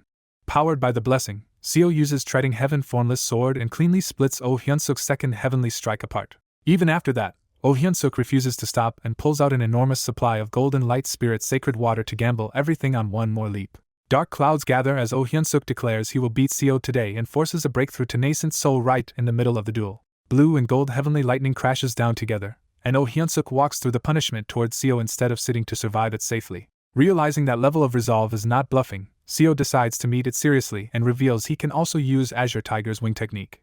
Then Seo sees something he has never seen before, a purplish force around Oh Hyun-suk that feels like distant chaos and cannot be cleanly cut. Oh Hyun-suk manifests 5 pairs of purple wings and unleashes Primordial Chaos Heavenly Shatter straight at Seo. Seo answers with Severing Mountain, and for a moment White Sword Light and Purple Chaos split the whole world between them. The purple force starts crushing through Seo's white slashes, but the instant Oh Hyun-suk's tribulation ends and he becomes Nascent Soul, the Primordial Chaos fades with it. Once the purple fades, Seo's sword light surges back, and the final collision leaves a disaster-sized crater with both fighters still somehow standing. Oh Hyun-suk still has one winged strike left and believes that if it lands he wins, while Seo answers that only matters if he can actually hit him. They charge one last time, and Seo is sure his superior intent control will seal the win before Oh Hyun-suk's last strike connects. At the edge of defeat, Oh Hyun-suk suddenly sees a new purple thread in the world of intent and realizes he can finally grasp a piece of Seo's hidden feelings. Following that opening, Oh Hyun-suk slips a fist into Seo's blind spot and lands the first true clean hit of the duel straight on Seo's face. The punch blows Seo's head apart, and finally gives Oh Hyun-suk the victory he has been chasing for decades. Because Seo is still at core formation grand perfection, his head starts regenerating almost immediately even as he lies flat on the ground. Seo congratulates Oh Hyun-suk on reaching 3 flowers gather at the summit, and Oh Hyun-suk says he only understood Seo because he was his co-worker before any of this. When Oh Hyun-suk asks if Seo really knows who he is, Seo finally breaks and admits he does know, but he can barely remember almost anything from before the first cycle. Seo says his memories are sinking away like dementia, and that is why he kept pushing Oh Hyun-suk away instead of facing the emptiness of forgetting their shared past. After hearing the truth, Oh Hyun-suk simply walks over, helps Seo back to his feet, and tells him they can figure it out together from now on.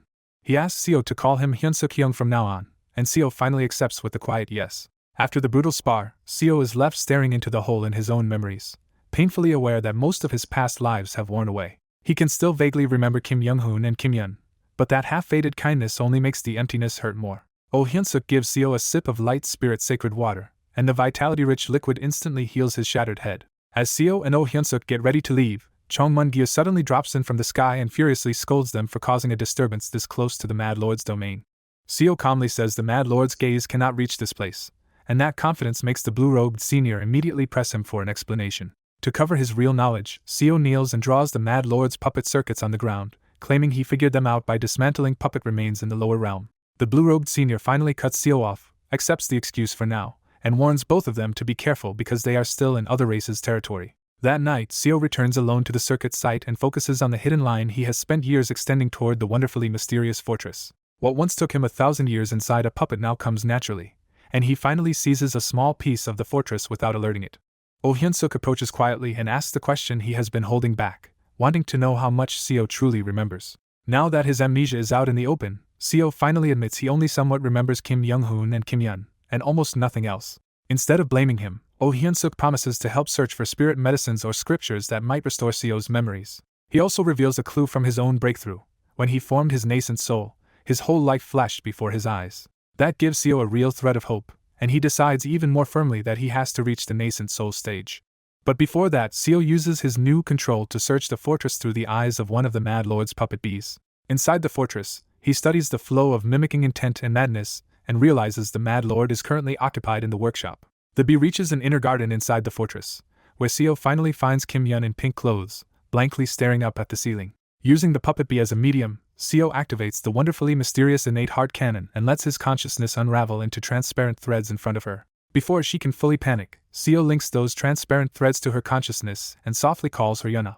To meet her more directly, Seo sends a prepared mental clone through the circuits and anchors it inside the bee as a gang sphere avatar. In front of her, the gang sphere settles into the bee and appears as Seo's visible consciousness, gently asking if she has been well. Kim Yun breaks down crying the moment she recognizes him.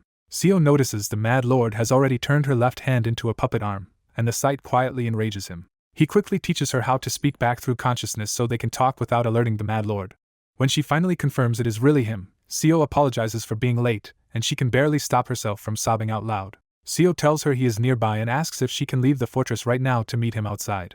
Kim Yun says she can come out, but once she goes more than 100 li from the fortress, heavenly being puppets will latch onto her as surveillance. Seo tells her to bring those puppets anyway and come to the wasteland so they can finally meet again.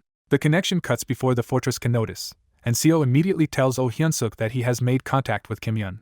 Oh Hyun-suk is genuinely happy to hear it, and agrees at once to come meet their old colleague. The two return to the old sparring wasteland and wait under a huge moon that feels wrong enough to make Seo pause and wonder what it really is. Soon Seo senses puppets approaching with Kim Yun, and at first he plans to suppress their circuits the instant they arrive. Then Seo notices something deeply off about the intent around them and yanks Oh Hyun-suk aside with all his strength. A set of old wrinkled fingers slices through the space where Seo was just standing, and the reunion instantly turns into an ambush. From the distance, Kim Yun arrives pale and terrified, screaming at Seo to run. The Mad Lord steps out of the darkness himself, thrilled that Kim Yun's thoughts led him straight to Seo at last. He cheerfully reveals he has been imagining what kind of puppet to turn Seo into, babbling about making him a fairy tale prince for his disciple. More 4-axis puppets gather beside the Mad Lord, including his strongest one, and the pressure of the trap becomes suffocating. Seo answers the Mad Lord with perfect calm, saying only General Seo is necessary. Then he raises one hand and summons True Origin General Seo, unleashing a colossal presence that rivals the Mad Lord himself. The Mad Lord circles General Seo with bright curiosity and bluntly tears apart its design, saying Seo copied the circuit well but used weak materials that can never support a true 4-axis puppet. He gets even more specific, warning that the joints will collapse under strain and the power circuit is so weak that the puppet could only throw a few 4-axis level punches at best. Seo calmly corrects him and says the puppet was never meant to fight normally at all, because it was built to fire only one attack. At Seo's command, terrifying power floods into General Seo's right side as 8 azure wings bloom from its back and starlight, and 5 colored essence gather into its arm. Oh Hyun-suk stares in shock and realizes Seo has pushed Azure Wing Heavenly Shatter all the way to the impossible 8th wing. Seo reveals this is True Origin General Seo, the best work of his life, a puppet built by combining body refining and puppetry into one peak 4-axis strike. Instead of getting angry, the Mad Lord laughs in delight and praises Seo for turning Azure Tiger Saint's secret technique into something this monstrous. Seo uses that opening to state his real point. He has grown strong enough to keep his promise, but from his perspective Kim Yun's training is still missing something. That question makes the Mad Lord drift in close, scanning Seo's whole body with unstable eyes until the air turns so dangerous that Seo knows one wrong word could get him remodeled on the spot. Seo carefully explains that the wonderfully mysterious innate heart cannon studies human intent, so if Kim Yun also trained in martial arts she could reach 3 flowers gather at the summit and understand intent even more deeply. The Mad Lord's face twists at the idea of his disciple learning martial arts at all, and the madness in his eyes surges again. Seo suppresses his own thoughts, steps back, and quietly raises 2 single spears from the earth beside him. He starts with movements that look like the twin immortals dance, but the graceful steps slowly sharpen into a real spear art built around 2 single spears. Seo completes all 8 opening forms in perfect balance, and in the final move the 2 spears merge into one unstoppable thrust. When Seo looks up after the performance, he is stunned to find the Mad Lord's eyes suddenly clear, just like the rare lucid moment he remembered from a past life. The Mad Lord tells Seo to leave immediately, admitting the memory behind that dance pushed the madness back only for a moment, and it will soon return. Oh Hyun-suk asks if Seo could just keep dancing to hold him steady, but the Mad Lord bitterly says even medicine builds resistance, and this trick will not keep working. Seo presses for the one thing he came for and asks permission to take Kim Yun with him. The Mad Lord grabs his head in pain and resists, saying Kim Yun still has things she must do for him. Seo promises he will return Kim Yun only after she is strong enough not to be controlled, offering to send her back then to fulfill the Mad Lord's real desire. That shocks the Mad Lord, because Seo clearly does know his deepest wish, and he grudgingly tells Seo to prove it. Seo does not waste the chance, grabbing Oh Hyunsuk and Kim Yun through General Seo and launching into a desperate flying escape toward camp. A vast wave of consciousness surges out behind them, and the Mad Lord launches after the fleeing group as her white radiance bears down from the rear. Knowing the Mad Lord will stay on him, Seo decides to throw Oh Hyunsuk ahead to the camp so the others can warn everyone and prepare the teleportation array. General Seo hurls Oh Hyunsuk away toward camp, leaving Seo alone with Kim Yun on the run. Seo rejects every obvious route and chooses the only path left, sending General Seo into the earth with the 5 elements, enduring origin scripture to hide underground. The hiding place lasts only a heartbeat before a blinding white figure tears open the earth above them and snarls that Seo dared take her disciple. Seo drives even deeper, turning the chase into a bizarre tunnel war where she keeps excavating from above while he keeps sinking farther down. In the middle of that chaos, Seo's communication device starts shaking wildly, and he answers only long enough to order Chong Mun-gyu to get the teleportation array ready right now.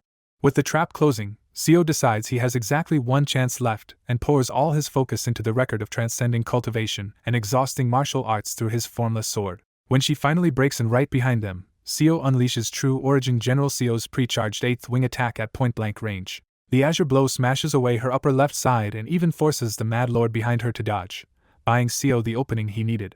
Seo orders General Seo to self-destruct, hugs Kim Yun tight, and rides the explosion out of the pit they carved through the earth. As he escapes, Seo locks eyes with the Mad Lord and promises that when he returns, Kim Yun will complete Yun's play. Those words hit the Mad Lord harder than the explosion, and the shock throws his mind into turmoil. Seo instantly uses the wonderfully mysterious innate heart cannon to read the weakest point in that broken consciousness. He condenses his advanced formless sword into a single thought blade and drives endless path within the void straight into that weak point. Seo adds hidden curses to the strike, and the Mad Lord screams as the poison bug trick lands far harder than a normal interruption should. Even in pain, the Mad Lord sends his 4-axis puppets after Seo, forcing the escape into one last race for the teleportation array.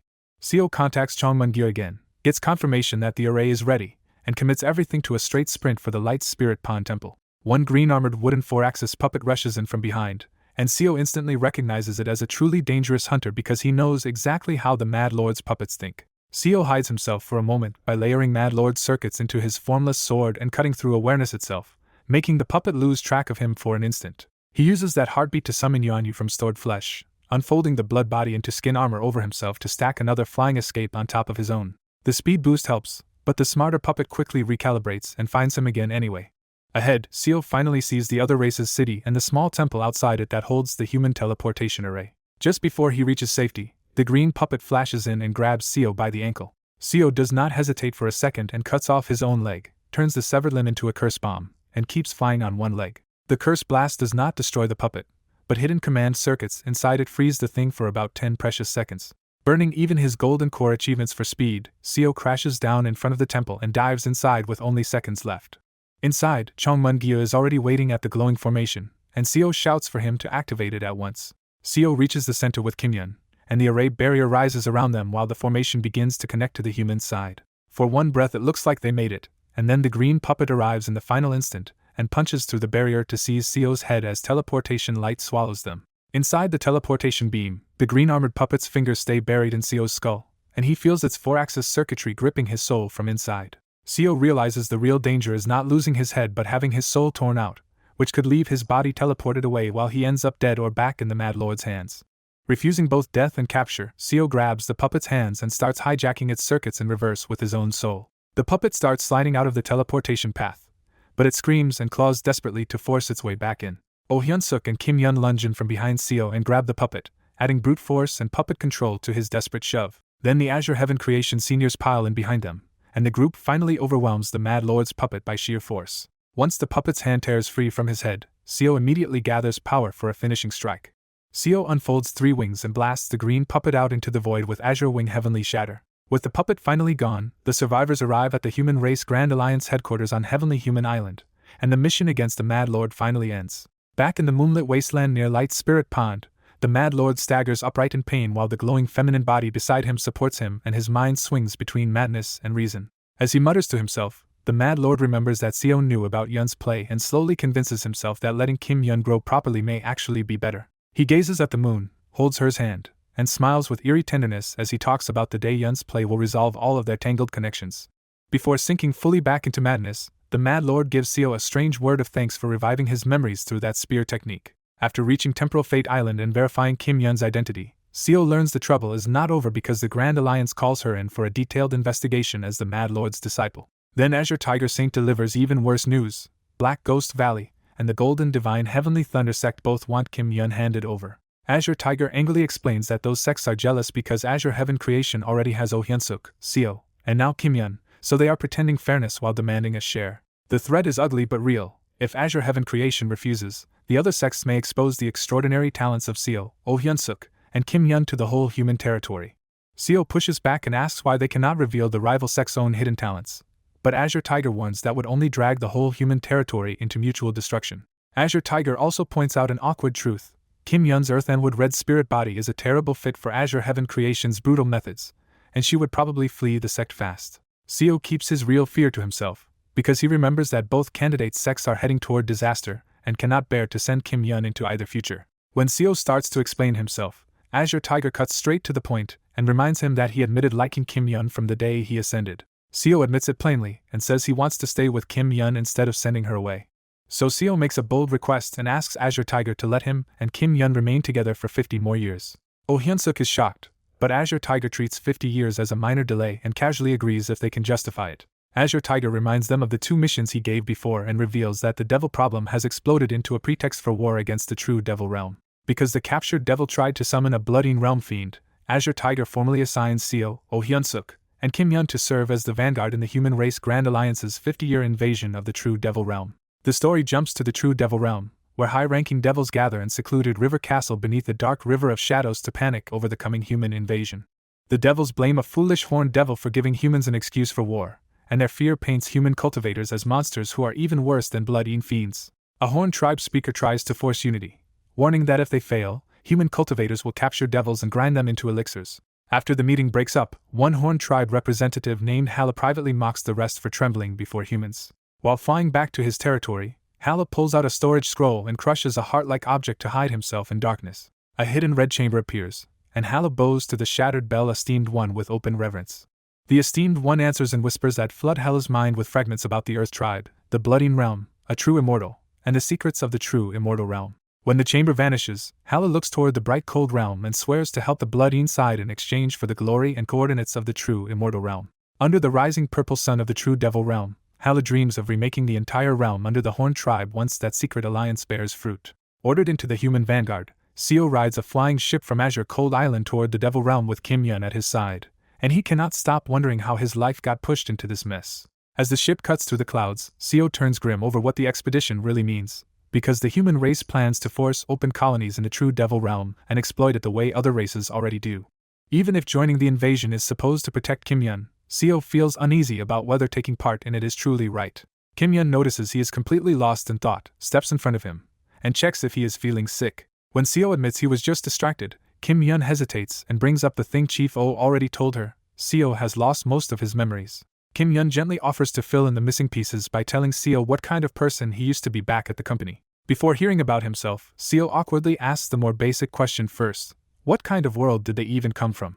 So Kim Yun starts from the beginning and explains Earth, their country, and a world that now sounds almost impossible compared to this brutal realm. Hearing about human rights and ordinary life on Earth only makes this place feel more twisted, especially to Kim Yun after everything that was done to her body. Kim Yun shows that the puppet arm is gone and her real arm has regrown, but the memory of that violation still clearly has not faded. After laying out Earth's history, Kim Yun asks if any of it sparks Seo's memory, but he can only admit that almost nothing comes back. She keeps going anyway and starts painting a picture of the old Seo as the kind senior who quietly carried hard work, protected juniors, and never dumped his frustration on them. She even remembers little personal details like his love of quince flowers and kimbap, and Seo is left staring at a version of himself he cannot actually feel. Her memories help Seo understand the outline of who Seo Eun-hyun used to be, but the actual memories still feel ripped away rather than merely forgotten. The voyage stretches on for days, and Kim Yun and Oh Hyunsuk keep taking turns telling Seo more stories about the man he used to be. Nearly a month after leaving land, the ship finally announces its arrival at the entrance to the Devil Realm. Once they step onto solid ground again, The whole group faces the Devil Realm entrance and sees a brutal wound in space churning with black fog. They soon realize the giant opening is being held apart by writhing red devouring space grass, a blood shark race treasure used to punch through dimensions. A black-robed advisor named Hyan Woon comes forward to welcome the reinforcements from Azure Cold Island and take charge of them. Hyan Woon is surprised that Azure Heaven Creation has replaced West Spirit Gate as Azure Cold Island's representative sect, and Oh Hyun-suk and Seo formally introduce themselves as direct disciples. Then Hyan Woon explains the real mission: break into the true Devil Realm, seize its devil veins, and convert them so bright cold spiritual energy can spread inside. To do that, the expedition will carry glowing vast cold jade into the Devil Realm and bury it in the devil veins until the land itself starts changing sides. Just seeing the vast cold jade, Seo can tell it is an incredible treasure, because its glow alone steadies the surrounding spiritual energy and helps his cultivation. Until the rest of the expedition arrives, everyone is ordered onto a huge formation outside the rift to feed its spiritual power and wear down the dimensional barrier. Seo takes his place on the barrier-breaking formation and decides to use the long delay well by rebuilding the cultivation he burned away during his escape from the Mad Lord. While he cultivates, a young man in a golden robe approaches and politely asks if Seo is from Azure Heaven Creation. The boy introduces himself as Yun Jin of the Golden Divine Heavenly Thunder sect and says he just wanted to get along with another core formation cultivator from the same head realm. That mention of the sect makes Seo immediately ask whether they know a man named John Myung-hoon. Yun Jin lights up and proudly says senior brother John is a famous direct disciple whose talent is so overwhelming that the elders expect him to reach terrifying heights. When Seo asks his age, Yun Jin admits he is already 90, which only makes Seo more curious about why someone that gifted looks so down on himself. Yun Jin finally admits why he is so bitter. In the bright cold realm, core formation is common enough, but nascent soul is the wall of true talent, and he fears his road may end before he ever reaches it. Looking at Seo's strong late core formation aura, Yun Jin admits he envies him and assumes nascent soul should come naturally to someone like that. Seo does not bother explaining that his path took more than 2,000 years, and instead gives Yun Jin a firm, steady push to keep cultivating without giving up. The words hit harder than Seo expected, and Yun Jin brightens on the spot as if he has been handed back a little faith in his future. Seo returns to steady cultivation on the formation, and over the next month he quietly climbs back to grand perfection of core formation. Yun Jin is left gaping when Seo regains grand perfection in only a month, which forces Seo to awkwardly endure a whole new misunderstanding about his talent. With the expedition still stalled and the barrier site heavily guarded, Seo realizes this is the safest and cleanest opening he has had in a long time to aim higher. Drawing on 2,000 years of life and the insight he gained from the formless sword, Seo decides that before they enter the Devil Realm, he will try to break through to nascent soul. While preparing for war, Seo reflects on why nascent soul cultivators dominate core formation experts. They can sense higher planes and strike from dimensions lower cultivators cannot properly reach. Because he has handled the Mad Lord's circuits for 1,000 years and studied the formless sword, Seo believes he can force his soul toward a higher plane and attempt nascent soul himself. He compresses chi and soul essence into the center of his golden core, trying to rise without exposing the formless sword to anyone nearby. At the edge of breakthrough, Seo feels consciousness and spiritual power intertwine, and the circulation of yin and yang suddenly opens a nascent soul flashback state. He sees the history of Seo Eun-hyun unfolding backward, with recent memories appearing slow and clear while older, damaged memories blur past too fast to catch. When the flow reaches the memories he lost from Earth, Seo panics because the scenes race by so quickly that he still cannot recognize them. He forces himself to focus on those missing memories anyway, and that reckless distraction immediately triggers a heart demon during the breakthrough. To stop the backlash from spreading, Seo blows up his own head and kills the breakthrough before the nascent soul can fully form. Yun Jin, who is beside him, stares in horror as Seo begins regenerating and calmly realizes the breakthrough has failed. Hyan Woon rushes over, and Seo bluntly admits he attempted nascent soul without reporting it and got hit by a heart demon. Furious that Seo weakened himself before the invasion and ignored command structure, Hyan Woon attacks him on the spot. Hyan Woon severs Seo's regenerating head again, burns the neck so it cannot regrow, and publicly turns him into an example for the whole expedition. His sentence is harsh and humiliating. Seo must remain headless until the expedition conquers one region beyond the Devil Realm barrier. Yun Jin nervously asks if he is all right, and Seo answers through spiritual transmission that losing his eyes is inconvenient, but not unbearable. When Yun Jin blurts out that normal core formation cultivators do not usually lose their heads, Seo is briefly reminded how unusually brutal his own experiences have been. Oh Hyun-suk rushes over and stops short in shock when he finds Seo standing there without a head. After hearing what happened, Oh Hyun-suk grimly explains that for high-level cultivators, this kind of non-lethal mutilation is treated as an ordinary punishment. Seo accepts the punishment, arguing that the army needs discipline more than it needs one offender who ignored orders, even if he is strong. Then Seo shifts to what really matters to him and tells Oh Hyun-suk that he did glimpse the flashback state during the failed breakthrough. But the result is still frustrating. Seo tells Oh Hyunsuk that blurry and missing memories rush past too fast, so he will have to keep attempting the flashback again and again.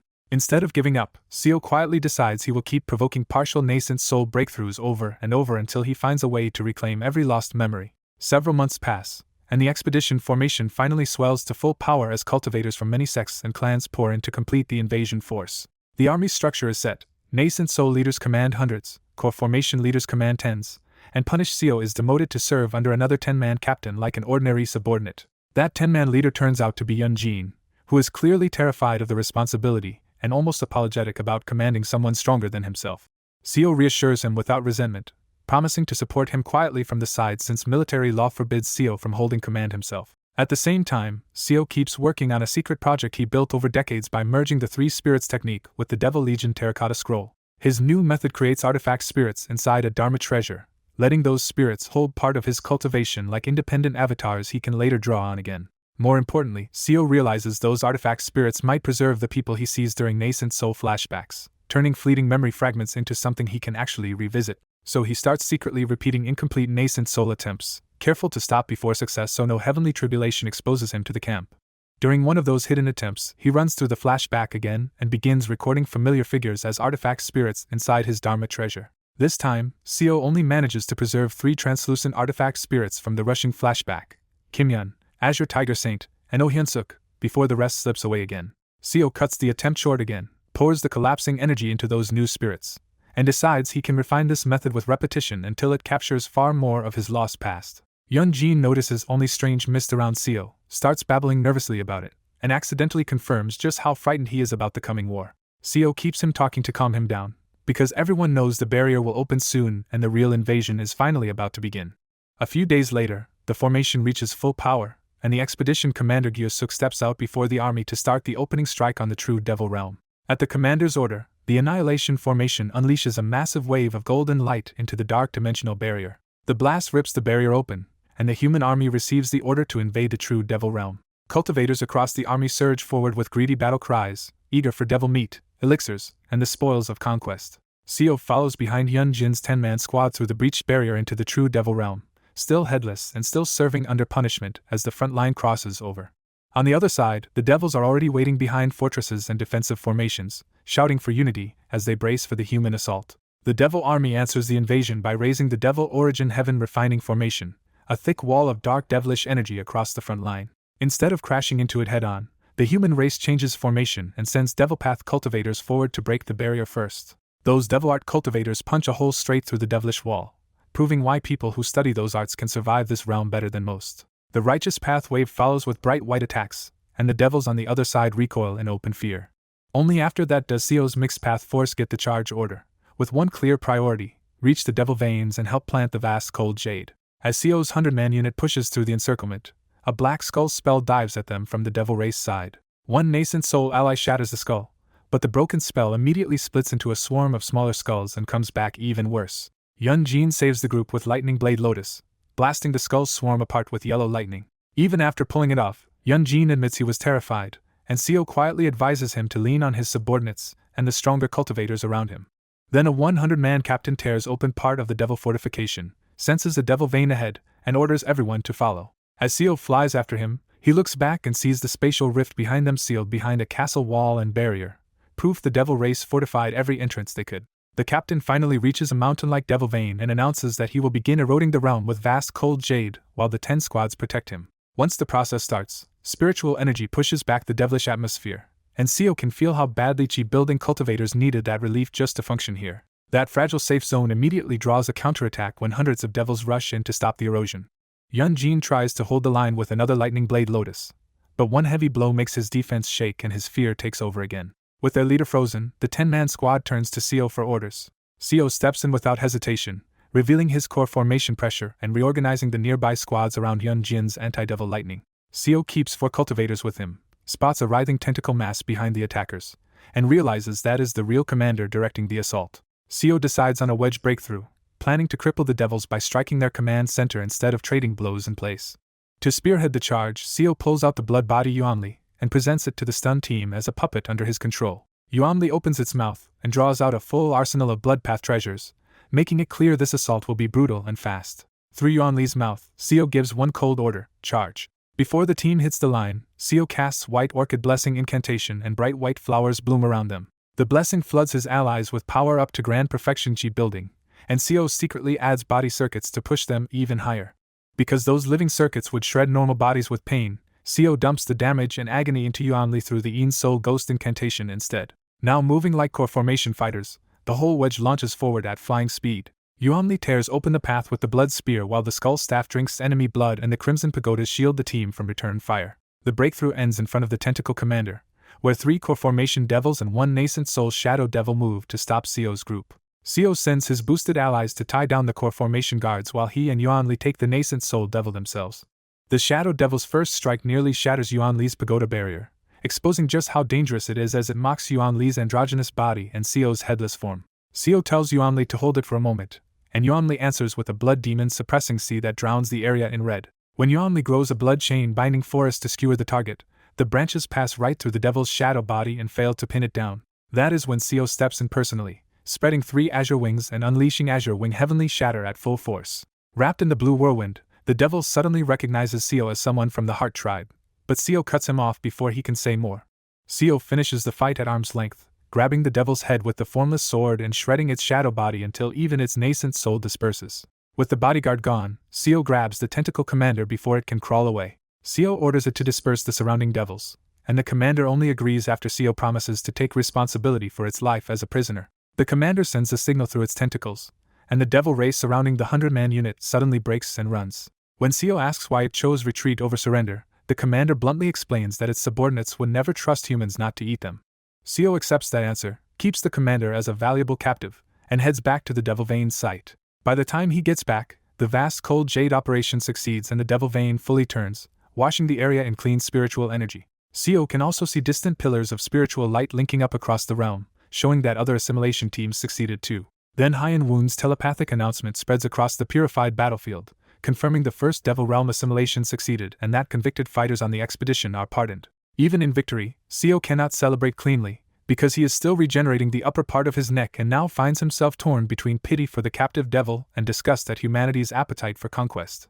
That moral doubt stirs the heart demon born with his nascent soul, and Seo realizes that answering whether his path is truly right may be the key to regaining his lost memories. After the first Devil Realm invasion succeeds, Seo is rewarded for turning over a captured devil commander and for the reported feat of defeating a nascent soul devil. Yahello, the heavenly being general over Seo's unit, warns him that reckless advancement already got another soldier killed by a heart demon, and says he expects a lot from him. Seo studies the standard captain gear in his hands and realizes that from now on he will be one of the people pushing vast cold jade deeper into the Devil Realm. When Seo reaches his new post, the occupied land already feels like human territory, packed with spiritual energy and frantic construction. Yun Jin and his old 10-man squad rush out to greet Seo, now impressed that their former comrade has climbed above them so fast. Inside the manor, Seo officially takes command and tells the men they will work together as his 100-man unit as reinforcements arrive. The mood turns light for a moment as Seo shares drinks and laughter with the unit he now leads. But once everyone leaves, Seo stands alone under the devil sky and feels a hollow gap in his chest he cannot explain. Time passes in war, and Seo keeps piling up enough merit that the army stops judging rank by cultivation alone. By the end of the 9th invasion, Seo has risen all the way to 1,000-man general and hears that this rank can come with colonial governing power. Standing in newly conquered territory, Seo watches human cultivators hunt down the remaining devils like prey instead of enemies in battle. Kim Yun joins Seo on the rise, and together they look down at a campaign that no longer feels morally clean. As they watch humans butcher bodies, drain blood, and even harvest souls, Seo can barely tell who looks more monstrous anymore. Seo's emotions keep pulling towards sympathy for the devils even while his reason tells him the humans' actions make sense in war, and the contradiction leaves him shaken. Later, Haiyan Woon calls Seo in and informs him that he is being appointed provincial governor over the territory from Devil Ridge Mountains to the Black Pearl River. Seo questions why a core formation cultivator like him should govern occupied land, but Haiyan Woon says the stronger higher stage officers are needed for the next operation. Haiyan Woon also bluntly says Seo has shown signs of mental instability, and should use this post to rest and stabilize himself before trying for nascent soul again. Leaving the meeting, Seo feels newly alienated from Haiyan Woon's intent, but he still dismisses it as war damage and accepts the post. Back at his manor, Seo is immediately surrounded by his 100-man captains, all eager to hear what assignment or reward he brought back this time. Even surrounded by older nascent soul captains, Seo is treated as the clear superior because they all know he can beat them, and even the recovering General Seo serves under his command. Seo tells them he will not join the 10th erosion operation because he has been assigned away as governor. The captains protest immediately, praising Seo's record of bringing people home alive and complaining that Hyun Woon is taking away the best commander they have. Their loyalty is real, because Seo built his winning streak by choosing steady gains and protecting his subordinates instead of gambling their lives for flashy merit. A drunk Yunjin blurts out that he wants to follow Seo to the 8th occupied territory, and the others laugh that he just wants to survive under the safest boss available. After the gathering, Seo steps into his private room and reveals the devil commander Jian Shin still alive inside as a writhing captive he kept from being processed into an elixir. Seo tells Jian Shin that he is being transferred as governor, and plans to release him once they get close to the new territory. Jian Shin thanks him, and Seo remembers how he only saved the devil by pretending to keep him as a pet beast and secretly removing the control spike from his head. Still tormented by morality, Seo asks Jian Shin whether the devil race is actually more benevolent than humans. Jian Shin answers honestly that devils can be less openly cruel in some ways, but many devil races also enslave minds, parasitize bodies, lay eggs in hosts, and prey on other beings without hesitation. His real point is harsher. This war is not proof of virtue, just proof that humans are the stronger side right now. The explanation is clean enough to sweep away guilt for a moment, but Seo walks away feeling that some deeper truth inside him is still missing. 3 days later, Seo departs with the followers who chose to go with him and takes up office in the 8th occupied territory. At his new residence, the local administrator briefs Seo that 7 devil tribes still remain inside the territory and casually suggests they could be refined into elixirs. Seo cuts that idea off immediately and pushes the meeting toward resources and governance instead. The administrator explains that the real treasure here is not the tribes but the void spirit pond hidden under the mansion. He tells Seo the pond can produce spatial materials now and, if stabilized over 1,000 years or more, could become a flying immortal platform connected to lower human-populated realms. Seo decides he needs to see it for himself at once. Deep beneath the residence, Seo reaches an ancient cavern where green spirit stones glitter above a perfectly still mirror-like lake that is really a tear toward outer dimensions. The place leaves Seo genuinely awed, but the administrator warns him that touching the pond could tear apart anyone below 4 axis or fling them into an unknown dimension. He also stresses that a protection formation limits access, and that anyone who tampers with the pond should be punished without mercy. When the briefing is done, Seo lingers alone, pretending he just wants to admire the scenery a little longer. As soon as he is unwatched, Seo activates the record of transcending cultivation and exhausting martial arts and senses hidden small lives nearby. What comes out are not enemy soldiers but 2 devil children, one horned and one winged, who have been secretly using the cavern as a play spot. Seo warns them that humans now occupy this place, and that if other people find them, they could be captured and eaten. The children stubbornly argue that they found the place first, and do not want to leave their secret hideout behind. After learning they come from neighboring tribes, Seo decides the safest answer is to bring in Jian Shin to send them home properly. Jian Shin takes one look at the little devils, scolds them like a proper elder, and chases them out with a barrage of stern warnings. Once they are gone, Jian Shin thanks Seo and points out that unlike humans, devils generally consider children off-limits even in ugly conflicts. That praise stirs Seo even more, and he decides he cannot keep governing this territory the same way as everyone else. Back at the mansion, Seo orders a basic ban on turning devils into elixirs and tells the administrator to run the occupation as gently as possible, while still using labor for the mines. Then Seo returns to the Void Spirit Pond because his real goal now is to recover the memories he feels slipping away into darkness. At the pond, Seo repeatedly challenges the nascent soul stage and uses a new method to store each failed surge of condensed spiritual power inside artifact spirits. Years pass like that, with Seo training underground, occasionally handling governor duties above, and even putting up with Yunjin homesick enough to cry. The 2 devil children ignore every warning and keep coming back until Seo quietly gives up on chasing them away and just makes sure they stay out of the actual pond. Over time Seo learns their names, Suin and Hongyun, and the strange little friendship becomes part of his long exile in the devil realm. 18 years later, Seo is still cultivating when Suin and Hongyun appear before him with a completely different request. The 2 bashfully announce that they have decided to get engaged. Seo is not shocked by the romance itself so much as the fact that they want him, a human governor, to witness the engagement. Even Jian Shin tries to volunteer as the more sensible witness, but the pair insists that nobody in the territory feels kinder or safer than Seo. When Seo asks whether their tribes approve this, the couple instantly gives themselves away, but they press him to witness the engagement anyway even if marriage has to wait. Seo finally gives in and watches the 2 young devils promise their future to each other in the brightest part of the cave. Seeing them together unexpectedly warms Seo's heart and stirs buried memories of past love instead of darkness. That warmth gives Seo a breakthrough feeling, as if he is finally only a few steps away from breaking the heart demon and recovering what he lost. He heads back to the governor's office planning to clear the backlog first, and then enter long seclusion to finish the job. Before Seo can settle into the paperwork, a Grand Alliance messenger rushes into the governor's office in panic, and Seo instantly feels that something serious has happened. The messenger reports a disaster from the bright cold realm. A true immortal appeared in human territory, and Thunder Spirit Island was burned away by heavenly lightning. Worse, the integration stage grand cultivators from multiple races who went to investigate were killed or critically wounded, including human ones. Seo immediately realizes what that means. The deepest parts of the true devil realm will hear that the human integration cultivators are weakened. Until now, the war had mostly held back at the highest level, but now Seo understands that the true devil realm's integration stage cultivators will start moving too. Standing outside the governor's office, Seo stares up at the devil realm sky and realizes the war is about to get much worse once the devil integration cultivators finally move. Yun Jin quietly appears beside him and starts reading the celestial energy too, but Seo immediately feels that something is off. When the stranger in Yun Jin's body casually mentions the golden divine heavenly thunder sect's destruction before Seo has explained anything, Seo drops the pretense and demands to know who is really speaking. The intruder names herself Yun Wei, Yun Jin's ancestor, and then Yun Jin's body starts cracking and reshaping in front of Seo. The transformation finishes into a female form using Yun Jin's body with the hair colors reversed, and Yun Wei calmly asks what disaster erased the sect and the heavenly lightning banner from fate. Then Yun Wei unleashes her consciousness across more than half the occupied territory, proving that the soul inside Yun Jin's body is a living peak 4-axis senior.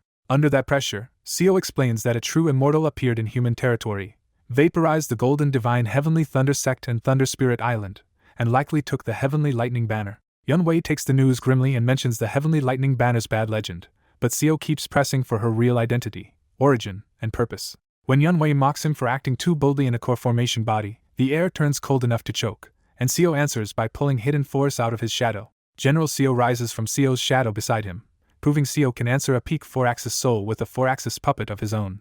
With the threat balanced, Yun Wei finally explains herself through Yun Jin's transformed body. She is a Thundercloud Pavilion elder who betrayed the golden divine heavenly thunder sect, hid from the heavenly lightning banner inside her descendant, Ensign. She admits she possessed her own descendant just to keep living, but now both she and Yun Jin have a fixed fate of certain death within 20 years.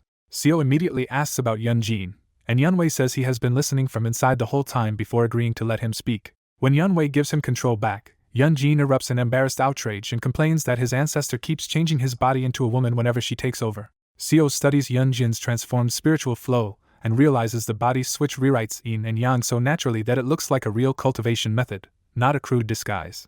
Once Seo tells him the sect is gone and John Myung-hoon may be its only survivor, Yun Jin's shock hardens into a decision to leave at once and find his senior brother. Seo promises he will settle the occupied territory, step down as governor, and follow later if Yun Jin can stay alive long enough. Before leaving, Yun Jin says his ancestor still wants something. Then the body shifts back under her control as she asks Seo whether he has a puppet fit for a powerful soul to enter in an emergency. Seo agrees at once and hands over a storage scroll, trusting Yun Jin enough to trade a valuable puppet for honest answers. Seo wants knowledge more than leverage, so he asks whether the yin-yang flow behind Yun Jin's body-changing technique connects to the principles in his own cultivation art. Yun Wei explains that thunder and lightning come from the exchange of yin and yang, and her Tai Chi thunder body reverses the body's balance to cultivate lightning within it. To prove it, Yun Wei playfully flips Yun Jin's possessed body between male and female several times, admitting this trick is not standard sect training and she learned it just because she liked it. Yun Wei finishes by saying any method that reaches nascent soul naturally involves yin and yang, because yin and yang and Tai Chi are basic principles beneath all cultivation. With that, Yun Wei withdraws again. Yun Jin complains one last time about getting his body changed, and he leaves to pack for the trip back to the bright cold realm. After seeing him off, Seo returns to the governor's office and confirms from the celestial signs that the real calamity will hit in about 7 months. That timing means the occupied territories will soon collapse, so Seo decides the evacuation of people has to start immediately. The Grand Alliance's order mostly matches his expectations, until a messenger tells him the front line will not hold at the 8th territory at all but retreat all the way back to the 4th. The messenger says the Grand Alliance wants to make a full stand there while using a realm invasion array to drag the 4th occupied territory into the bright cold realm itself. Seo immediately objects that this makes no sense when 3 priceless void spirit ponds were found beyond that line, including the one under his own territory. The answer is brutal. Since the human race cannot keep those ponds, the Grand Alliance plans to turn them into traps with the Realm Annihilation Heavenly Void formation and blow them up when the integration devils arrive. He goes even further, cheerfully explaining that the detonations will wreck devil veins, destroy the ponds, and turn the surrounding land into a 1,000-year wasteland unless Grand Cultivators spend time stabilizing it. Seo forces himself to accept the information and says the evacuation will begin today, even as the plan leaves him sick at heart. But the next order hits even harder when an official coldly says they should finally process the remaining devils in the occupied territory into compact devil pills before retreating. Seo tries to argue that it would be better to just drive the surviving devils far away, and both men look at him as if he has said something unthinkable. The messenger reminds Seo that every lenient policy he has shown in this territory has already been reported to the Grand Alliance, and whispers that some people suspect he has been swayed by the Devil Realm. As the official pushes the approval document forward and both men demand a proper decision, Seo is cornered between loyalty to humanity and everything he can no longer stomach doing to the devils. In the governor's office, Seo flatly refuses to let the devils be turned into elixirs. The messenger pushes back at once, listing every military and economic benefit of elixirization and demanding a real reason for Seo's defiance. Seo hesitates, because the reason is not strategy at all, but the years of bonds he made with devils living under his territory. He finally answers with brutal simplicity. He wants to save them because it is the right thing to do.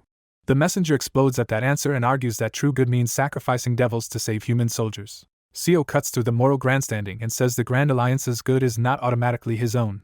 He goes further and says he will not let humanity, the Alliance, or anyone else define his life for him. Even with missing memories, one thing stays clear to Seo. He wants to live properly, protect his connections, and choose his own way of life. When the messenger calls that selfishness a kind of coercion, Seo ends the argument instead of pretending they can agree.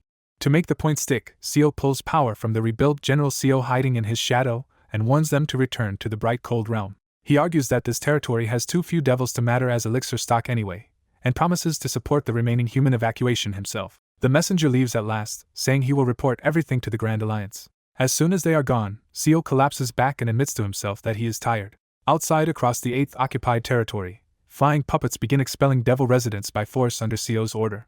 Back in the governor's mansion, Seo grimly accepts that he stopped the elixir slaughter, but he cannot block the realm annihilation heavenly void formation itself. He knows refusing the formation too would brand him a traitor and drag the Azure Heaven creation sect down with him. So Seo settles on the only path left to him: move the nearby devils as far away as possible before the formation goes off. Seo calls in Cultivator Giant and tells him the human staff have all been sent back to the bright cold realm, so no one is watching them now. Seo entrusts Giant with leading all 7 devil tribes to safety, warning that the human race will soon begin a huge slaughter.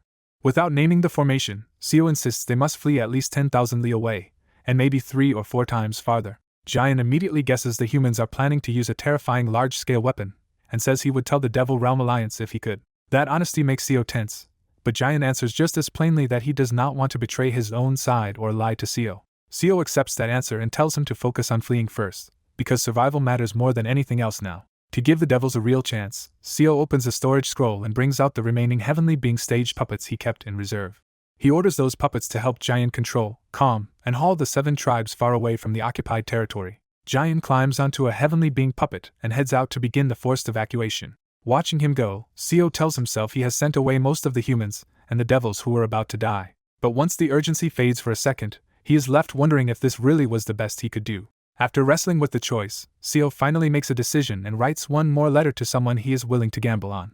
He entrusts that letter to General Seo and tells the puppet to find its recipient no matter what. General Seo turns into a streak of light and shoots away on the long delivery mission. Seo tells himself he has done everything he can, and waits for Giant to clear the territory. Then the whole occupied territory suddenly fills with a heavy ominous power that makes Seo rush outside. When he looks up, a giant rainbow barrier is already sealing the entire 8th occupied territory under a 7-point structure.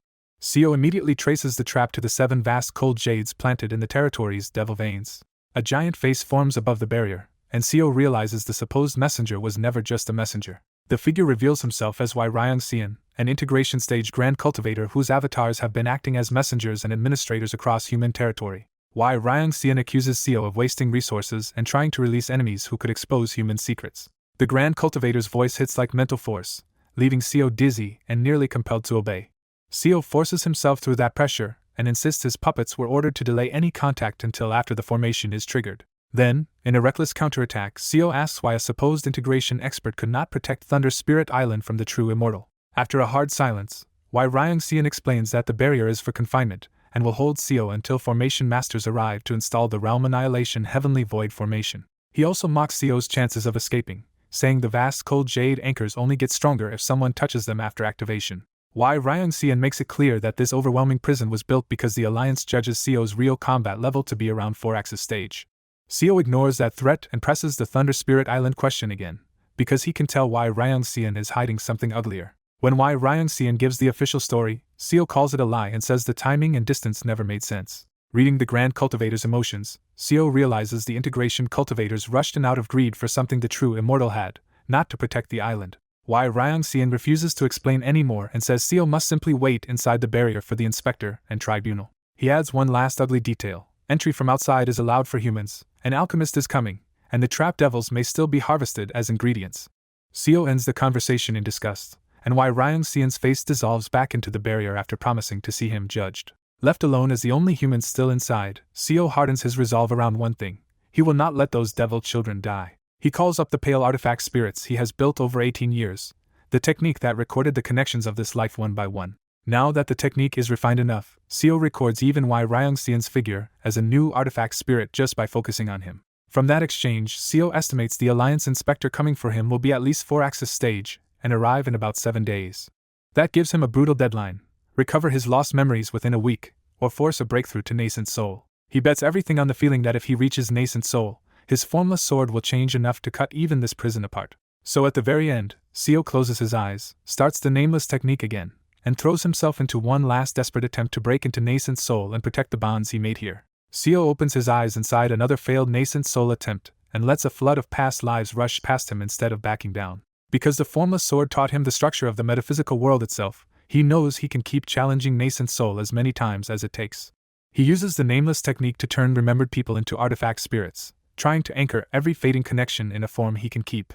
As he works, Seo keeps asking the questions that have been tearing at him all along: why he wants these memories back, why he resists the Alliance, and what he actually lost. The Heart Demon answers by attacking his doubt, sneering that Seo has no proof this search or rebellion is right. Even while choking on the illusion, Seo looks past the demon and sees the thousands of artifact spirits he has already saved. That sight steadies him, and he realizes he has finally preserved the entire 1,000-year last cycle, even the people who barely brushed past his life.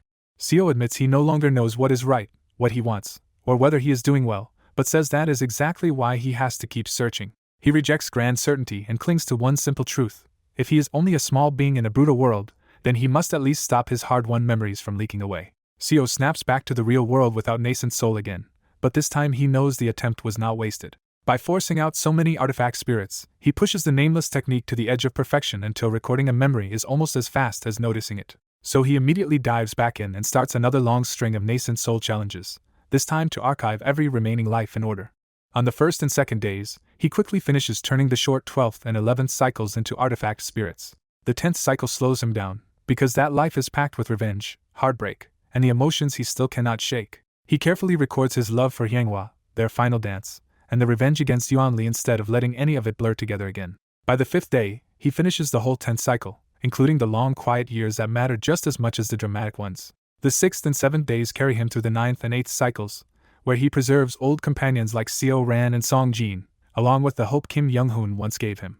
Soon the artifact spirits become too many to count, and Seo decides he will only break through once the inspector finally arrives. His plan is simple and dangerous: attain Nascent Soul at that moment, unfold the record properly, break the barrier with the formless sword, and escape with the trapped devils. But on the 8th day, the inspector still does not come, and the empty wait turns suspiciously quiet. After a beat of disbelief, Seo realizes something must have happened to delay the inspector and decides to use the luck while he has it. So he throws himself back into the memory search and starts stripping through even older cycles at a speed he could never manage before. He reaches the 7th cycle, reliving the death by heavenly lightning, the climb to ultimate pinnacle, and the long struggle through early cultivation. Then the 6th cycle surfaces, including the years his master protected him and laid the foundation that kept carrying him forward. One life per day, he keeps moving backward through the 5th, 4th, 3rd, and 2nd cycles until nothing before his first life is left untouched. At last he reaches the 1st cycle again, with an impossible crowd of old names gathering behind him like witnesses to everything he has ever been. This time he does not stop at the first life's familiar scenes, because his technique is finally fast enough to keep going even further back.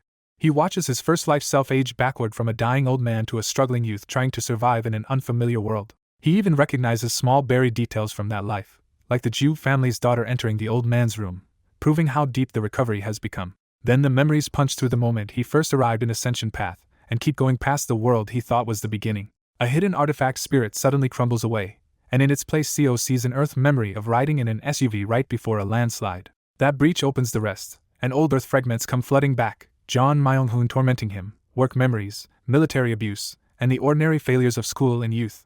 For the first time ever, Seo reaches the earliest memory of all and sees his own newborn self crying in his mother's arms. Seeing that first memory, Seo understands why the nascent soul takes the form of a baby. It comes from the pure beginning of a life and its first bonds. Instead of reaching for the baby at once, Seo looks at the smiling woman holding him and the flustered man beside her, and finally remembers them as mom and dad. In that instant, Seo realizes the true thing he had lost was not Earth itself, but the memory of being loved without conditions. That answer breaks the heart demon's grip, because Seo no longer needs to measure everything by abstract arguments about right and wrong. He embraces a simpler conviction instead: anyone born having received that kind of grace deserves not to be left in misery. Before moving on, Seo preserves the images of his first bonds as artifact spirits, and finally gives his once nameless art a true name, canvas of myriad forms and connections. At the center of his golden core, the baby-shaped essence finally condenses, and Seo steps across the threshold into nascent soul. The breakthrough rewrites his lifespan and summons a heavenly tribulation unlike normal nascent soul ascents, gold mixed with a familiar blue lightning. Seo welcomes the punishment head-on and launches upward with treading heavens, turning his own body into a sword. He cleaves the thunder, pierces the Grand Alliance barrier above him, and tears straight through into the storm itself. Above the clouds of the Devil Realm, Seo finally laughs as a true nascent soul cultivator who can now break out for real. He descends believing the missing inspector still has not arrived, already thinking about cutting a hole in the barrier and leading the remaining devils out. Then he freezes, because a sinister man is standing in front of him with a severed head in his left hand. The head wears a band marked Inspector, making it horribly clear what happened to the man Seo was waiting for. Seeing who the killer is, Seo forces himself calm and greets him by name, John Myung-hoon. Seo finds John Myung-hoon in a horrifying state, pale and corpse-like, but with a violent pressure under those dead eyes like he could explode at any second. Before Seo can even finish greeting him, John Myung-hoon snaps and fires a red lightning strike straight at his face. John Myung-hoon turns into lightning itself, appears right in front of Seo, and traps him with 7 red lightning spears from every direction. Seo instantly reads the attack, slices apart the 6 surrounding spears with one motion, and slips past the last one. Seo closes the gap and punches through John Myung-hoon's guard so cleanly that his upper body is split in half. But John Myung-hoon's body crackles and reattaches itself, and he answers Seo with a cold, eerie compliment instead of recognition. Seo realizes something is badly wrong and asks if John Myung-hoon even knows who he is. John Myung-hoon only identifies Seo as the governor of the 8th occupied territory, and casually reveals he learned that by torturing an inspector's soul. Seo urgently tells him his full name, and reminds him they came from the same place, trying to pull his memory back. That trigger makes John Myung-hoon clutch his head and scream as multicolored lightning pours out of him. 6 faint flags appear embedded in John Myung-hoon's back like wings, and Seo realizes this terrifying state is part of his technique. After the outburst passes, John Myung-hoon finally remembers Seo and gives a crooked apology, saying his mind has not been right since facing something he only calls that. The moment Seo asks what that means, John Myung-hoon flips again and erupts into murderous rage. He eventually forces himself still enough to speak, and reveals why he came. He is looking for Yun-jin from the Golden Divine Heavenly Thunder Sect. Seo tells him Yun-jin left for the mainland of Bright Cold Realm to find him, which should have been good news but lands like a disaster. John Myung-hoon breaks into desperate laughter, then starts crying because he and Yun-jin missed each other again. His grief twists straight into hatred, and he screams that everything on this land should die. Seo realizes the real danger immediately. Inside this barrier, human attacks can pass through, and one stray strike would wipe out the trapped devils below. Seo races across the barrier's interior, and cuts down every falling bolt he can, trying to stop a massacre while looking for a way to subdue John Myung-hoon.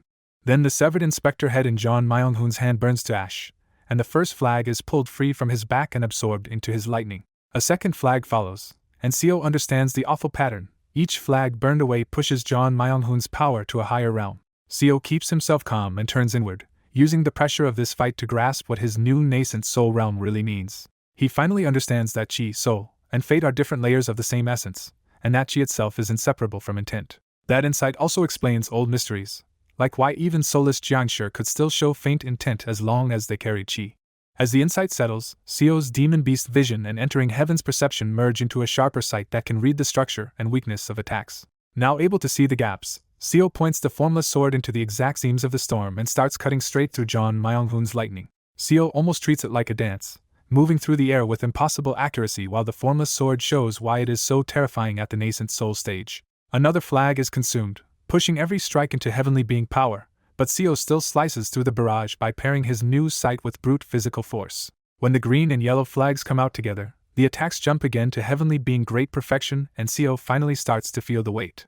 Instead of retreating, Seo uses foolish old man moves mountains to stack more and more force onto his sword and test the limit of his new body and realm. The clash grows so violent that Wei Ryongxian's barrier starts trembling, and Seo's colorless sword begins pushing the red lightning back. At last the final orange flag is ripped free, and John Myung-hoon's lightning becomes a space-cutting crimson torrent that threatens to overwhelm everything. Seo decides to meet that final surge head-on and calls down Starlight, flooding the formless sword with the full power of the Azure Spirit Starlight Quintessence Great Method. The formless sword transforms into a strip of the Milky Way as Seo drives Azure Wing Heavenly Shatter through it for one all-out finishing strike.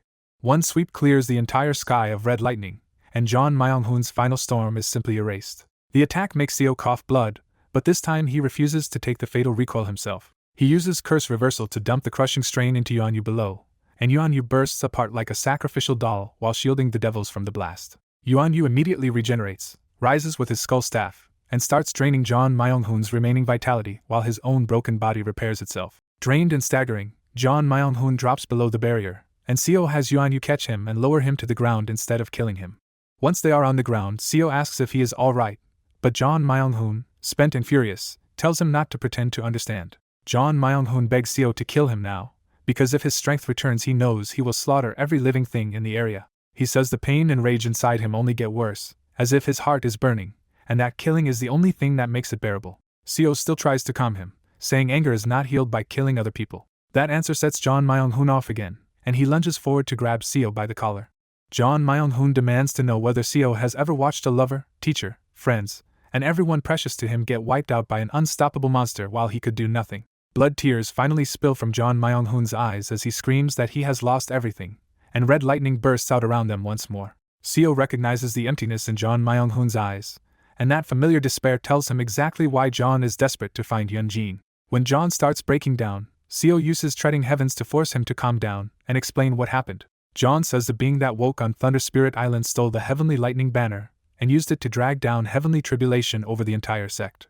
Worse, every disciple and every master-disciple connection tied to the Golden Divine Heavenly Thunder sect across the 3,000 worlds was marked to die by heavenly tribulation within 20 years. Seo immediately understands that John is trying to save the last survivors before that curse wipes them out. John grabs Seo's clothes and begs for help, saying almost everyone died in order of their closeness to the sect, and only Yunjin plus 4 disciples lost in the Nether Ghost Realm may still be alive. Seo tells him Yunjin left for the Bright Cold Realm with the heavenly being puppets Seo gave him, and Seo can still contact those puppets from afar. Seo promises he should be able to reach Yunjin within 4 days, and that tiny promise is enough to bring light back to John's deadened face.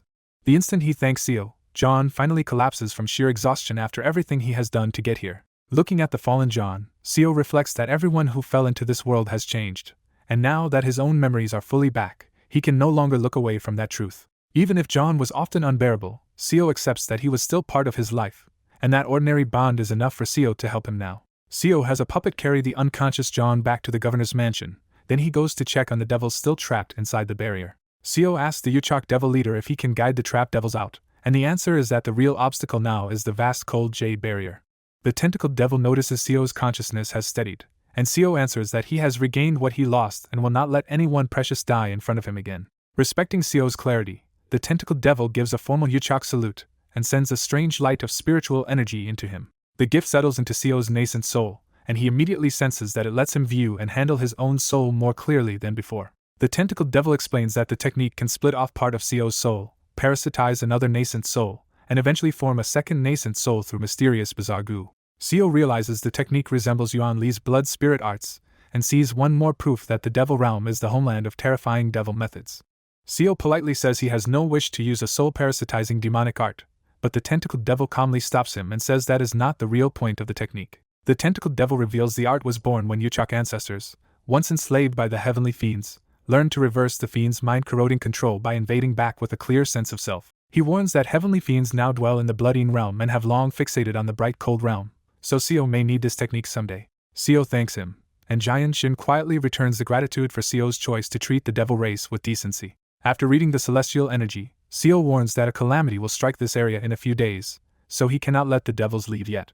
Seo judges that the incoming malice most likely comes from humans, not devils, and promises he will deal with it first and send them out afterward. With that warning given, Seo spends several days in a dense spiritual area stabilizing his newly reached nascent soul realm and bracing for the Grand Alliance to come for him. He cannot read his own fate clearly, but he steels himself for the possibility that protecting the devils may force him to betray the human race. 4 days later, John wakes up, and Seo reads the omens again and realizes the human pursuers will arrive in just 2 more days. Seo thinks John could be the key to protecting the devils, because Seo can now survive on his own with the record, but shielding everyone else is the real problem. Just as Seo prepares to tell John about Yunjin, the jade slip from Yunjin's heavenly being puppet suddenly vibrates, with a reply. Seo opens the recording expecting good news, only for the projected image to show heavenly lightning dropping onto Yunjin and Yunwei and erasing them both at once. The footage cuts off, and Seo is left staring in disbelief as he realizes Yunjin died before John could ever reach him. Seo is hit with guilt, wondering if Yunjin might have lived long enough to meet John Myung-hoon if Seo had kept him here instead of sending him away. Now the real problem changes. Seo is no longer thinking about asking John for help, only about whether he can survive telling him the truth. After wrestling with himself, Seo goes to John, who has just gotten back on his feet and is blankly staring out from the governor's office. John asks how long he was out, and when Seo says 4 days, John immediately asks whether the message to Yunjin has reached him yet. Instead of answering, Seo asks what John plans to do if he finds Yunjin despite the true immortal's tribulation hanging over him. John answers instantly that he would block the tribulation himself, because this curse was imposed indirectly, and he believes he can still stop it. That answer only makes it worse, because when Seo reads John's intent he sees a sea of blood and corpses and knows the man is already 1 shock away from snapping. So Seo lies and says there is still no response from Yunjin yet, buying John a little more hope because the truth would break him on the spot. John accepts the lie quietly, and Seo leaves knowing he no longer has the nerve to ask for help and will have to shield the devils himself. 2 more days pass, and Seo opens his eyes beneath the barrier just as the people from the human race finally arrive. Outside the repaired barrier, 3 heavenly being cultivators and 8 nascent soul cultivators line up under dark clouds as rain starts falling over the occupied territory. Seo has already sent the devils underground, and with only himself on the surface he judges that this force is still something he can handle. The leader, Hyun-shin, unfurls a scroll and publicly declares Seo a traitor and John Myung-hoon a slaughterer, ordering both men to surrender for arrest. Hyun-shin accuses John of massacring humans across the first 4 occupied territories and even killing a 4-axis inspector on his way here, leaving Seo stunned by how much chaos John caused off-screen. Trying to find another way out, Seo asks whether John's rampage means the Grand Alliance's old strategic plan has collapsed. Hyun-shin snarls that the alliance is in chaos because John wrecked key strategic zones, but both Seo and John still have to be captured and judged. Seo presses one more question and asks if that means the Realm Annihilation Heavenly Void Formation plan has at least been cancelled. Hyun-shin crushes that hope too, saying the plan still stands and has only changed hands, with an integration stage Black Dragon King now backing it despite the political cost. That settles it for Seo. If the Void plan is still alive, then he has no path left except to suppress or kill these humans and evacuate his people fast.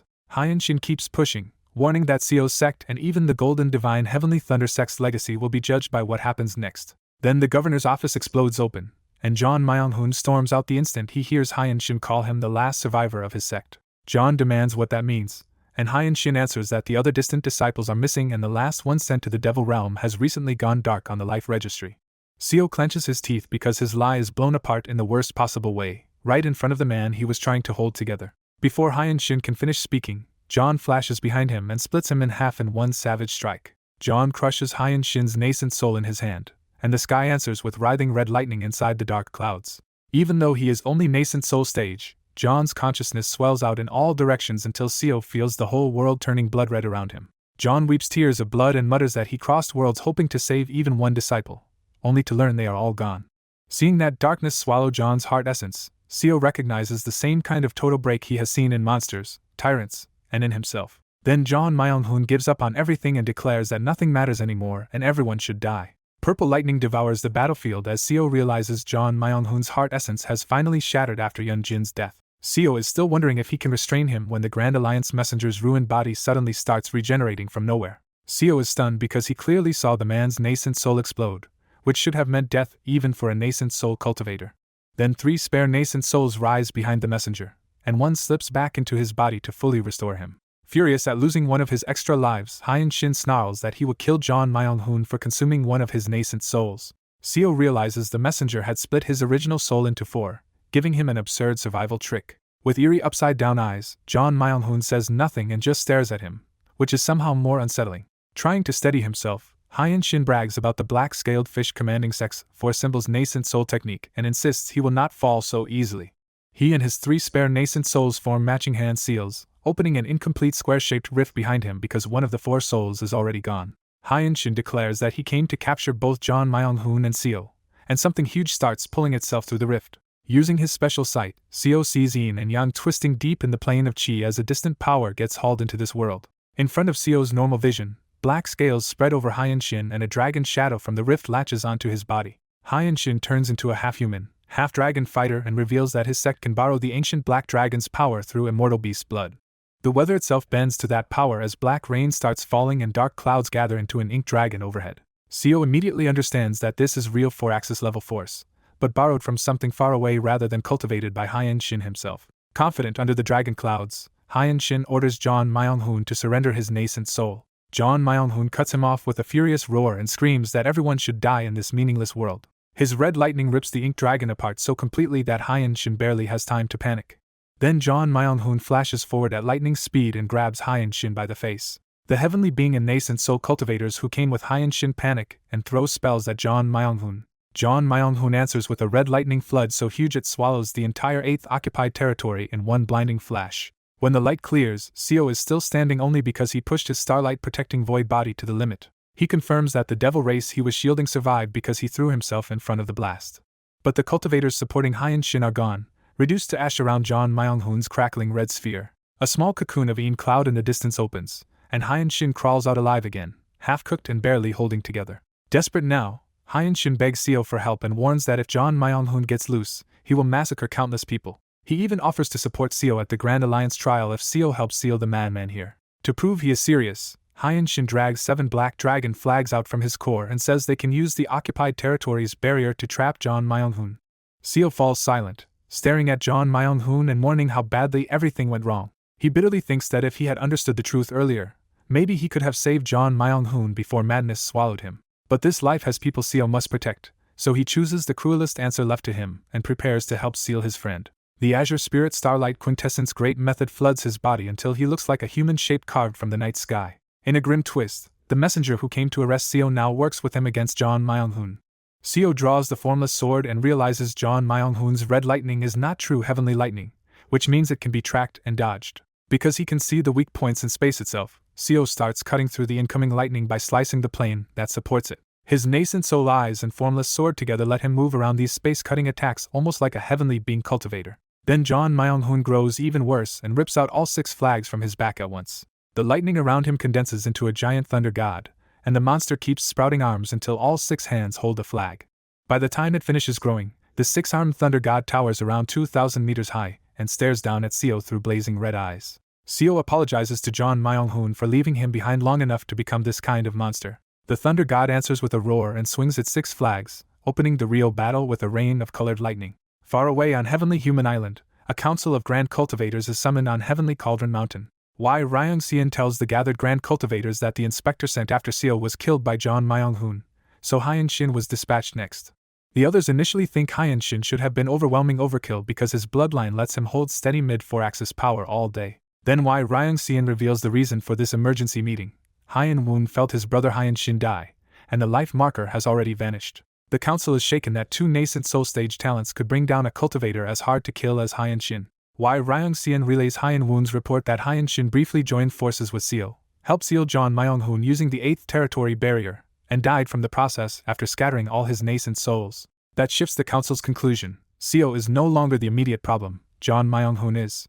Even while admitting both men are extraordinary talents, the grand cultivators immediately fear what Hyeon-shin's death will invite from the Black Dragon King. They predict Hyeon-eum will use righteous anger as an excuse to kill John Myung-hoon, eliminate Seo too, and strip the human race of occupied territory. Cornered and furious, the council starts talking like people ready to ruin everything rather than let anyone else profit from the war. They decide the realm annihilation heavenly void formation should be carried through properly, even turning the 4th occupied territory into ruins if needed. After several more days of debate, a 4-axis master arrives with word that Black Dragon King Hyeon-eum is already at the True Devil Realm entrance demanding passage. The council reluctantly agrees to let him through because, wounded as they are, they still need him to hold back the Devil Realm's integration stage powers. But Ryung-seon adds a colder order underneath it all. Once Hyeon-eum crosses over, trigger the Realm Annihilation Heavenly Void formation and shut the entrance behind him. So the human race's own grand cultivators quietly issue the order that will end the war by destroying the battlefield itself. At the True Devil Realm entrance, Hyan Eum waits in black robes with pale calm and visible annoyance while a Grand Alliance envoy nervously stalls him. Hyan Eum's patience thins fast as he reminds the envoy that his descendant is dead, and he is only waiting out of the barest courtesy. When the jade slip finally lights up with permission, the envoy relaxes for one fatal second. Hyan Eum casually confirms that no higher Grand Alliance avatar is monitoring this gate, and that this envoy is the only direct contact left here. The moment he has that answer, Hyan Eum grabs the envoy by the throat before the man can even react. As the envoy chokes and blood pours from his face, Hyan Eum coolly invents a cover story about a convenient meteorite massacre. At the same time, a vast mass of black water gathers in the sky above the entire entrance encampment. The garrison realizes the Black Dragon King is exterminating them, and terrified cultivators launch their flying escape techniques to flee and warn the Grand Alliance. But one escaping heavenly being cultivator realizes too late that the space around the camp has already been warped into a trap. Every route folds back to the same place, and the trapped cultivators turn pale when they understand they are going in circles inside twisted space. Watching their panic, Hyan Eum crushes the envoy's body and soul without any hurry at all. He repeats his fake condolence story one last time, as if mocking the dead before they have even fallen. Then Hyan Eum walks into the true devil realm while the black water crashes down behind him on the trapped human race army. With a clenched hand, he even changes the falling black water into giant rocks to make sure the slaughter is complete. Only after crossing does he admit what he expected all along.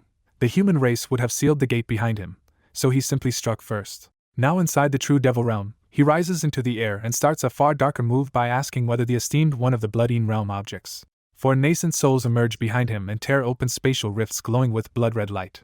Hyan Eum calls on the esteemed one in the name of the Black Dragon King and offers up the human race's massacres and wicked deeds as fuel. As he speaks for the billions of devils the humans slaughtered and exploited, bloody radiance spears into the ground and races through every occupied territory. By the end of the spell, crimson light is already swirling through the dragon veins under all the lands humanity seized in the devil realm. Seo spits blood in the ruins and realizes the governor's office and most of the 8th occupied territory have been blasted into a wasteland. Thunder drags his attention back to the battlefield, where 7 black dragon flags are still standing inside the territory barrier. Staggering closer, Seo understands the flags are sealing what is left of John Myung-hoon. He sits at the edge of the formation and feels Hyan Shin's presence is completely gone, meaning Hyan Shin must have burned through his last nascent souls to help win. Seo reflects that he barely survived nearly 3 days against John Myung-hoon's lightning, a path so fast and vicious it paralyzed him on contact and kept hunting him after every hit. Now that the storm has settled, Seo looks at John Myung-hoon's trapped golden core and nascent soul with heavy guilt. He quietly admits he may have failed John Myung-hoon long before this, because he chose safety over trying to understand the suffering of someone from his own world. After apologizing and telling John Myung-hoon to rest, Seo turns away and nearly collapses again from his injuries. His next thought is for the people he hid underground before the battle, so he forces himself toward the wreckage of the governor's office. Even half dead, Seo tears through the debris with brute strength until he finds the underground entrance. He descends into the basement tunnel and follows a distant green glow deeper underground. At the hidden cavern, Seo finds the devils alive beside the green void spirit pond, with Hyan Shin among them. 2 devil children sprint to Seo in panic and relief the moment they see him covered in blood. Seeing everyone safe is enough for Seo, and he blacks out just as Hyan Shin rushes over on the puppet and the devil children try to catch him. While unconscious, Seo relives the entire fight in a dream and dissects every mistake and every success like training after a life-or-death lesson. In that dream, he senses a higher realm calling to him and realizes the key is hidden in the similarity between John Myung-hoon's lightning and heavenly tribulation. That insight pulls up his old memory of Jangek's green Pudao, because that terrifying strike was built on the same kind of principle. Seo cannot define the exact rule yet, but he becomes certain that if he ever grasps what tribulation and that strike truly share, he may reach beyond. Seo wakes in the cavern after 2 days unconscious, with 2 devil children shouting over him and other devils crowding close in relief. The strange part is not just that he woke up, but that the devils now treat him with open concern instead of fear or resentment. Hyan Shin rolls up on the puppet and starts explaining that the devil realm finally answered his distress signals during Seo's battle. The devil army captured human soldiers, learned about the realm annihilation heavenly void trap, and found out Seo had tried to send the local devils away to save them from it. Seo assumes that is why everyone is suddenly grateful, but Hyan Shin says that is only the beginning of the truth. Pointing at the void spirit pond, Hyan Shin asks Seo to notice how suspicious it is that such a strategic place fell so easily and kept showing up near human territory. Then he reveals the real secret. This pond is a scar left by Bloodine realm fiends scraping at the devil realm from outside. Seo jolts up in shock, because if the Bloodine realm is connected here, staying in this place should be suicidal. Hyan Shin calms him with a crucial distinction. This pond was made by Bloodine, but unlike the others it never actually connected to that realm. He explains that Bloodine fiends feed on malice, and the other occupied territories built up enough cruelty from human conquest and slaughter to open those ponds into hell. The 8th territory was the one exception, because Seo did not abuse the local devils enough to create the malevolence blood he needed. Giant Shin and the local devils bowed deeply, thanking Seo because his mercy kept this territory from becoming another blood-eaten gateway. The gratitude hits Seo so hard that he breaks down, because this is exactly the meaning he wishes John Myung-hoon could have seen.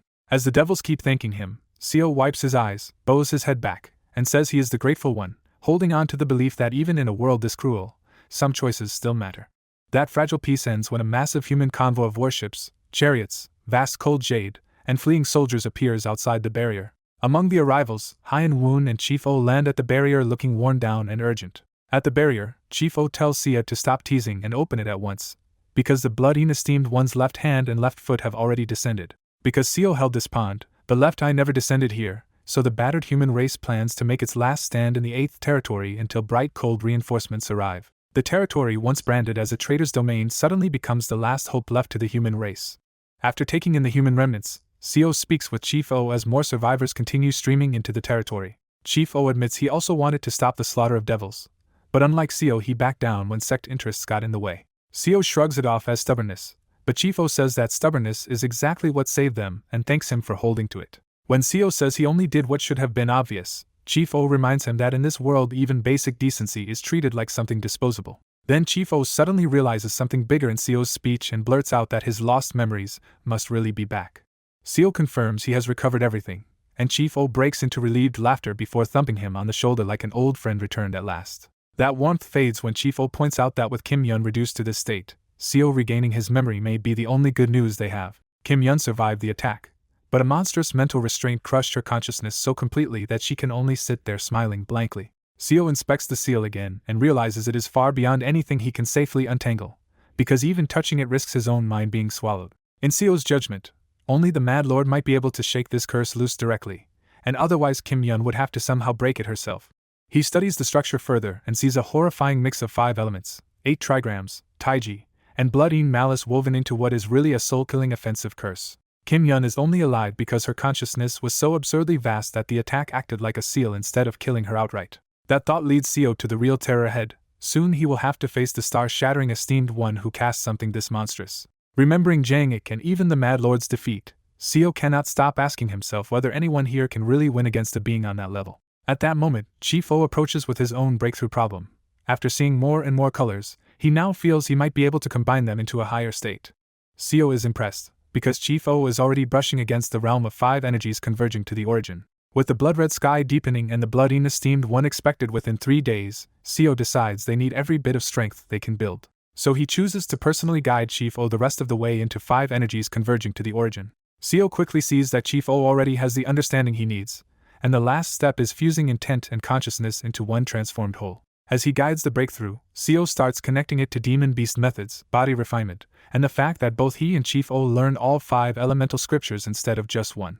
That realization makes Seo suspect their Azure Spirit Starlight Quintessence Great method is much closer to an original demon beast method than he ever thought. It also makes Seo consider properly cultivating that method himself later, possibly even forming an inner core again in a new way. Days pass under Seo's protection until Chief O finally completes the transformation, though much more slowly than a natural martial prodigy would. When Chief O rises at last, he feels stronger but also strangely demonic, as if the method really did drag him toward a demon beast nature. Whatever he has become will have to wait, because now both men turn toward the sky where the real enemy is almost here. The surviving soldiers gather in the same direction, and even Hyen Woon comes forward with open alarm as something vast approaches from beyond the mountains. A heavy pounding starts echoing past the mountain range, and the sheer presence alone is so immense it feels bigger than the world around them. Hyen Woon names it with a swallowed breath, the blood-eaten realm's star-shattering heavenly fiend, the esteemed one's left hand. As the avatar closes in, the sky turns fully blood-red and even the vast cold jade territory starts to run with devilish energy. Then the thing rises over the mountains, and its true shape is grotesque enough to poison the whole landscape just by appearing. The esteemed one's left hand is a colossal hand-shaped mass of living red coral covered in dozens of giant eyes, reaching over the mountain range toward them. The battle opens with a nightmare in the sky. The esteemed one's left hand is so huge it could cover mountain ranges, and its red light dyes the whole world blood-colored. Hyen Woon immediately takes command, summoning 4 nascent souls and a black dragon shadow behind him as his voice carries through a strange mist to every human cultivator. Under Hyen Woon's orders, the surviving human forces unleash everything they have, and the left hand actually smokes and pauses under the barrage. Seeing visible damage, Hyen-Woon shouts that this is only one hand, not the full esteemed one, and he rallies everyone to commit to a decisive stand behind the vast cold jade barrier. He reorganizes the line on the fly, pushing Righteous Path Cultivators forward to attack and Devil Path Cultivators forward to absorb the left hand's counterblow. The plan works only for a heartbeat, because the left hand slams back with terrifying force and the barrier shakes as blood sprays from the defenders. Then the worst part appears. The coral-like flesh on the left hand writhes and starts regenerating every wound the humans just fought to inflict. Eyeballs writhe open all over the hand, and the commanders urgently warn everyone to look away before the soul-extinguishing curse hits. A few unlucky cultivators glance up for an instant, and even heavenly being experts drop dead as the curse scatters their souls on the spot. When the red glare fades for a moment, Seo realizes the left hand has already recovered and is quietly preparing another attack. Hyen-Woon orders a defensive formation, but Seo catches a hidden trick inside the incoming spell and warns that the enemy buried a curse behind the obvious attack. Flames pour down from the warped red sky, but these aren't normal flames at all. They convert devilish energy into spiritual energy and hit the barrier even harder. The defenders block both the shockwave and the exposed curse, but then everyone suddenly staggers because the left hand hit a third spell inside the second. Seo immediately understands the real threat. This sorcery forces even the strongest mind to fall once into a heart demon, then floods that opening with malice.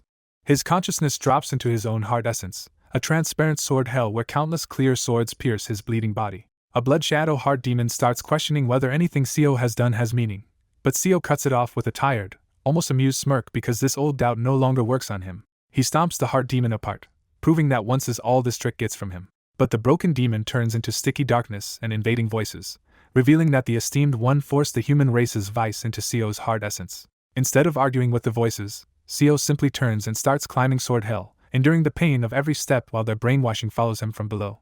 As he climbs, Seo realizes the swords beneath him are his own life and memories, and that his heart essence may be the true root of the canvas of myriad forms and connections. That insight pulls his cultivation into his heart essence, and figures begin appearing behind him as the sleeping nascent soul and the 3,000 colorless glass swords answer his call. Seo admits the world has felt like hell to him, but when he looks back at the countless connections behind him, he sees that hell is not the whole truth. White, amplified by those countless connections, Seo's white orchid blessing incantation swells into a white tide that washes the esteemed one's malice out of his heart essence. With that answer settled in his heart, Seo returns to reality convinced that goodness still matters even in a world that feels like hell. Seo snaps awake on the battlefield and sees how bad it got while he was under.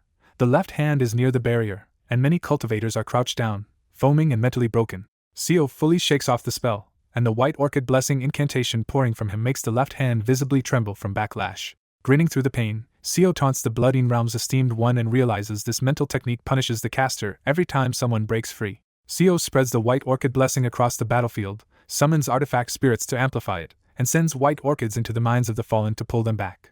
The left hand lashes out again in fury, but Seo keeps smiling through fresh blood because the enemy's anger confirms his counter is working. Seo now understands his white orchid blessing clearly. It boosts strength, guides the mind, restores mental endurance, and helps the whole group break mental attacks through the canvas's amplification. He declares his mind invincible with the canvas and white orchid blessing together, even as the left hand keeps hammering the formation. Then the fallen cultivators stand back up with red eyes, half freed by Seo's light but still being puppeted by the esteemed one into attacking him. Seo realizes he does not need to beat all of them outright, only endure until the blessing finishes pulling them back to themselves.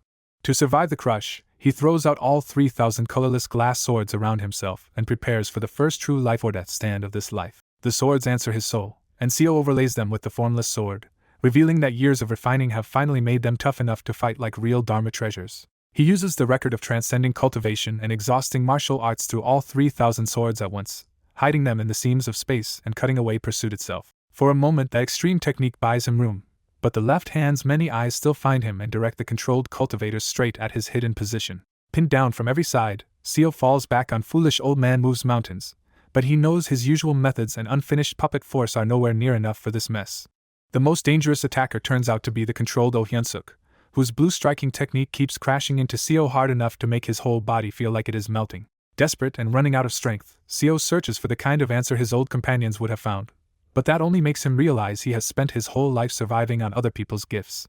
Instead of rejecting that truth, Seo accepts it with a bitter smile. If his talent is imitating, borrowing, and carrying the kindness of others, then that is exactly what he will use to protect everyone. He decides to reproduce the most terrifying strike he has ever seen, the heaven-collapsing esteemed one's attack, even if it means pouring every scrap of himself into a single move. The 3,000 colorless glass swords merge into one all-heavens blade as Seo stacks on every method he has ever learned, from the Mad Lord's circuits to Azure Wing Heavenly Shatter and his blessings, curses, and forests of light. With all of that gathered into Severing Mountain Swordsmanship's new 25th move, Seo steps into a realm beyond his usual limits, and names the strike Sea of Righteousness, Mountain of Grace. He drives that impossible strike through Oh Hyunsuk, and instead of simple destruction it turns into a heart sword that pierces the soul and purifies the esteemed one's sorcery inside him. The instant it lands, Seo suffers brutal backlash and coughs blood, but he also understands why the move changed. Even when he imitates destruction, his own history turns it toward saving others. The heart sword spreads through the whole battlefield, scans the hearts of the possessed cultivators, and finally frees them all from the esteemed one's control. Seo realizes he only touched that higher realm for an instant, but the glimpse is enough to convince him he can someday go beyond treading heavens by his own strength. The victory comes at the worst moment, because the furious left hand gathers devilish power once more and slams into the barrier hard enough to break it apart. As the defenders panic and shout to evacuate, the newly awakened Oh Hyunsuk rushes to the collapsed Seo and tries to keep him conscious. Seo can barely speak through the blood, but he keeps smiling and insists everything is okay, as if he has been waiting for something to arrive. Then, right at the edge of defeat, a mysterious flying fortress appears in the distance with metallic clinking, and Seo realizes every desperate struggle he made is finally starting to take shape. A swarm of bee-like units suddenly pours out of the wonderfully mysterious fortress, and Seo realizes this is no illusion. Those bees dig through the land and space itself, planting puppet structures until the area around the barrier becomes a new fortress with the left hand trapped in the middle. The left hand lashes out with blood-red mental curses, but the worker puppets barely twitch and keep building. Seo understands why the curse fails so badly. The puppets only carry fake souls, so they are a terrible target for techniques that attack heart essence and sanity. Blocked on mental attacks, the left hand starts gathering brute force instead, turning the sky red and shaking the whole occupied territory. Then the 3 gates of the fortress swing open, and the Mad Lord sends out not workers but his real combat puppets. Seo is chilled by the scale of it, because the Mad Lord has produced monsters far earlier than Seo remembers from his past life. Floating above the fortress, the Mad Lord practically drools over the left hand as priceless star-shattering research material. He rattles off his forces with manic pride, revealing 9 integration puppets, 204 4-axis puppets, and 1,050 heavenly being puppets before losing interest in counting the rest. Then the Mad Lord spots Seo and gleefully demands he keep the promise from his letter, hinting that if Seo is not ready, he is more than willing to modify him. Knowing the real clash is about to begin, Seo urgently asks Hyen Woon by telepathy to evacuate everyone. Hyen Woon immediately moves the human cultivators toward the only refuge left, the underground cavern with the void spirit pond beneath the 8th occupied territory. At the same time, the left hand crashes into the Mad Lord's legion and starts overpowering the surrounding integration puppets with raw force. But the Mad Lord sticks to his usual answer for everything, wave tactics, and more than 200 4-axis puppets lock the left hand inside a crushing formation. Pressed from every side, the left hand falls back behind a red curtain of defense while the puppet formation bears down on it. The impact finally shatters the already damaged barrier, and the fleeing human army is hit hard by the shockwave. When Seo looks back at the ruined center, thunder is rising there, and he instantly knows Jeon Myung-hoon's seal has come undone.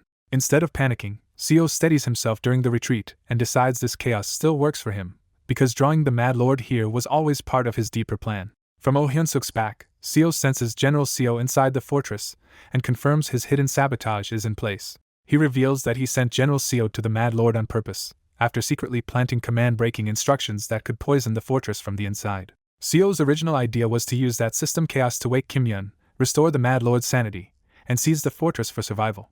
The details have gone badly off course, but Seo still believes he can salvage everything if he reaches Yun in the refuge and breaks her seal himself. Jeon Myung-hoon fully regenerates and dives into the battle in a storm of lightning, becoming another wild variable in the sky. The Mad Lord is delighted by Jeon Myung-hoon's broken heart and starts talking to him like a new recruit for the fortress, even as Jeon only screams for everyone to die. Seo leaves that insane fight behind and heads underground, convinced that if he can just wake Yun, everyone can still be saved. But the moment Seo reaches the Void Spirit Pond Cavern, that confidence dies, because the refuge has become a blood-soaked slaughterhouse.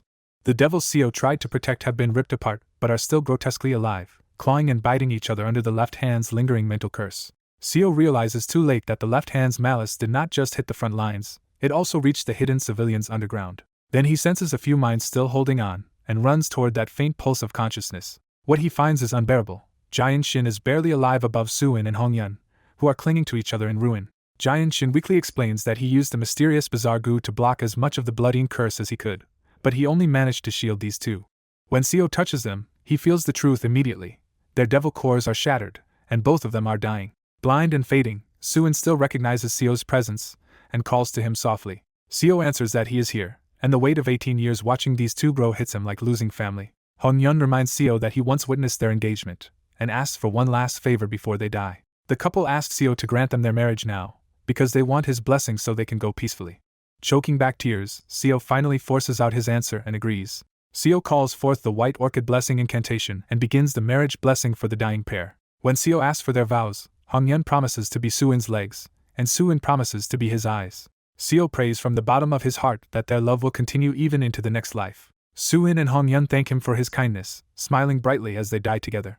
Giant Shin also fades at last, thanks Seo for everything, and receives his own quiet farewell. Then the White Orchid Blessing spreads through the whole cavern, freeing the other cursed devils from madness so they can finally die in peace. Standing among the dead, Seo blames his own weakness but swears that anyone still alive will not be allowed to die. With that vow, he walks to Kim-yun, who sits untouched in a corner of the cavern, still rendered vacant by her seal. Seo stops in front of the sealed Kim-yun and tells her to wake up, because it is time for him to end this himself. He takes the starting form and prepares Severing Mountain Swordsmanship's 25th move, Sea of Righteousness and Mountain of Grace.